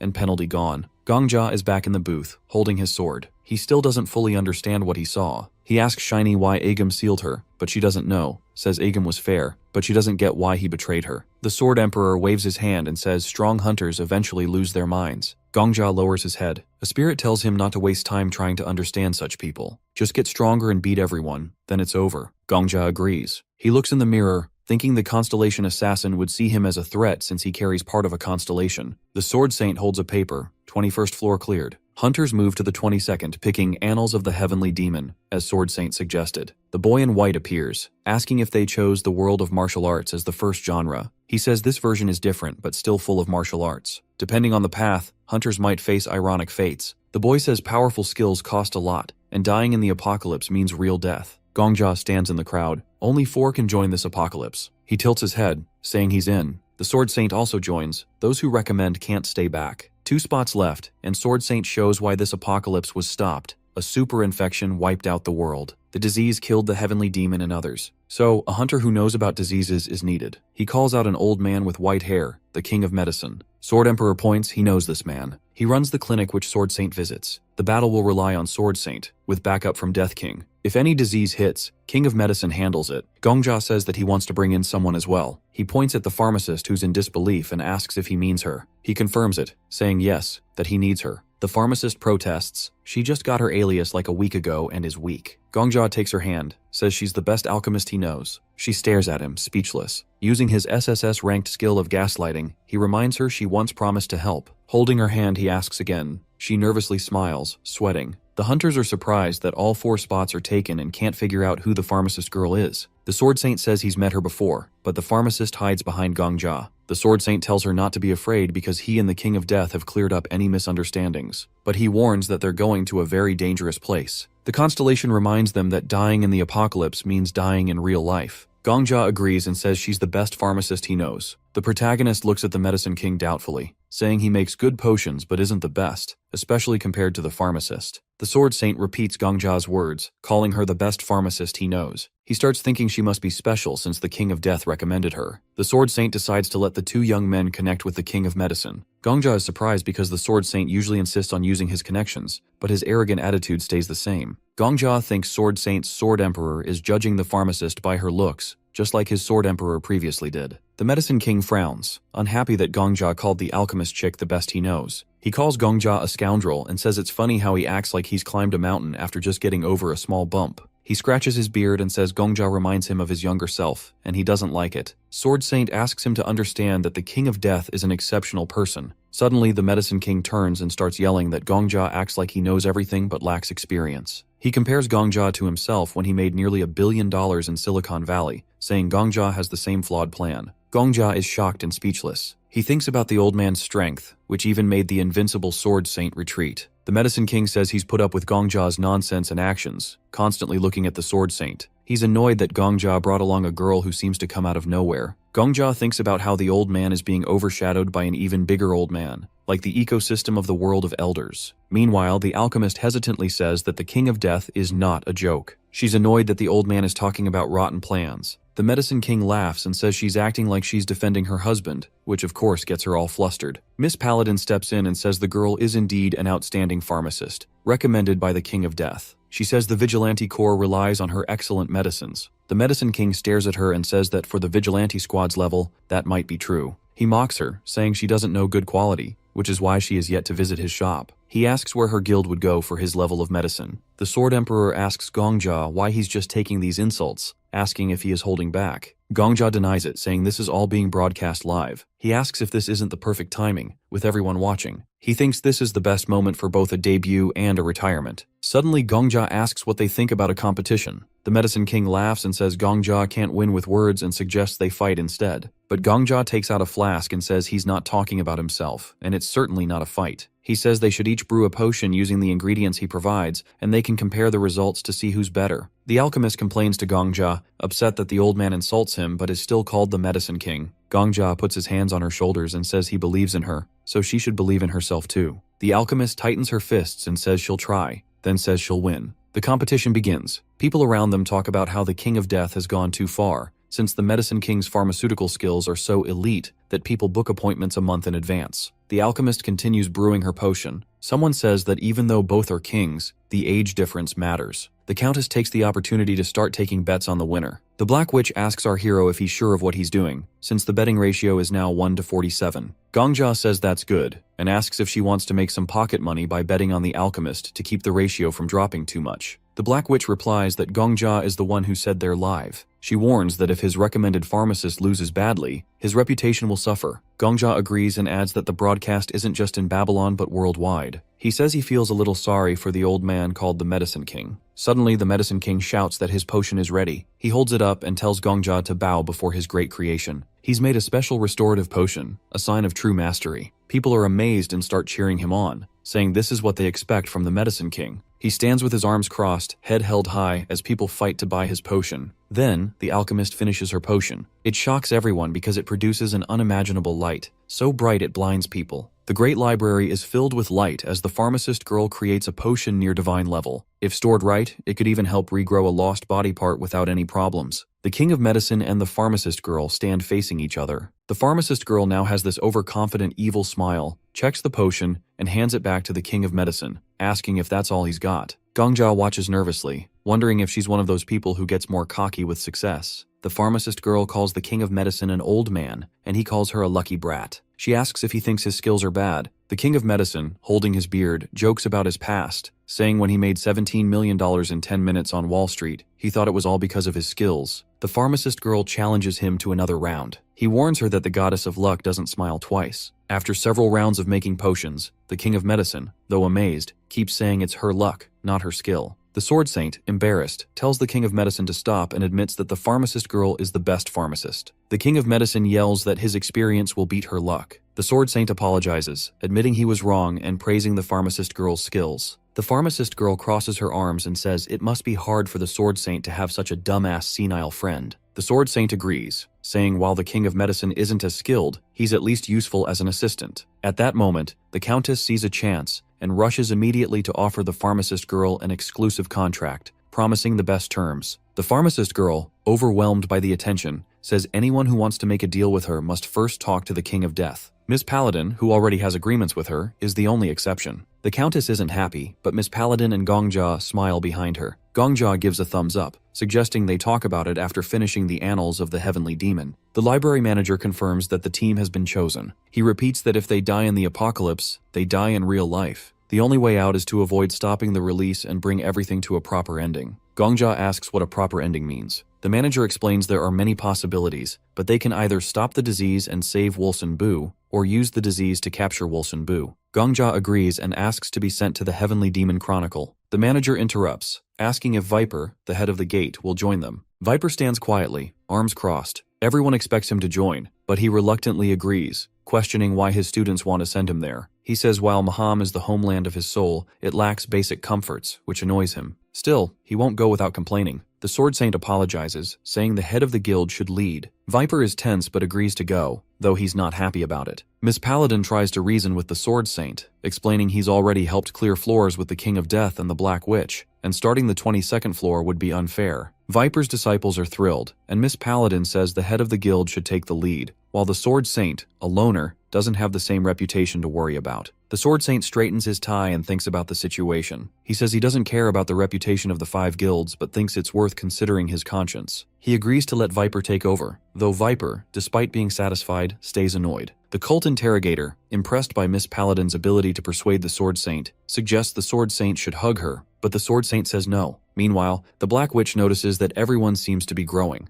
The King of Medicine, tired of waiting, complains about the delays and reminds everyone he's still the best pharmacist, even after losing. The pharmacist girl confidently says she'll always be better than him, a fact as solid as Galileo's heliocentric theory. Viper, though reluctant, promises the civilians have nothing to fear because he'll handle the battles, but his thoughts show he doesn't want to go. The library manager opens the book and announces Viper, the King of Medicine, and the pharmacist girl as the new main characters of the Heavenly Demon Chronicles. He hands them the book, saying once they open their eyes, they'll be in a world 10 days before the Heavenly Demon Chronicle faces a tragic end. The manager says he expects them to create an excellent ending. In the world of martial arts, the martial arts genre is already losing its charm in Gongja's time. He can see it in the way the world looks. The visuals feel old, the energy is flat, and the seriousness that once made the genre great has turned into a joke. It's a world that used to thrive, but is now, it's just weird and ignored. To our suicidal boy here, it feels like a forgotten genre, now kind of buried under newer, rather cold trends. Still, he finds it interesting. It's not just a scene, it's a piece of a once great world. As they enter, heavy snow falls around them. The blizzard is thick and hard to see through. Gongjia immediately releases his aura and tells the others to do the same. The cold isn't normal, it's dangerous. The pharmacist girl admits she hasn't learned how to handle this kind of environment. The medicine king groans, saying he's about to freeze to death. Gongjia turns to Viper and asks him to carry the medicine king. Viper silently agrees and lifts him onto his back. Gongjia reaches out to the pharmacist girl and tells her to follow. She hesitates, but he insists and asks her to trust him. She gives him her hand and blushes, saying it's embarrassing. Gongjia admits he feels the same, but this isn't the time to be shy. In a world like this, there's no room for hesitation. He explains that what the library management constellation calls production and release isn't just storytelling. They're not in a scene or a chapter. They're in a real world, one that needs to be saved. The pharmacist girl realizes how serious things are. She admits she's underestimated everything. She promises to give it her all. Gongjia tells her to focus on her role. He'll protect her, but it's up to her and the medicine king to deal with the disease directly. As they walk, Gongjia remembers the basic story of this world. A mysterious disease has killed the heavenly demon.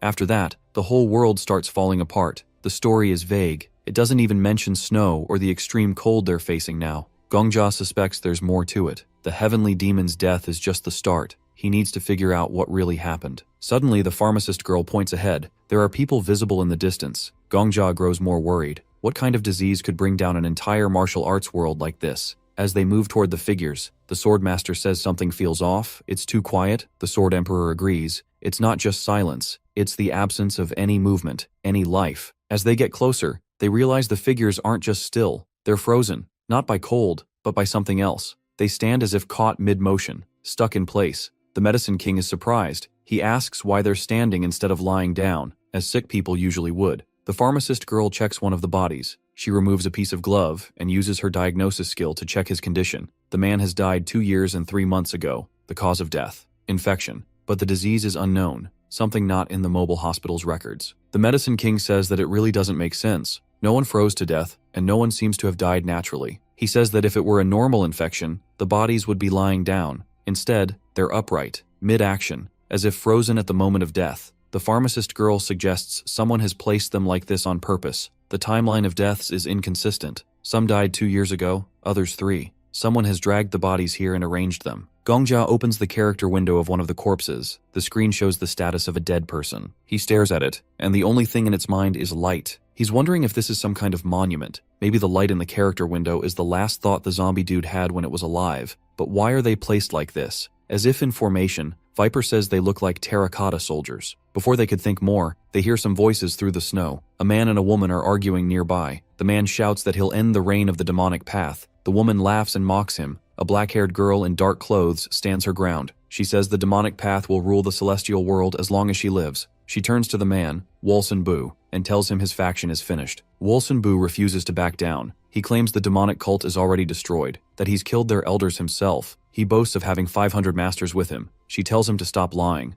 Gongjia whispers to the others to move closer and watch. The girl mocks Wolson Bu for sending his clan leaders on endless, secret missions. He replies angrily, blaming her for ruining the world under her leadership. She fires back, calling him worse than any demon. Their argument escalates until they stand face to face, each holding a simple wooden stick. The girl asks where Wolson Bu's famous jade axe is. He asks where her demonic sword has gone. She says her wooden stick is a new weapon she's made herself, the demonic heavenly blade. He mocks the name, calling it pretentious. She replies that it's just a rod. He laughs and calls it a demonic wooden whip. They argue over names while standing in the middle of a battlefield. Suddenly, it begins snowing again. The weather has changed without warning. Wolson Bu asks her why she said it would be clear. He says that even a street fortune teller is more reliable. She shouts at him to stop talking and get ready to fight. From the bushes, the heroes watch in confusion. The pharmacist girl asks why the two are acting like this, and our boy has no answer. Then someone appears right behind the heroes. The pharmacist girl gets scared and they all turn around at once. Something has arrived, something worse than they'd expected, so they all run away. This is a world where martial arts rules everything. The heavenly demon has tried to unite the martial world under one banner. The demonic path and other factions have been on the brink of war, but before battle can begin, something else strikes. A super epidemic. A plague that doesn't just kill but changes everything. What destroyed this world isn't war, it's a zombie virus. The group continues to run, and the Medicine King points at the zombies coming closer, shouting he's never seen anything like this, not even in Silicon Valley. Gongja cuts off a zombie head and says that this really is the apocalypse. He quickly realizes the zombies don't die unless their brains are destroyed. He turns to the head of the demonic cult and Wolseon-bu, yelling at them to run.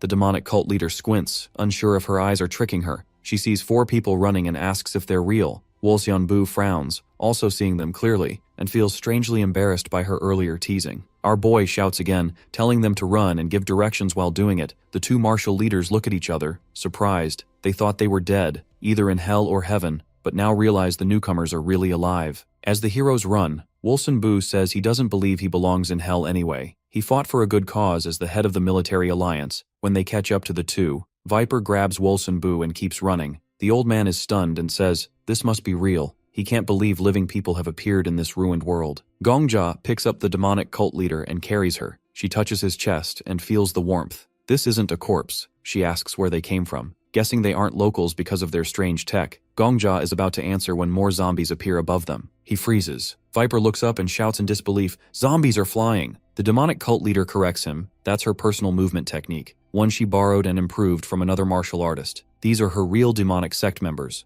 warriors who haven't forgotten martial arts even after death. Gongja, alarmed, asks if that means zombies can still fight. She confirms it. Martial artists don't lose their skills after becoming Zhangshi. In fact, her students are even more dangerous now. She explains they're trained to sense blood in their sleep. Even as corpses, their form and execution are perfect. She's proud of them. The group keeps running, but they can't outrun the undead forever. The Medicine King yells at Viper to go faster, threatening to bite him first if he turns into a zombie. Viper snaps back, cursing the old man and asking why he ever agreed to carry him. He wonders why he isn't paired with Gongja instead, who at least has the girls. Gongja shouts at him for complaining in the middle of a crisis. The Sword Emperor is also panicking, barely staying ahead of the horde. Gongja asks the demonic cult leader for the Zhangshi's weaknesses. She says they can be killed by destroying their heads. Gongja asks if there's an easier way. She pauses, then points to the sky. Sunlight freezes them. Gongja turns to the demonic cult leader and the pharmacist girl. He apologizes in advance and tells them he's about to throw them. Using his aura, he launches them ahead. They both land in the snow. One lands upside down. Gongja apologizes again. Then he turns to face the undead alone. The Sword Emperor says he'll enjoy watching his zombie student get eaten by his own allies. He says it'll be one less thing on his wish list. Gongja asks where that list even came from. He raises his sword and declares he isn't going to die today. He calls out to Shiny. She answers. His sword lights up with aura, radiating energy, and the zombies start collapsing. The group uses the opening to escape.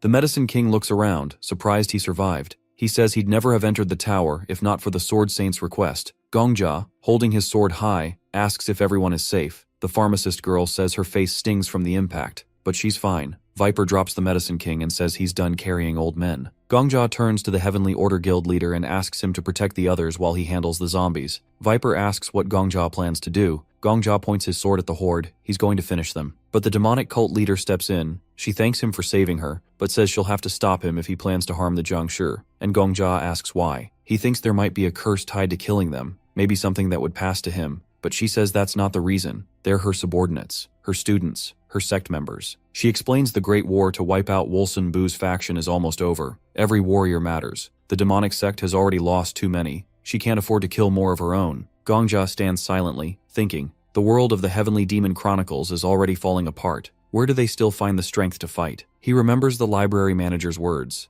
When they woke, they'd be in the Heavenly Demon Chronicle world, 10 days before its fall. The manager hoped for an amazing ending. That means only 10 days are left. The demonic cult leader says she and Wolseon-bu swore an oath on their honor. Wolseon-bu introduces himself as the leader of the military alliance. The demonic cult leader announces today is the 989th day since her subordinates became Zhangshi. But they can still use their martial arts, she says, since they're still part of her sect. She can't just kill them. She adds if they have to kill anyone, they should target monks instead. Wolseon-bu explodes. He shouts it took him years to gather the elite warriors of his clan. He reminds her of their promise, to settle the war between the two of them without using Zhangshi. The two glare at each other, shouting again. Gongja stands there, dumbfounded. Even now, with the world on the edge of destruction, they want to keep fighting. The demonic cult leader turns to Gongja and says he's wrong. The world didn't end because of the war, it ended while they were still fighting. She points at Wolseon-bu and says she won't stop until she defeats him. the end of the world isn't a reason to abandon the battle they started. She says she still has 500 warriors, the Jiangshi, and she plans to lead them to finish what they began. Wolsun Bu shouts back that the warriors of the military alliance will stand with him until the end, and they're finally going to end this war that has lasted for 989 days. The woman in the black dress points her wooden sword at the old man and says she can send him to his grave using only the demonic heavenly blade. Wolsun Bu grabs a stick and says he is ready to fight, eager to see who will come out on top in the path of martial arts. They shout at each other, then start swinging their sticks, clashing back and forth while yelling nonsense. Suddenly, their sticks snap. Wolsun Bu grabs her by the hair, and she grabs his beard in return. Gongjia watches in horror, wondering what he is even seeing. Wolsun Bu tries to aim for her eyes, but she blocks it easily. The Sword Emperor watches their fight and says their technique and breathing are perfect. Even in his own world, they would be considered elite masters. Gongjia asks if he is serious. The Sword Emperor says yes, he can see it clearly. The eye strike is from a technique called the Divine Dragon catching the Dragon Sphere. The movement covering their faces matches a form called the Descended Buddha, a move used to hide a monk's face before a final blow. Gongjia asks why such skilled fighters look so ridiculous. The Sword Emperor says that is what confuses him. Their will and chi are strong, but their movements lack energy. He thinks they might be low on chi and aura, but even a damaged Danjun wouldn't make their movements so sloppy. Viper agrees, and adds that their attacks still follow martial principles.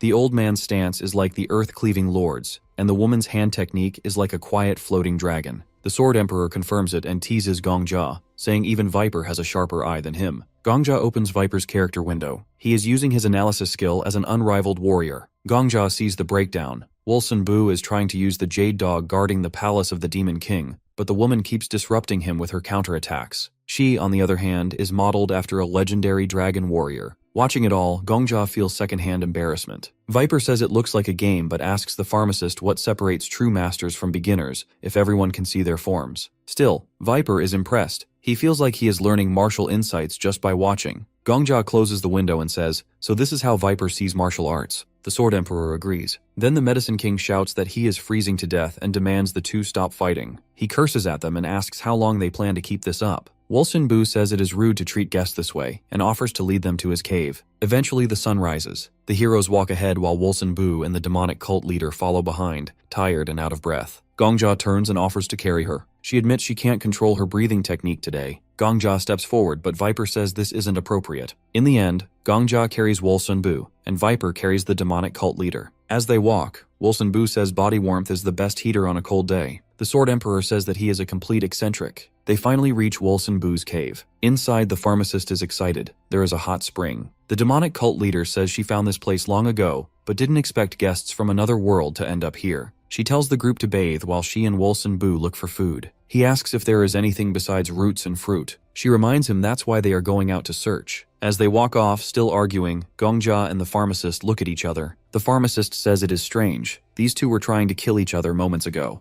The Medicine King says it is natural after 3 years of fighting. They probably know each other better than most couples. The Medicine King says the cave is warm and cozy, though he still feels gross from holding Viper's hand so long. He tells Viper he can let go now. Viper says he doesn't understand why the Sword Saint would be friends with someone like the Medicine King. The old man snaps back, saying he allowed the Sword Saint into his circle, not the other way around. Soon, Wolsun Bu and the demonic cult leader return with grain balls. Wolsun Bu explains they usually hunt, but no animals are left. Gongjia thanks them anyway. They taste the food and are shocked. The pharmacist asks if people can survive on just this. The demonic cult leader says, more or less. When asked how long they've lived like this, she looks at the stone wall marked with tally lines and says 2 years. The pharmacist is skeptical. Grain balls alone can't provide enough nutrients. The demonic cult leader says she doesn't know what nutrients are, but they get by. Suddenly, the Medicine King loses it. He shouts that he can't take it anymore. He uses his skill and real food appears. He says it's no wonder they can barely walk. They are starving. He starts cooking right away, pouring water into a pan,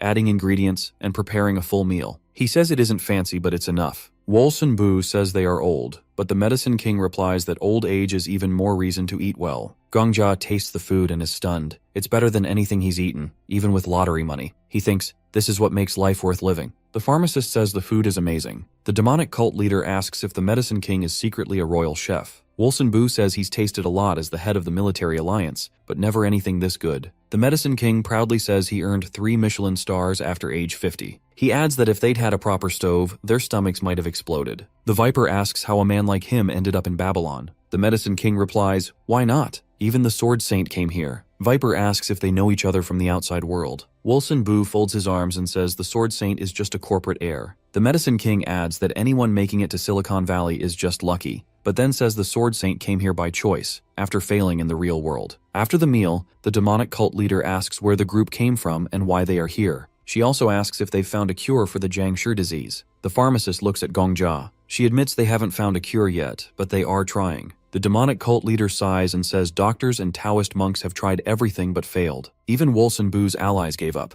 Gongjia asks if there really is no hope. He points to the pharmacist and says she saw how they prepared food. That alone shows their knowledge is different. He says she is one of the best at curing disease and creating medicine. The Medicine King scoffs and says she is just lucky. Gongjia replies that the Medicine King can at least serve as her assistant. The two martial leaders look at each other, and our boy says if they help, maybe a cure can be found. They admit it might not be a full cure, but it's a start. The pharmacist asks what they mean. The two lead her into a dark cave. After some time, they return, carrying a wooden coffin. They place it on the floor. Gongjia and the others gather around. Inside the coffin is a chained, nailed-down Jiangshi. A very horrifying sight indeed. Gongjia asks what it is. The head of the demonic cult says it's the head of the Wudong sect. She leans toward the coffin and says he gave his body to them after the Jiangshi bite so they could study it, but the only thing they found was to press the acupuncture points of the qi energy. She removes one nail from his throat. Suddenly he screams horribly. The pharmacist girl gets scared and falls back. The head of the demonic cult puts the nail back in place. She says pressing the qi point between the brain and spinal cord helps put a Jiangshi to sleep, but it's not a cure, just a temporary fix. She says, a person bitten by a Jiangshi gets infected with corrupted energy through the vessels and qi points.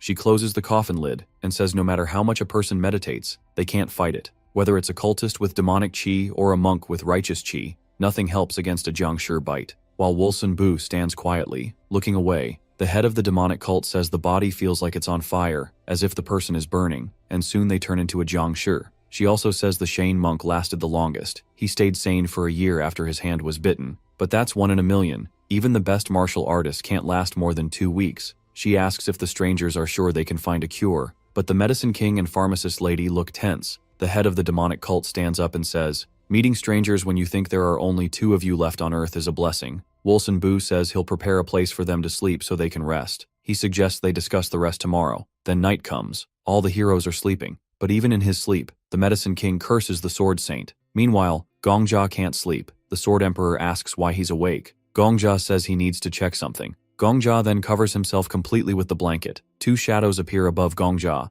The two think the heroes are sleeping and decide to take their chance. But Gongjia isn't sleeping. He stands up, shocking Wilson Bu and the head of the demonic cult, who are standing in the water. Wilson Bu shouts they thought he was asleep. The head of the demonic cult looks at Gongjia quietly. She says he's smart and asks how long he's known. Gongjia says things seemed strange from the moment he first saw them. Gongjia says they were lightly dressed and standing in the cold. He says it was so cold they couldn't survive without using their aura, or qi energy, meaning they used their inner strength to protect themselves from the cold. It seemed strange to Gongjia that out of nowhere, those who perfectly controlled their qi energy got tired after being beaten by children. Gongjia points at them and says they're focusing all their energy on something else. He asks if they've been bitten. While the Sword Emperor watches with displeasure, Gongjia continues, saying like the heads of other factions, they're using their qi power to suppress the corrupted energy. The head of the demonic cult looks up silently. Suddenly Wilson Bu starts screaming in fear. The head of the demonic cult reaches for her dress and tells Wilson Bu to calm down because they've been caught. She says Gongjia is right. They show their backs where the process of turning into zombies has already started. They say they were bitten 3 years ago, but Gongjia is wrong about one thing. Wilson Bu turns around and says they're not suppressing the corrupted energy. He says it's suppressed by pinching the cervical vertebrae using their qi. The Sword Emperor, horrified, calls them crazy for using something so dangerous. He asks if Gongjia has heard of the flying sword technique. Gongjia says yes, it's used to make the sword fly with qi. The Sword Emperor says their bodies are paralyzed because they're pinching their cervical vertebrae with qi, and just like with a flying sword, they move their bodies using qi. Gongjia is surprised. The Sword Emperor says this is how they make their hearts beat, their lungs breathe, and their muscles and joints move. He says they control everything they need to survive with qi. The Sword Emperor says they're using the flying sword technique all day long. The head of the demonic cult turns around and says, it's no wonder they're so tired after just a few steps. Wilson Bu says with annoyance that this is how they can keep fighting the war. In a flashback, a martial artist shouts that half the blood demons have been destroyed. The elders have fled, saying they'll regroup in the world of martial arts, but they've already lost them. He tells his comrades to stop fighting among factions.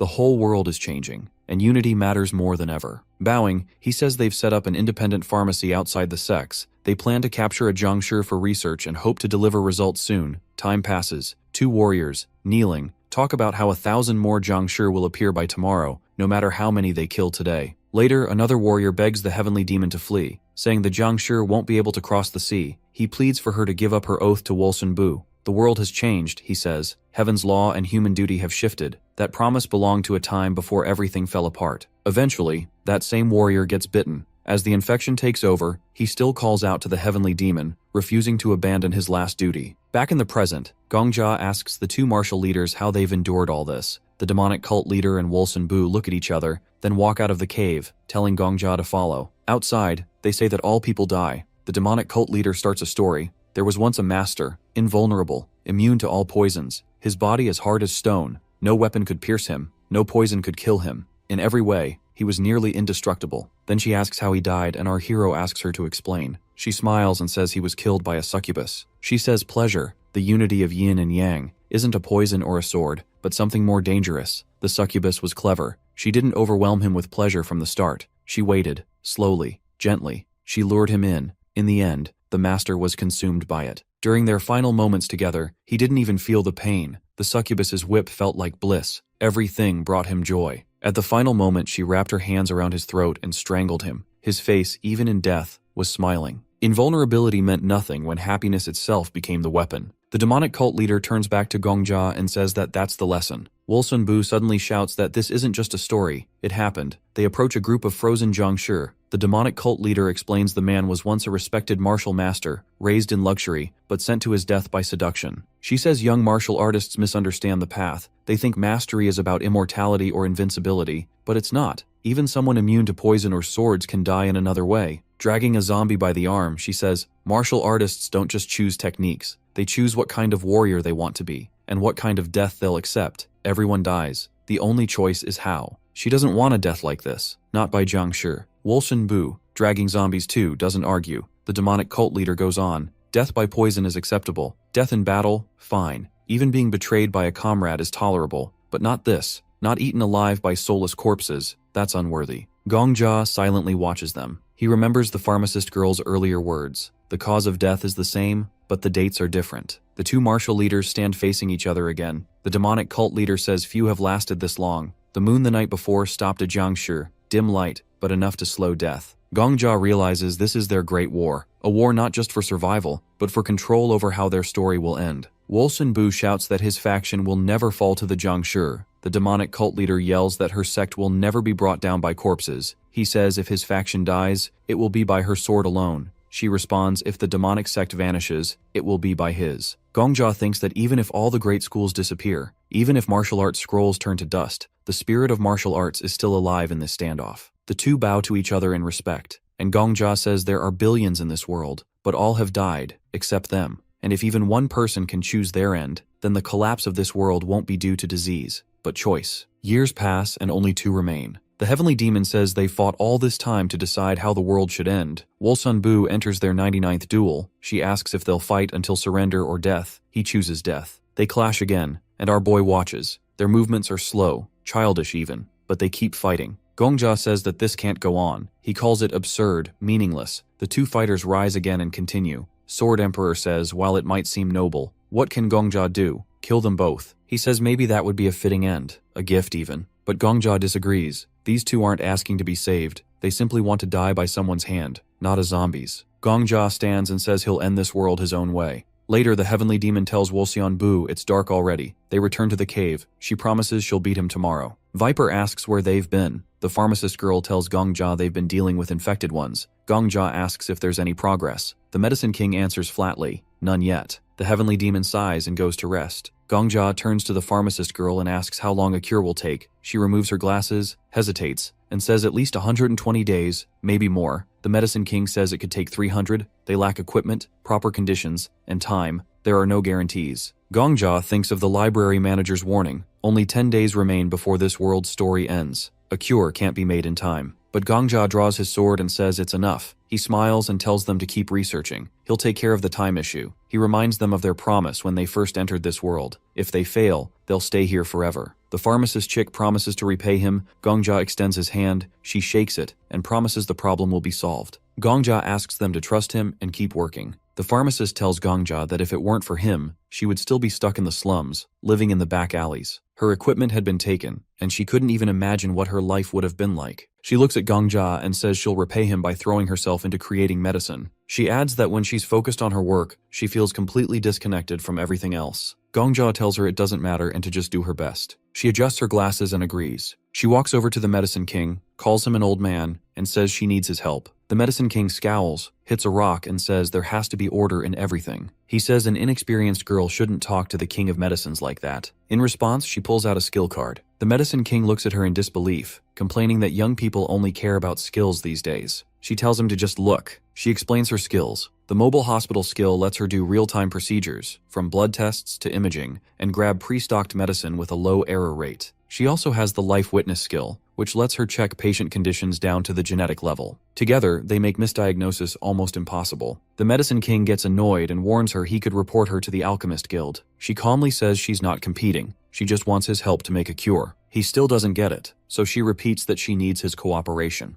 Then she asks if he's upset because she's young and talented. The Medicine King is stunned as she keeps talking. She says he's probably mad because she'll be praised longer than him. She offers to share her formulas without taking any credit. Suddenly, the Medicine King slaps her. Her glasses fall off. She picks them up and says she's researching the zombie disease and needs his help. He tells her she'll face failure eventually. She wipes her glasses and asks again for his help. He says someone will surpass her someday. She puts on gloves, sits by the coffin, and tells him to leave. His breathing is distracting. The Medicine King turns to Gongja and says they need more samples. A child, a youth, an old person, different genders. Gongja makes a mark on the wall. The Medicine King also tells them to gather medicinal ingredients. Time passes, and the team collects samples. Days go by, and the Heavenly Demon and Wolson Boo keep fighting. The others bring specimens back to the cave. The pharmacist and the Medicine King keep working, even while the others sleep. A week passes since the fall. A snowstorm hits, and the Heavenly Demon says they can't leave today. She warms her hands by a candle, saying days like this aren't rare. It had been unusually sunny before. She remembers a storm that lasted 30 days, during which they couldn't go outside, and the Jiangshi kept moving. Gongja says that without sunlight, the Jiangshi will wander further. The Heavenly Demon agrees, noting her sect once had 1,000 people. Wolson Boo's faction had similar numbers, but people disappeared as the Gangshi spread. Staring at the fire, Gongja says the worst part is waking up and realizing the Jiangshi from yesterday are gone. The Heavenly Demon asks if he really thinks she can feel fear. He says yes. She says in another life, she'd have taken his head for that. She calls him a child of the Outer Lands and says he should be glad the world has ended. Gongja says even their chi has limits.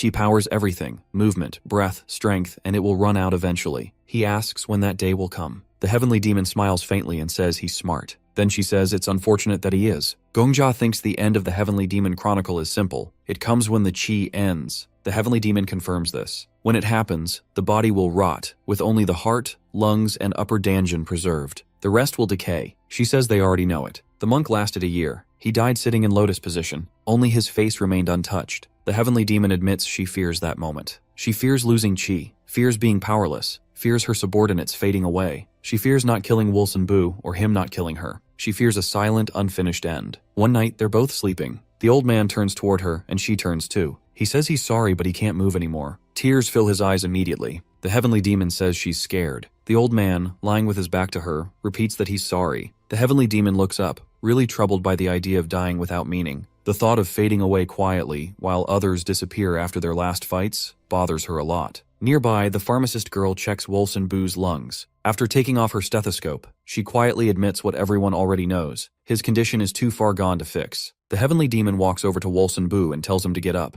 but Wolson Boo keeps his eyes closed and just says he's sorry. She gets frustrated as she didn't come here to hear apologies or watch him give up. She reminds him of the promise they made, his vow to challenge the celestial demonic world and raise the banner of the righteous faith at its highest point. Everything they planned, every alliance they built between the 9 great schools and the 5 noble clans, all of it will mean nothing if he lets himself die in a bed. As she gets angrier, a dark aura starts to form around her. She yells again for him to get up and take his weapon. Gongja and the pharmacist are both surprised and silent. The Heavenly Demon insists he doesn't even need his axe. She'll be happy if he just fights her with nothing but defiance. But the old man only lowers his head and apologizes again, his voice very empty and tired. Despite her rage, he doesn't move. He admits he's weak, saying every breath hurts and his energy is completely gone. Even his physical strength has faded beyond recovery. He says she might live another year, but for him, the end is already here. He asks her to finish it, not because he's giving up, but because he wants to die with dignity. He doesn't want to rot away like others have. The heavenly demon asks if this is really what he wants.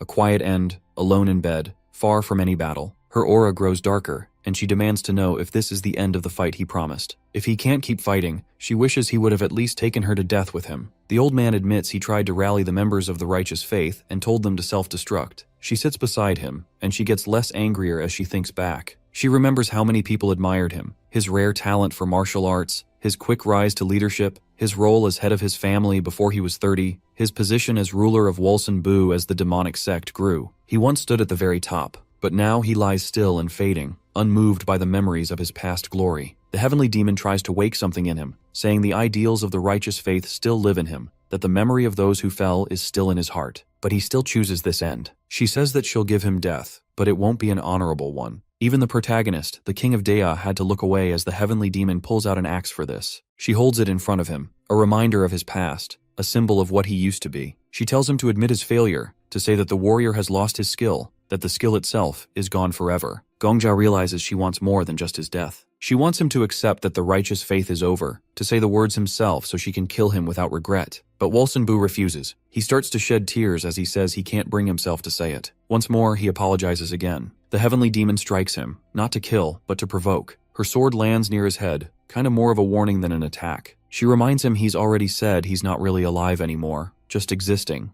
like a Jiangshi. If he dies now, it won't even count as death. She leaves the axe stuck in the ground and walks away, saying no word to anyone. She thinks about the difference between life and death, wondering if it even matters anymore. To her, everything feels empty. Heaven and earth, the world itself has lost its meaning. Around her, the other heroes stand quietly as Wolsun-Bu's body gets worse. Gongja sees that another day has passed, another mark carved into time. The pharmacist chick, now studying the decaying body, says she's gotten a rare and valuable sample. With it, they can watch the infection's progress in real time. Unlike others who turned instantly, Wolsun-Bu's body shows some kind of delay. The infection seems to spread slowly through the brain. The Medicine King hands over a report about their research. Gongja reads it carefully as the King of Medicine says that the pharmacist's got skill in creating things, but she kinda lacks clarity in explaining them. She admits a cure is probably impossible, and our boy asks if it's just a matter of time. She confirms, saying they'll need at least 90 days, maybe even 120. Before they could talk more, Wolsun-Bu's body starts to twitch. He screams and kicks wildly, and everyone freezes. The heavenly demon steps forward with her blade in hand. She walks up to him and says, "This is what's left when humanity is stripped away. Nothing more than an animal." She puts her fist in the zombie's mouth and asks it to eat it. Viper tries to stop her, but Gongja holds him back. The situation is already out of control. The zombie bites her and she raises her hand to the sky, now glowing purple. Something inside her is wrong and terrifying now. She starts to scream, with her mind falling apart. The Sword Emperor says that she's been taken over by the devil. Her aura grows stronger, and her words become really terrifying. She accuses them of being sent to assassinate her, and dares them to come throw hands. The hero yells for everyone to run away, but she's too quick for them. She kills the Medicine King, slicing his head off. Gongja runs, carrying the pharmacist, while Viper tries to fend her off for as long as he can. The Sword Emperor says her chi has been fully unleashed, pushing her beyond human limits. Even at his best, he admits, he wouldn't stand a chance against her now. The heavenly demon, lost in darkness, raises her sword again. She says heaven is crying, the earth is sleeping, and the universe is burning. She claims only ashes will be left of Mount Wudang. As Viper tells Gongja to run, the heavenly demon says she is the will of the demonic sect. She calls out, asking where Namgun-Woon is. The pharmacist looks back in horror, seeing Viper's body already fallen with blood splattered everywhere. Crying, the heavenly demon says only Namgun-Woon can face her now. She appears behind Gongja and raises her sword. The pharmacist says that she believes in the King of Death, which eventually turns out to be her last words. Blood spills across the snow, and Gongja's last thought is that this world makes people keep going even after everything has burned away. The tower responds, saying its time starts to respawn. He goes back to 24 hours prior, saying that this time, he will save her world. In a flashback,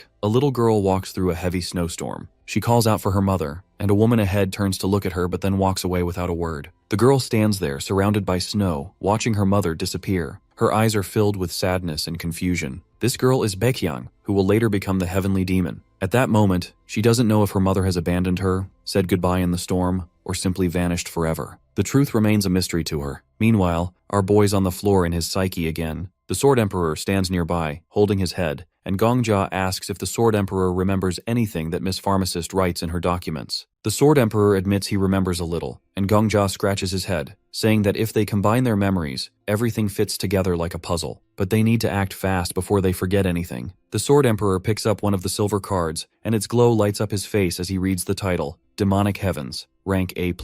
Gongjia sees that it is the same demonic technique they have just witnessed from the heavenly demon. The Sword Emperor explains that whether it is martial arts or something else, every technique depends on how one chooses to deal with the world. If Gongjia approaches the world with acceptance, he aligns with the orthodox faction, but if he wants to strike the world like a storm, he belongs to the demonic sect. To demonstrate, the Sword Emperor punches the air and wind swirls around Gongjia. He explains that the name of the move doesn't matter, what matters is how one makes it their own. But then the Sword Emperor demonstrates the demonic arts, and the mood all changes. Shadows rise around him as he speaks of anger, pain, and grief. You're meant to feel these to fully harness the demonic arts. He remembers being held down by bandits, his younger sister taken away by the magistrate, and digging her grave in the frozen ground with his bare hands. His nails are torn, his hands bloodied, but he keeps digging until he can bury her. The shadows of his pain and rage are so much behind him, and the hero stands there, sweating, imagining claws that can tear the world apart. The Sword Emperor warns Gongjia that learning demonic arts will drain him completely, like a squeezed lemon. He insists that Gongjia is being fooled by illusions, and that demonic arts are worthless compared to proper martial arts. But Gongjia remains calm, and repeats his decision to learn the skill. The Sword Emperor is surprised, thinking that our boy has been kinda swayed by the heavenly demon's power because of how cool it looked just now. He can't understand why Gongjia would choose such a path. The protagonist makes fun of his ghost friend and says that he's just jealous that he wants to learn martial arts from someone else and not him, which pisses him off. He admits that the Sword Emperor is the best the world has ever seen,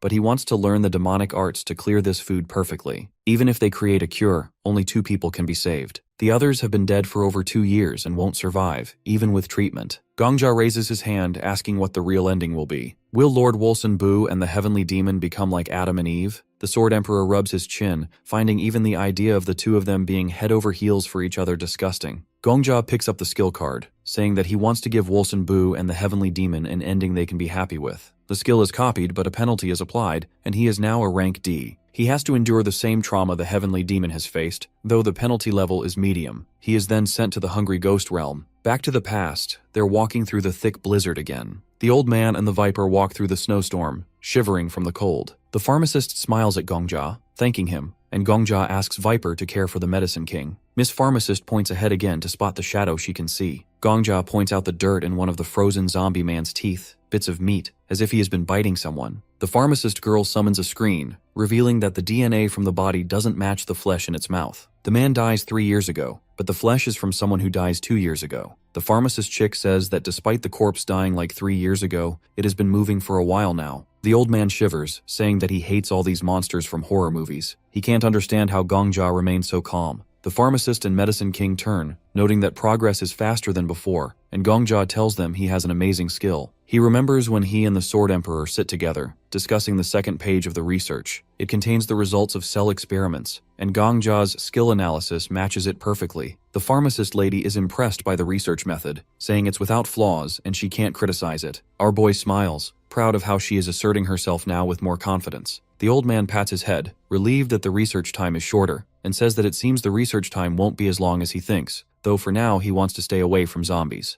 The old man spots the two fighters again, arguing. They decide to stop the demonic rain. The girl smiles, remembering sitting in a cave with a candle, once terrified. Even heaven trembles. The demonic angel declares that the demonic path will survive as long as she lives. She tells Wolson Bu to say goodbye to the Wolson Bu faction. The girl believes she is the best. Gongjia stares at her like she is the strongest woman in the world. The heavenly demon turns to him, and he kneels before her, declaring that he has come after hearing of her greatness. He admires her and asks her to accept him as her student. In another flashback, little Baekyang lies in the snow. Her face looks sad and pale. She feels cold, and the sky above her is covered in gray clouds. Snowflakes keep falling quietly, and everything is silent. There's no smell in the air, no movement, and no one else around. A white patch forms on her stomach. She feels like her insides are frozen. The cold is deep and sharp. Suddenly, a blue light bursts from the sky. The clouds open slightly, and an old man with a crutch appears between them. Rays of light fall on the girl's face, along with his shadow. The old man looks surprised. A snowstorm has been raging for 9 days in this area, and the snow is nearly 1.5 meters deep.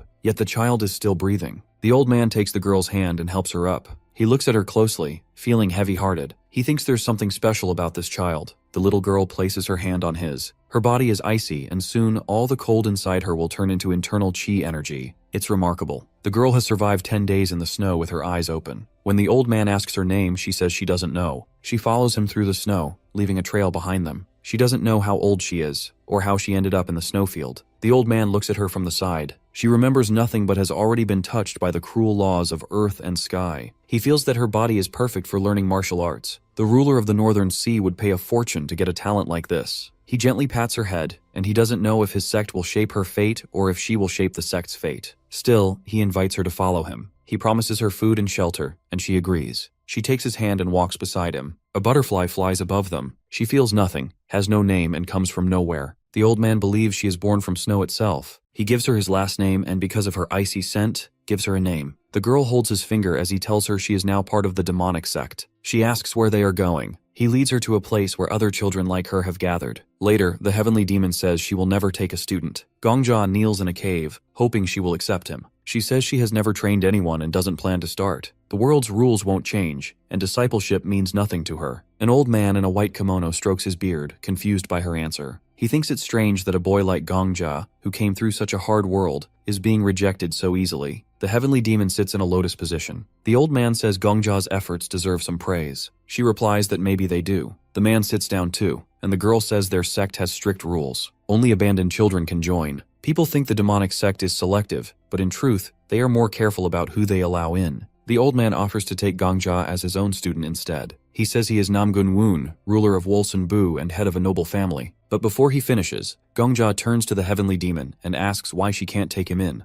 The old man looks surprised, and Gongja ignores the man completely and waits for her reply. She explains that only children rejected by the world can be accepted into their sect. Gongja says the world has changed. People have turned into Jiangshi from a strange disease. The Orthodox and the other sect have fallen. He smiles, saying that everyone is now abandoned by the world, whether they want to admit it or not. He also says he is a hunter and an orphan, someone who has given his life to the tower. The girl doesn't look convinced, and the old man asks if this situation doesn't meet the conditions of rejection. Gongja says maybe he hasn't been rejected by the world, but maybe he has rejected it instead. The heavenly demon tells our hero that if truly he believes in what he says, she will test him. He will have to try the 3 basics technique. She explains the test will prove whether he is truly worthy, as she thinks he only speaks well, not fights well. Gongja bows his head and grabs his sword. He thanks her for the chance, and red lines like lightning immediately appear around him. His skill activates, his eyes glow red, and his body starts to shine with the same color. The Devil Divine Energy skill has begun. He closes his eyes and raises his sword. Sword paths appear in his mind. He sees countless movements, visible only to him. He hasn't mastered the technique yet. His sword style is messy, like a sparrow chasing a storm. He remembers the ghost telling him to hold on to his pain, to feel his helplessness, and to remember the cruelty of the world. His red eyes have white spots in the center. He wants to cut through the pain with dignity. He remembers the Sword Emperor's words. If he wants to hit this world like a typhoon, he will walk the demonic path. Gongja takes a stance, sword held sideways. He remembers cities burning, children crying, asking to be saved. The more he focuses on the technique, the more his thoughts change. He stands on one leg, covers his eyes with his sword, and remembers the screams and begging. People have told him to destroy everything, to burn the witch's nest full of monsters. The demonic sect isn't about claws, it's about screams. A figure stands holding a weapon. Behind him are the heavenly demon and the old man. The world, made from yin and yang, is full of sadness. Even the best teachings can't stop the cries of the rejected. Gongja's face darkens, blood flickering in the air. His sorrow is sharper than steel. His screaming sword is stronger than any sword style. A girl with black hair stands before him and tells him to stop.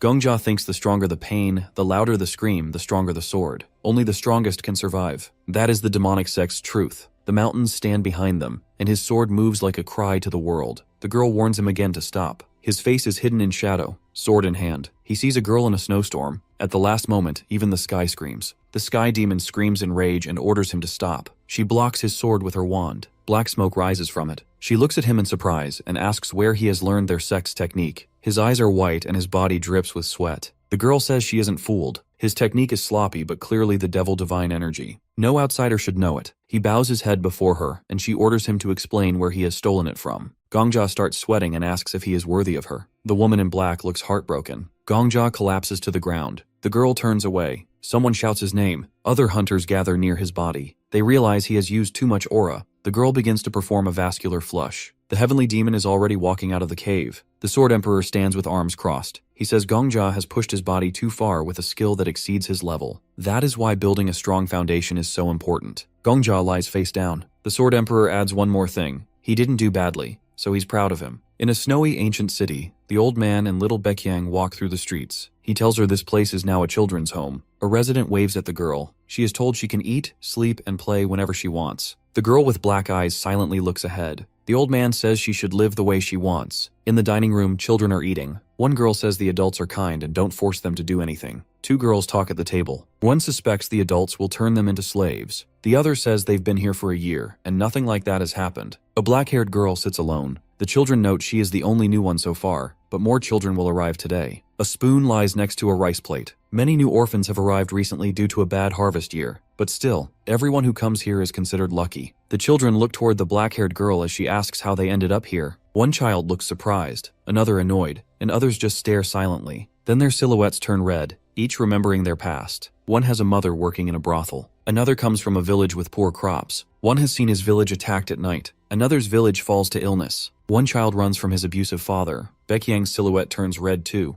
Then she remembers a jar of poisonous animals. Snakes, frogs, insects, sealed together. They devour each other until only one remains. That survivor becomes the deadliest of all. Every time the children speak, it is like poison pouring out. This place isn't a paradise. It is a vessel to raise the most poisonous creature. Baekyang sits with Viper lying on the table. She asks if the children are happy. They all smile and say they are. One boy thinks he won't have to work for his mother anymore. If he gets sick, he'll be cared for, and no one will beat him. That is good enough. The woman walks through snow again. Snow-covered mountains shine in sunlight. A man opens a door and calls the children to breakfast. Most are still asleep. One bed is empty, Baekyang's. In this place, children can rest and eat freely. But Baekyang often disappears. She helps adults in the fields instead. A large building stands in the distance. Children think Baekyang is odd. She always works with the adults and doesn't eat much rice. The old man approaches her. They haven't seen each other in a while. She greets him quietly. Near the river, a child sits alone. The old man asks why she works so much. Her braids move in the wind, leaves flying overhead. He has heard she volunteers to help with harvest. She says yes. She touches the water, making ripples. Her clothes and blankets are hand-sewn. The old man asks why she works if she doesn't need to. Baekyang holds a maple leaf. The man says this place is called Utopia. Adults farm and gather food. Children are meant to rest. But Baekyang speaks of a farmer who lost both daughters to the county ruler. Mr. Choi, who works in the garden, lost one son building a fortress and another after reporting injustice. Baekyang remembers Mr. Choi waving at her. He and his wife join the sect after burying their sons. The maple leaf slips from her hand. The adults feeding and clothing the orphans are victims too. This place isn't heaven. Baekyang stands and walks away. She says other children don't realize nothing is free here. The old man asks why the adults give so much. Baekyang says they hope the children will take revenge. One man lies beneath a tree filled with anger. Many adults can't forgive the rulers who ruin their lives but lack the strength to fight back. Adults can't learn martial arts anymore, so they work for children who still can. That is the truth of Utopia. Children don't live free. They are being raised to fight the world. The old man looks at his staff. He calls Baekyang's name. Her black eyes show her sadness. He asks if she has anything to say to heaven. She remembers snowstorms and red silhouettes. She says she has a lot to say. The old man raises his staff and closes his eyes. Then he opens them and says the world will be forced to listen. Wind picks up. He introduces himself as Mabel, one of the 7 elders. He smiles. Baekyang asks if there is Buddha in hell. He says Buddha is useless if not in hell. A man's shadow with a weapon appears. Baekyang has passed the test. She has not been blinded by comfort. Her poison is clear. She should now call him her mentor. Her sword will scream for her. Baekyang kneels, and the man touches her head with his staff and asks for an initiation ceremony. The woman asks our boy to get up. She's sitting on Gongjia, who lies under a blanket, and says he can't stand if she stays on him. She teases him. The heavenly demon walks toward the cave exit, and she tells him to go wash up.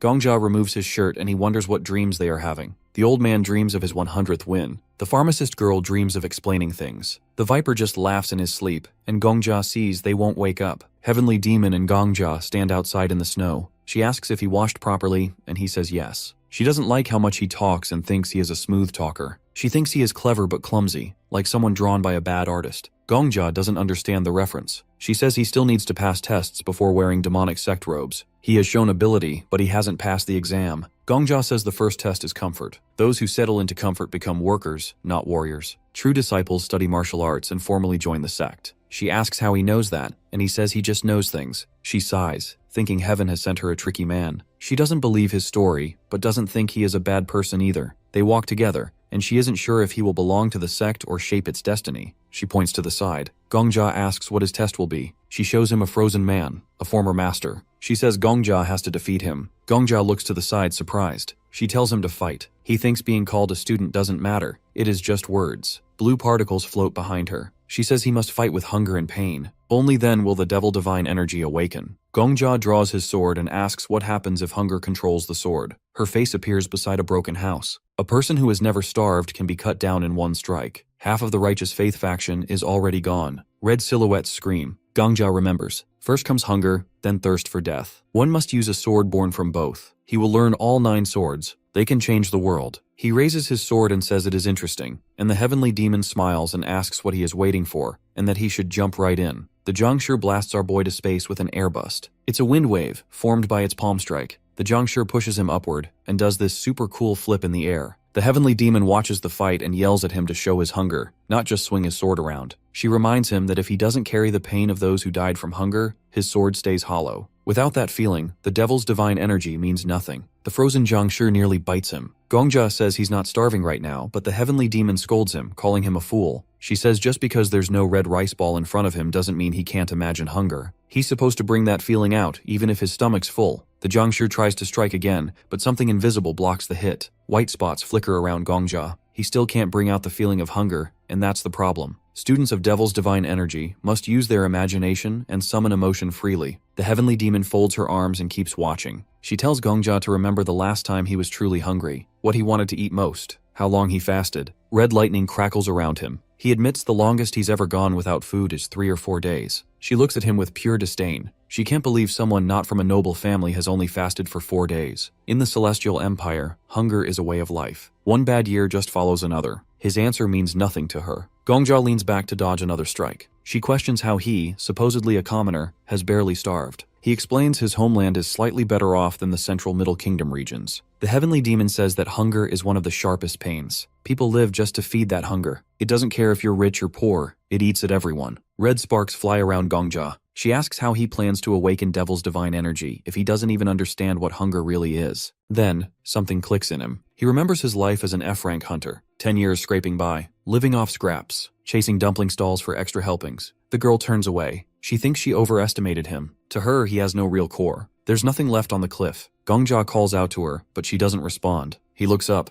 The Jiangshi charges again. He wonders why hunger matters so much. The Jiangshi's face is terrifying, with a mouth missing half its teeth. Gongja can't believe this is the reason he struggles with the technique. Before he can think further, the scene shifts. He's back in the skill room. Cards float in the air. Gongja ruffles his hair in frustration. A ghost stands nearby, quietly watching. The Sword Emperor says that the girl's training is old-fashioned, and she only teaches the feast of the 12th month, but all her words carry weight. Gongja accepts the rules anyway. In a snow-covered cave, Gongja holds a blanket in his hands. He refuses to fear the heavenly demon's way. He won't give up. He runs outside. A man with an eye patch sees him and asks where he's going. Gongja says he needs something to clear this stage. He remembers he's already burned alive once. He's not afraid of hunger. The Sword Emperor grabs his head in disbelief. He thinks the boy's lost it. Gongja runs through the snow. The Sword Lord follows. They're getting ready for 10 days of training. Back in the cave, Gongja stands with his eyes shut. The Sword Emperor looks at him and shakes his head. He realizes Gongja plans to sit in the cave and starve. The Sword Emperor tries to stop him, but Gongja raises a hand. The Sword Emperor asks how long he plans to last. Gongja says he saw the heavenly demon's old injury. She once survived without food for 11 days, so now he'll endure 112 days. The spirit calls it madness. The Sword Emperor points toward the exit, frustrated. He says Gongja won't survive 100 days in this cold. He asks how Gongja plans to keep his aura from fading. He watches the boy, who now just stares at the ceiling. He says this isn't hunger anymore, this is something else entirely. If Gongja's never truly faced 100 days of starvation, he shouldn't talk about it like it's simple. Gongja asks if the Sword Emperor has ever gone hungry. The Sword Emperor sits and says he fasted for a few days in his youth, like monks do. After 2 weeks, the hunger fades. But that's not fasting, it's mental training. Gongja looks at his palm and says he needs to fast for 15 days, then relive that same hunger again and again every 15th day. He says he'll trap his body in a cycle of hunger until it hits 112 days. His aura won't weaken, and the hunger will stay sharp. The Sword Emperor says he's insane. He tells Gongjia to just train with the spirit instead of following a strange sect master. He can't understand why Gongjia pushes himself this hard. Gongjia closes his eyes, saying he wants to master Devil's divine energy completely. The heavenly demon had already lost hope in the world. Her world is crumbling, and our hero feels that too. He doesn't want that kind of ending. He says it's easy to live like the Flame Emperor, a man with a cheat skill which is his oversized ego. That man only takes on fun stages, mocks the world, and laughs at everything. Gongjia says that cynicism isn't childish, but living your life by it is. Arguing can be immature sometimes, but finding a solution through arguments isn't. Gongjia admits the Flame Emperor is cool, but he's a person too, and a person must live. And now he knows how. A week passes since our boy started starving. He out here meditating, and the first days are the worst, but by the third, the pain kind of fades away. His stomach stops making noise and his mind turns kind of sluggish. It feels like his life is slowly slipping away. His body is thin and weak, and he has lost a lot of weight. He thinks of himself as a river overflowing with hunger. For a moment, he wonders if it's thirst instead, but he stands up, pushes the thought away, and grabs his sword. Sitting around doing nothing would be a waste of effort. The Sword Emperor watches, asking what he's doing. He says he's training. He starts swinging his sword, admitting he was wrong. Hunger isn't just starving. Hunger is refusing even a crumb when the body begs for it. He thinks of a starving farmer. A farmer wouldn't just sit home because he's hungry. A farmer still has to work, even if there's nothing to eat at the end. He imagines one working the dry soil with a hoe, hoping for seeds to grow. But the land is barren, and the hunger stays. No rain for 6 months, the reservoir dries up, the village well is empty, the rice fields crack. People abandon their homes, moving to the coast, but not the farmer. He knows it's just as bad elsewhere. He only knows how to take food from the land, not from others, so he stays. Every day he returns to the dead field, knowing it's useless. At sunset he climbs a hill, stripping bark from trees to boil for food. But now, even the trees are bare. There's no bark left. The Sword Emperor listens, asking what happens next. The farmer boils the last bark pieces in water, bringing the pot home. But the child knocks it over, crying that it's disgusting. The bowl shatters on the ground, and the farmer raises his hand, almost striking the child. But he freezes, staring at his own hand in shock. He never thought he'd do something like that. But hunger changes people. Years of famine break the strongest minds. The thought haunts him, but he keeps training, swinging his sword harder. How many farmers like that have existed throughout history? How many have lived and died like this? He looks at his sword and sees her reflection, the heavenly demon. He realizes he must fight while holding hunger in his heart. Every strike must carry that pain. His blade slams into the wall, leaving a deep mark. He understands now. Hunger has its own movements, its own expression. He starts imagining different gestures of hunger. A slap meant for a crying child. A desperate throw of useless food into the yard. A gentle offering of bark soup. He repeats these movements, shaping them into strikes. Different farmers, some hitting their children, some holding them close, whispering apologies. Some surviving, some dying together. He closes his eyes and every motion is hunger itself. Then he moves into the first form of Devil's divine energy. The impact splits the rock. He tilts his head back. This is hunger. And thirst is next. The Sword Emperor is stunned, but the protagonist says his movements are still sloppy. The old man calls him crazy. Our boy wipes his sweat with his shirt, asking why. He's just following the training. The Sword Emperor shakes his head, saying people who know nothing can be scarier than those who do. He says that the kid's mind is already soaked in demonic thinking, even though his spirit still belongs to the righteous faith. The protagonist says that that doesn't make sense. The Sword Emperor tells him that Master Wolson Bu used demonic arts, and now this kid is falling into the same path. It's frustrating because how is he supposed to teach someone like this? The Sword Emperor says he can train him like he did the Sword Saint, but the protagonist is so hungry that everything just looks like cake or steak now. Then he says he needs to head down the mountain. He asks if the kid is planning to show the heavenly demon what he's learned, but he says no, as he hasn't mastered the technique yet. Maybe dying and starting over is the only way to reach the next step. He remembers how the heavenly demon once said he had potential, and the Sword Emperor asks if that isn't enough, but he says he hasn't achieved anything yet. He starts descending, and asks if the old man knows how frustrating it was when the heavenly demon dismissed him for not understanding hunger. A simple confession won't fix that. He wants her to say she's surprised by his growth, that he's talented. The Sword Emperor watches in disbelief, calling him a lunatic. The protagonist keeps walking, saying that while using Devil's divine energy, he felt something. Compared to real starvation, he is still far from the truth. He imagined the farmer boiling bark, but he doesn't even know what kind of bark it was or how to cook it. He immediately summons Estelle, and she bows, waiting for instructions. She asks him how he's doing and tells him that she worries for him. He's surprised and asks her if she means it. She tells him that if he dies, she dies, and our boy laughs and says that he admires her honesty. He gives her a task. This world is dying. People are nothing but ghosts, bodies wandering between life and death. He compares it to the Empire she once destroyed. He orders her to search the land and bring back every corpse that starved to death. Some corpses might move, but it doesn't matter. She can handle it. Estelle hesitates, saying that that number is too much, but he cuts her off. He already knows the number, 1 in 12. That's how many he wants. If he can study their hunger, he can finally understand it, and then he can finally be closer to the heavenly demon. Estelle stares at him, looking surprised. She says that dragging in 112 dead bodies is way too much. She also points out that he's gotten so skinny lately that it's hard to even recognize him. He stands there in front of her and casually asks when she started carrying this much. She tells him that if he disappears, she'll be gone too. Without him, her happy little world, her memories, and her reason to even exist would all be gone. She's totally tied to him now. Sure, she cares about him, but she's also thinking about how she's gonna survive. He chuckles a bit, puts his hands on his hips and says he likes how she's honest. Then he asks how she's been doing. She seems a bit surprised by the question. He remembers how after he got full control of the 20th floor, he brought her to the village. He says he's asking because now she's living in Eel Village again, and all the people she cares about are back too. His plan is to keep her in the village most of the time, except for moments like this when he needs her help. She says she's doing all right. He asks if anything interesting happened. She lights up and starts talking. Apparently, some hunters barged into the village recently, saying the Death King was getting stronger, and that some big treasures from 5 guilds were hidden there. But the witch he brought there, plus her group,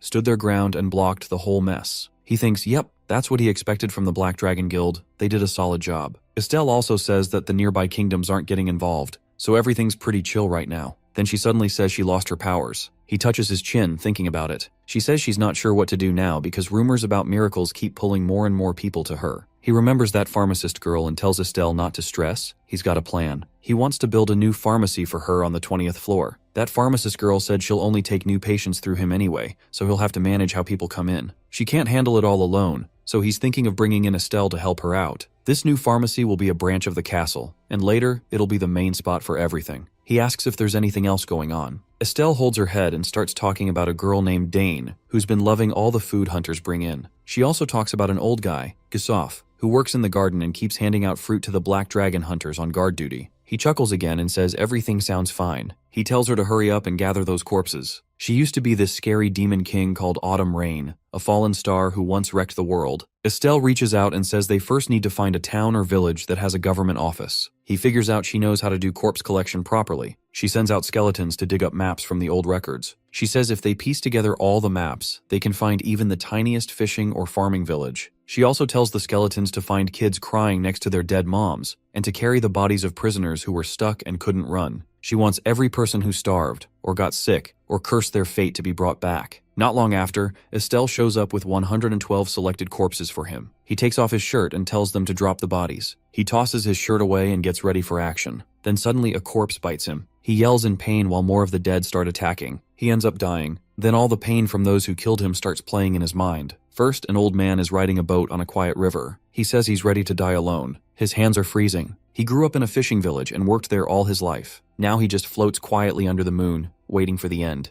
Another corpse bites him and another memory starts. A worker tells the mayor there's no food left in the storage. In a week they'll run out. The mayor says to cut the food rations, kids and old people get 1/3 less, and everyone else gets half. The worker says people will riot, but the mayor says he'll starve first if needed. Still, even that won't fix anything. More bites. Another memory comes up. Some kids are talking about what the mayor decided. A girl in red says they've been left to starve. Another kid asks what they should do now. One girl pulls something out from her clothes and says they should eat before they die so they won't turn into weird zombie things. She learned a recipe from the vagabond sect, mud cookies. She tells the kids who can swim to catch fish, but not to share with adults. Others are told to dig soft dirt by the river. Another girl asks what she's gonna do. Then more flashes come up. Gongja is still getting torn apart. The kids get excited and say they made it, but some of them look scared. They just have dried mud. A boy says it's a secret recipe and gives out the cookies. They start eating. One kid says don't lick it too much or the taste will go away. Chew slowly. Then they see a boat. A corpse is inside. When it reaches the shore, the body stands up. The kids run away. Gongja thinks they were just trying to stay alive. Later, the kids are lying on the ground. Gongja thinks about how hard it must have been to be that hungry. One kid drops a cookie, and it breaks. He starts thinking about those hands digging dirt, drying mud under the sun, holding those awful cookies. He realizes every little movement came from hunger. The flashbacks stop.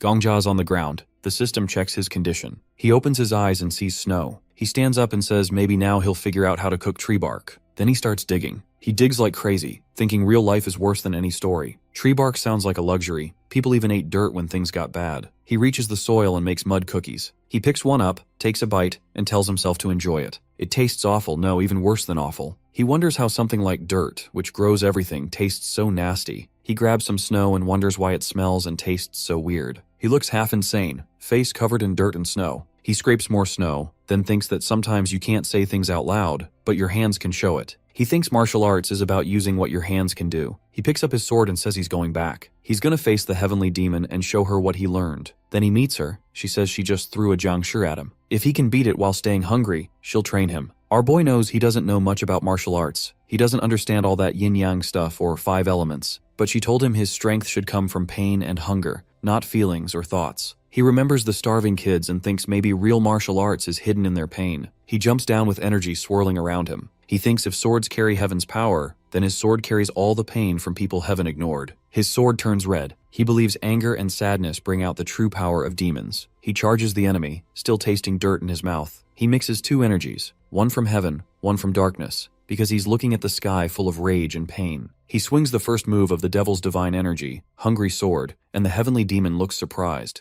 Our boy asks whose head he's taking next. After a while, Gongja and the heavenly demon sit facing each other. She starts explaining the devil's divine energy technique, saying it has 9 sword forms. What he used earlier, Hungry Sword, that's only the first. Next is the Thirsty Sword. He sits there and talks about how people die without water too. She agrees and tells him he did well with the first form. If he keeps this up, he might actually become a solid member of the demonic sect. But he interrupts her, acting smug. He asks if she just admitted he's good. He starts teasing her, joking that even after doing something awesome, all she says is good, like his confidence isn't already hanging by a thread. She gets annoyed fast, warning him not to act cocky just because he pulled off one move right. He keeps laughing and pushes again, asking if she really thinks he's talented. She finally snaps, slamming her knee on the floor, yelling if he'll only be happy if she bows down to him. He just watches her get all worked up, clearly enjoying it. She shouts again that she's the teacher here, he's just the student. He asks if she officially accepts him now, not just some outsider, but her real first disciple. She avoids answering straight and says she doesn't want to talk about it like that. But she admits she'll teach him, so he better pay attention. Gongja doesn't say anything, but deep down, he knows she's already accepted him. Even if she won't say the words out loud, her actions make it obvious. He starts to realize that this whole master-student thing is more complicated than it looks. It's not about fancy titles, it's about trust. The heavenly demon suddenly tells him to listen properly. Gongja looks serious now, still wondering if someone like him really deserves to be her student. But she says since he did well with Hungry Sword, he now has the right to learn her sect's secrets. He opens his character window, wondering if she's finally starting to trust him. She stays quiet, arms crossed, deep in thought. Taking on a disciple this late in life doesn't feel easy for her. Everything feels like it's nearing the end,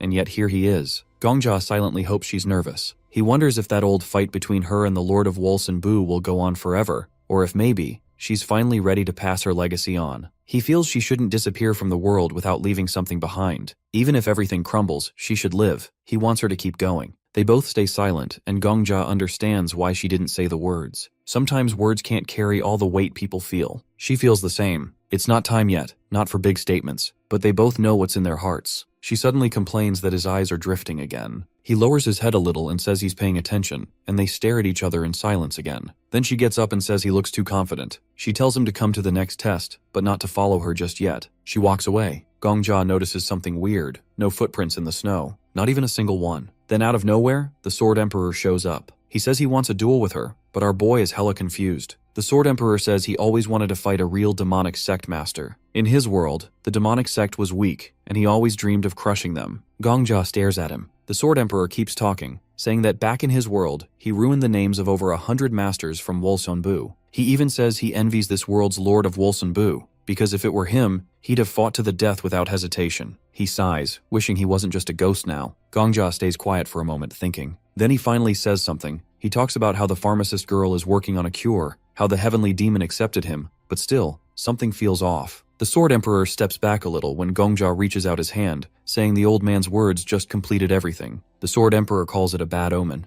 Gongja, standing with his back turned, says there's still a debt to settle. He asks how many deaths it took for the Sword Emperor to reach the 19th floor. The old man goes quiet. Gongja reminds him of their bet. The Sword Emperor said he'd die at least 100 times, but he only died 97, so Gongja won. He turns, smiling, and asks him to do one thing. Later, the heavenly demon is standing there holding a corpse. She says this one used to be part of her sect's elite force, the Blood Ghosts, her best assassins. Gongja, holding a sword, realizes this fight's on a whole different level now. This isn't just about martial arts, it's a real killer he's up against. She tells him not to stress. She picked an opponent that fits him. He realizes she's gone out of her way, probably even wandered through fields of zombies just to find the right one for him. It feels like her own way of caring. She tells him to show the same skill he showed earlier. He agrees, saying this time, his heart will be filled with thirst. She agrees, his mind should be empty except for that feeling. He gets ready for the fight but dies again. When he opens his eyes, he's in the middle of another snowstorm. He shouts about how strong the zombie is. Then he rushes to the pharmacist girl and the king of medicine, handing them a book. It's a plan to study the virus properly. They look surprised, as it feels like the kind of work they'd write themselves.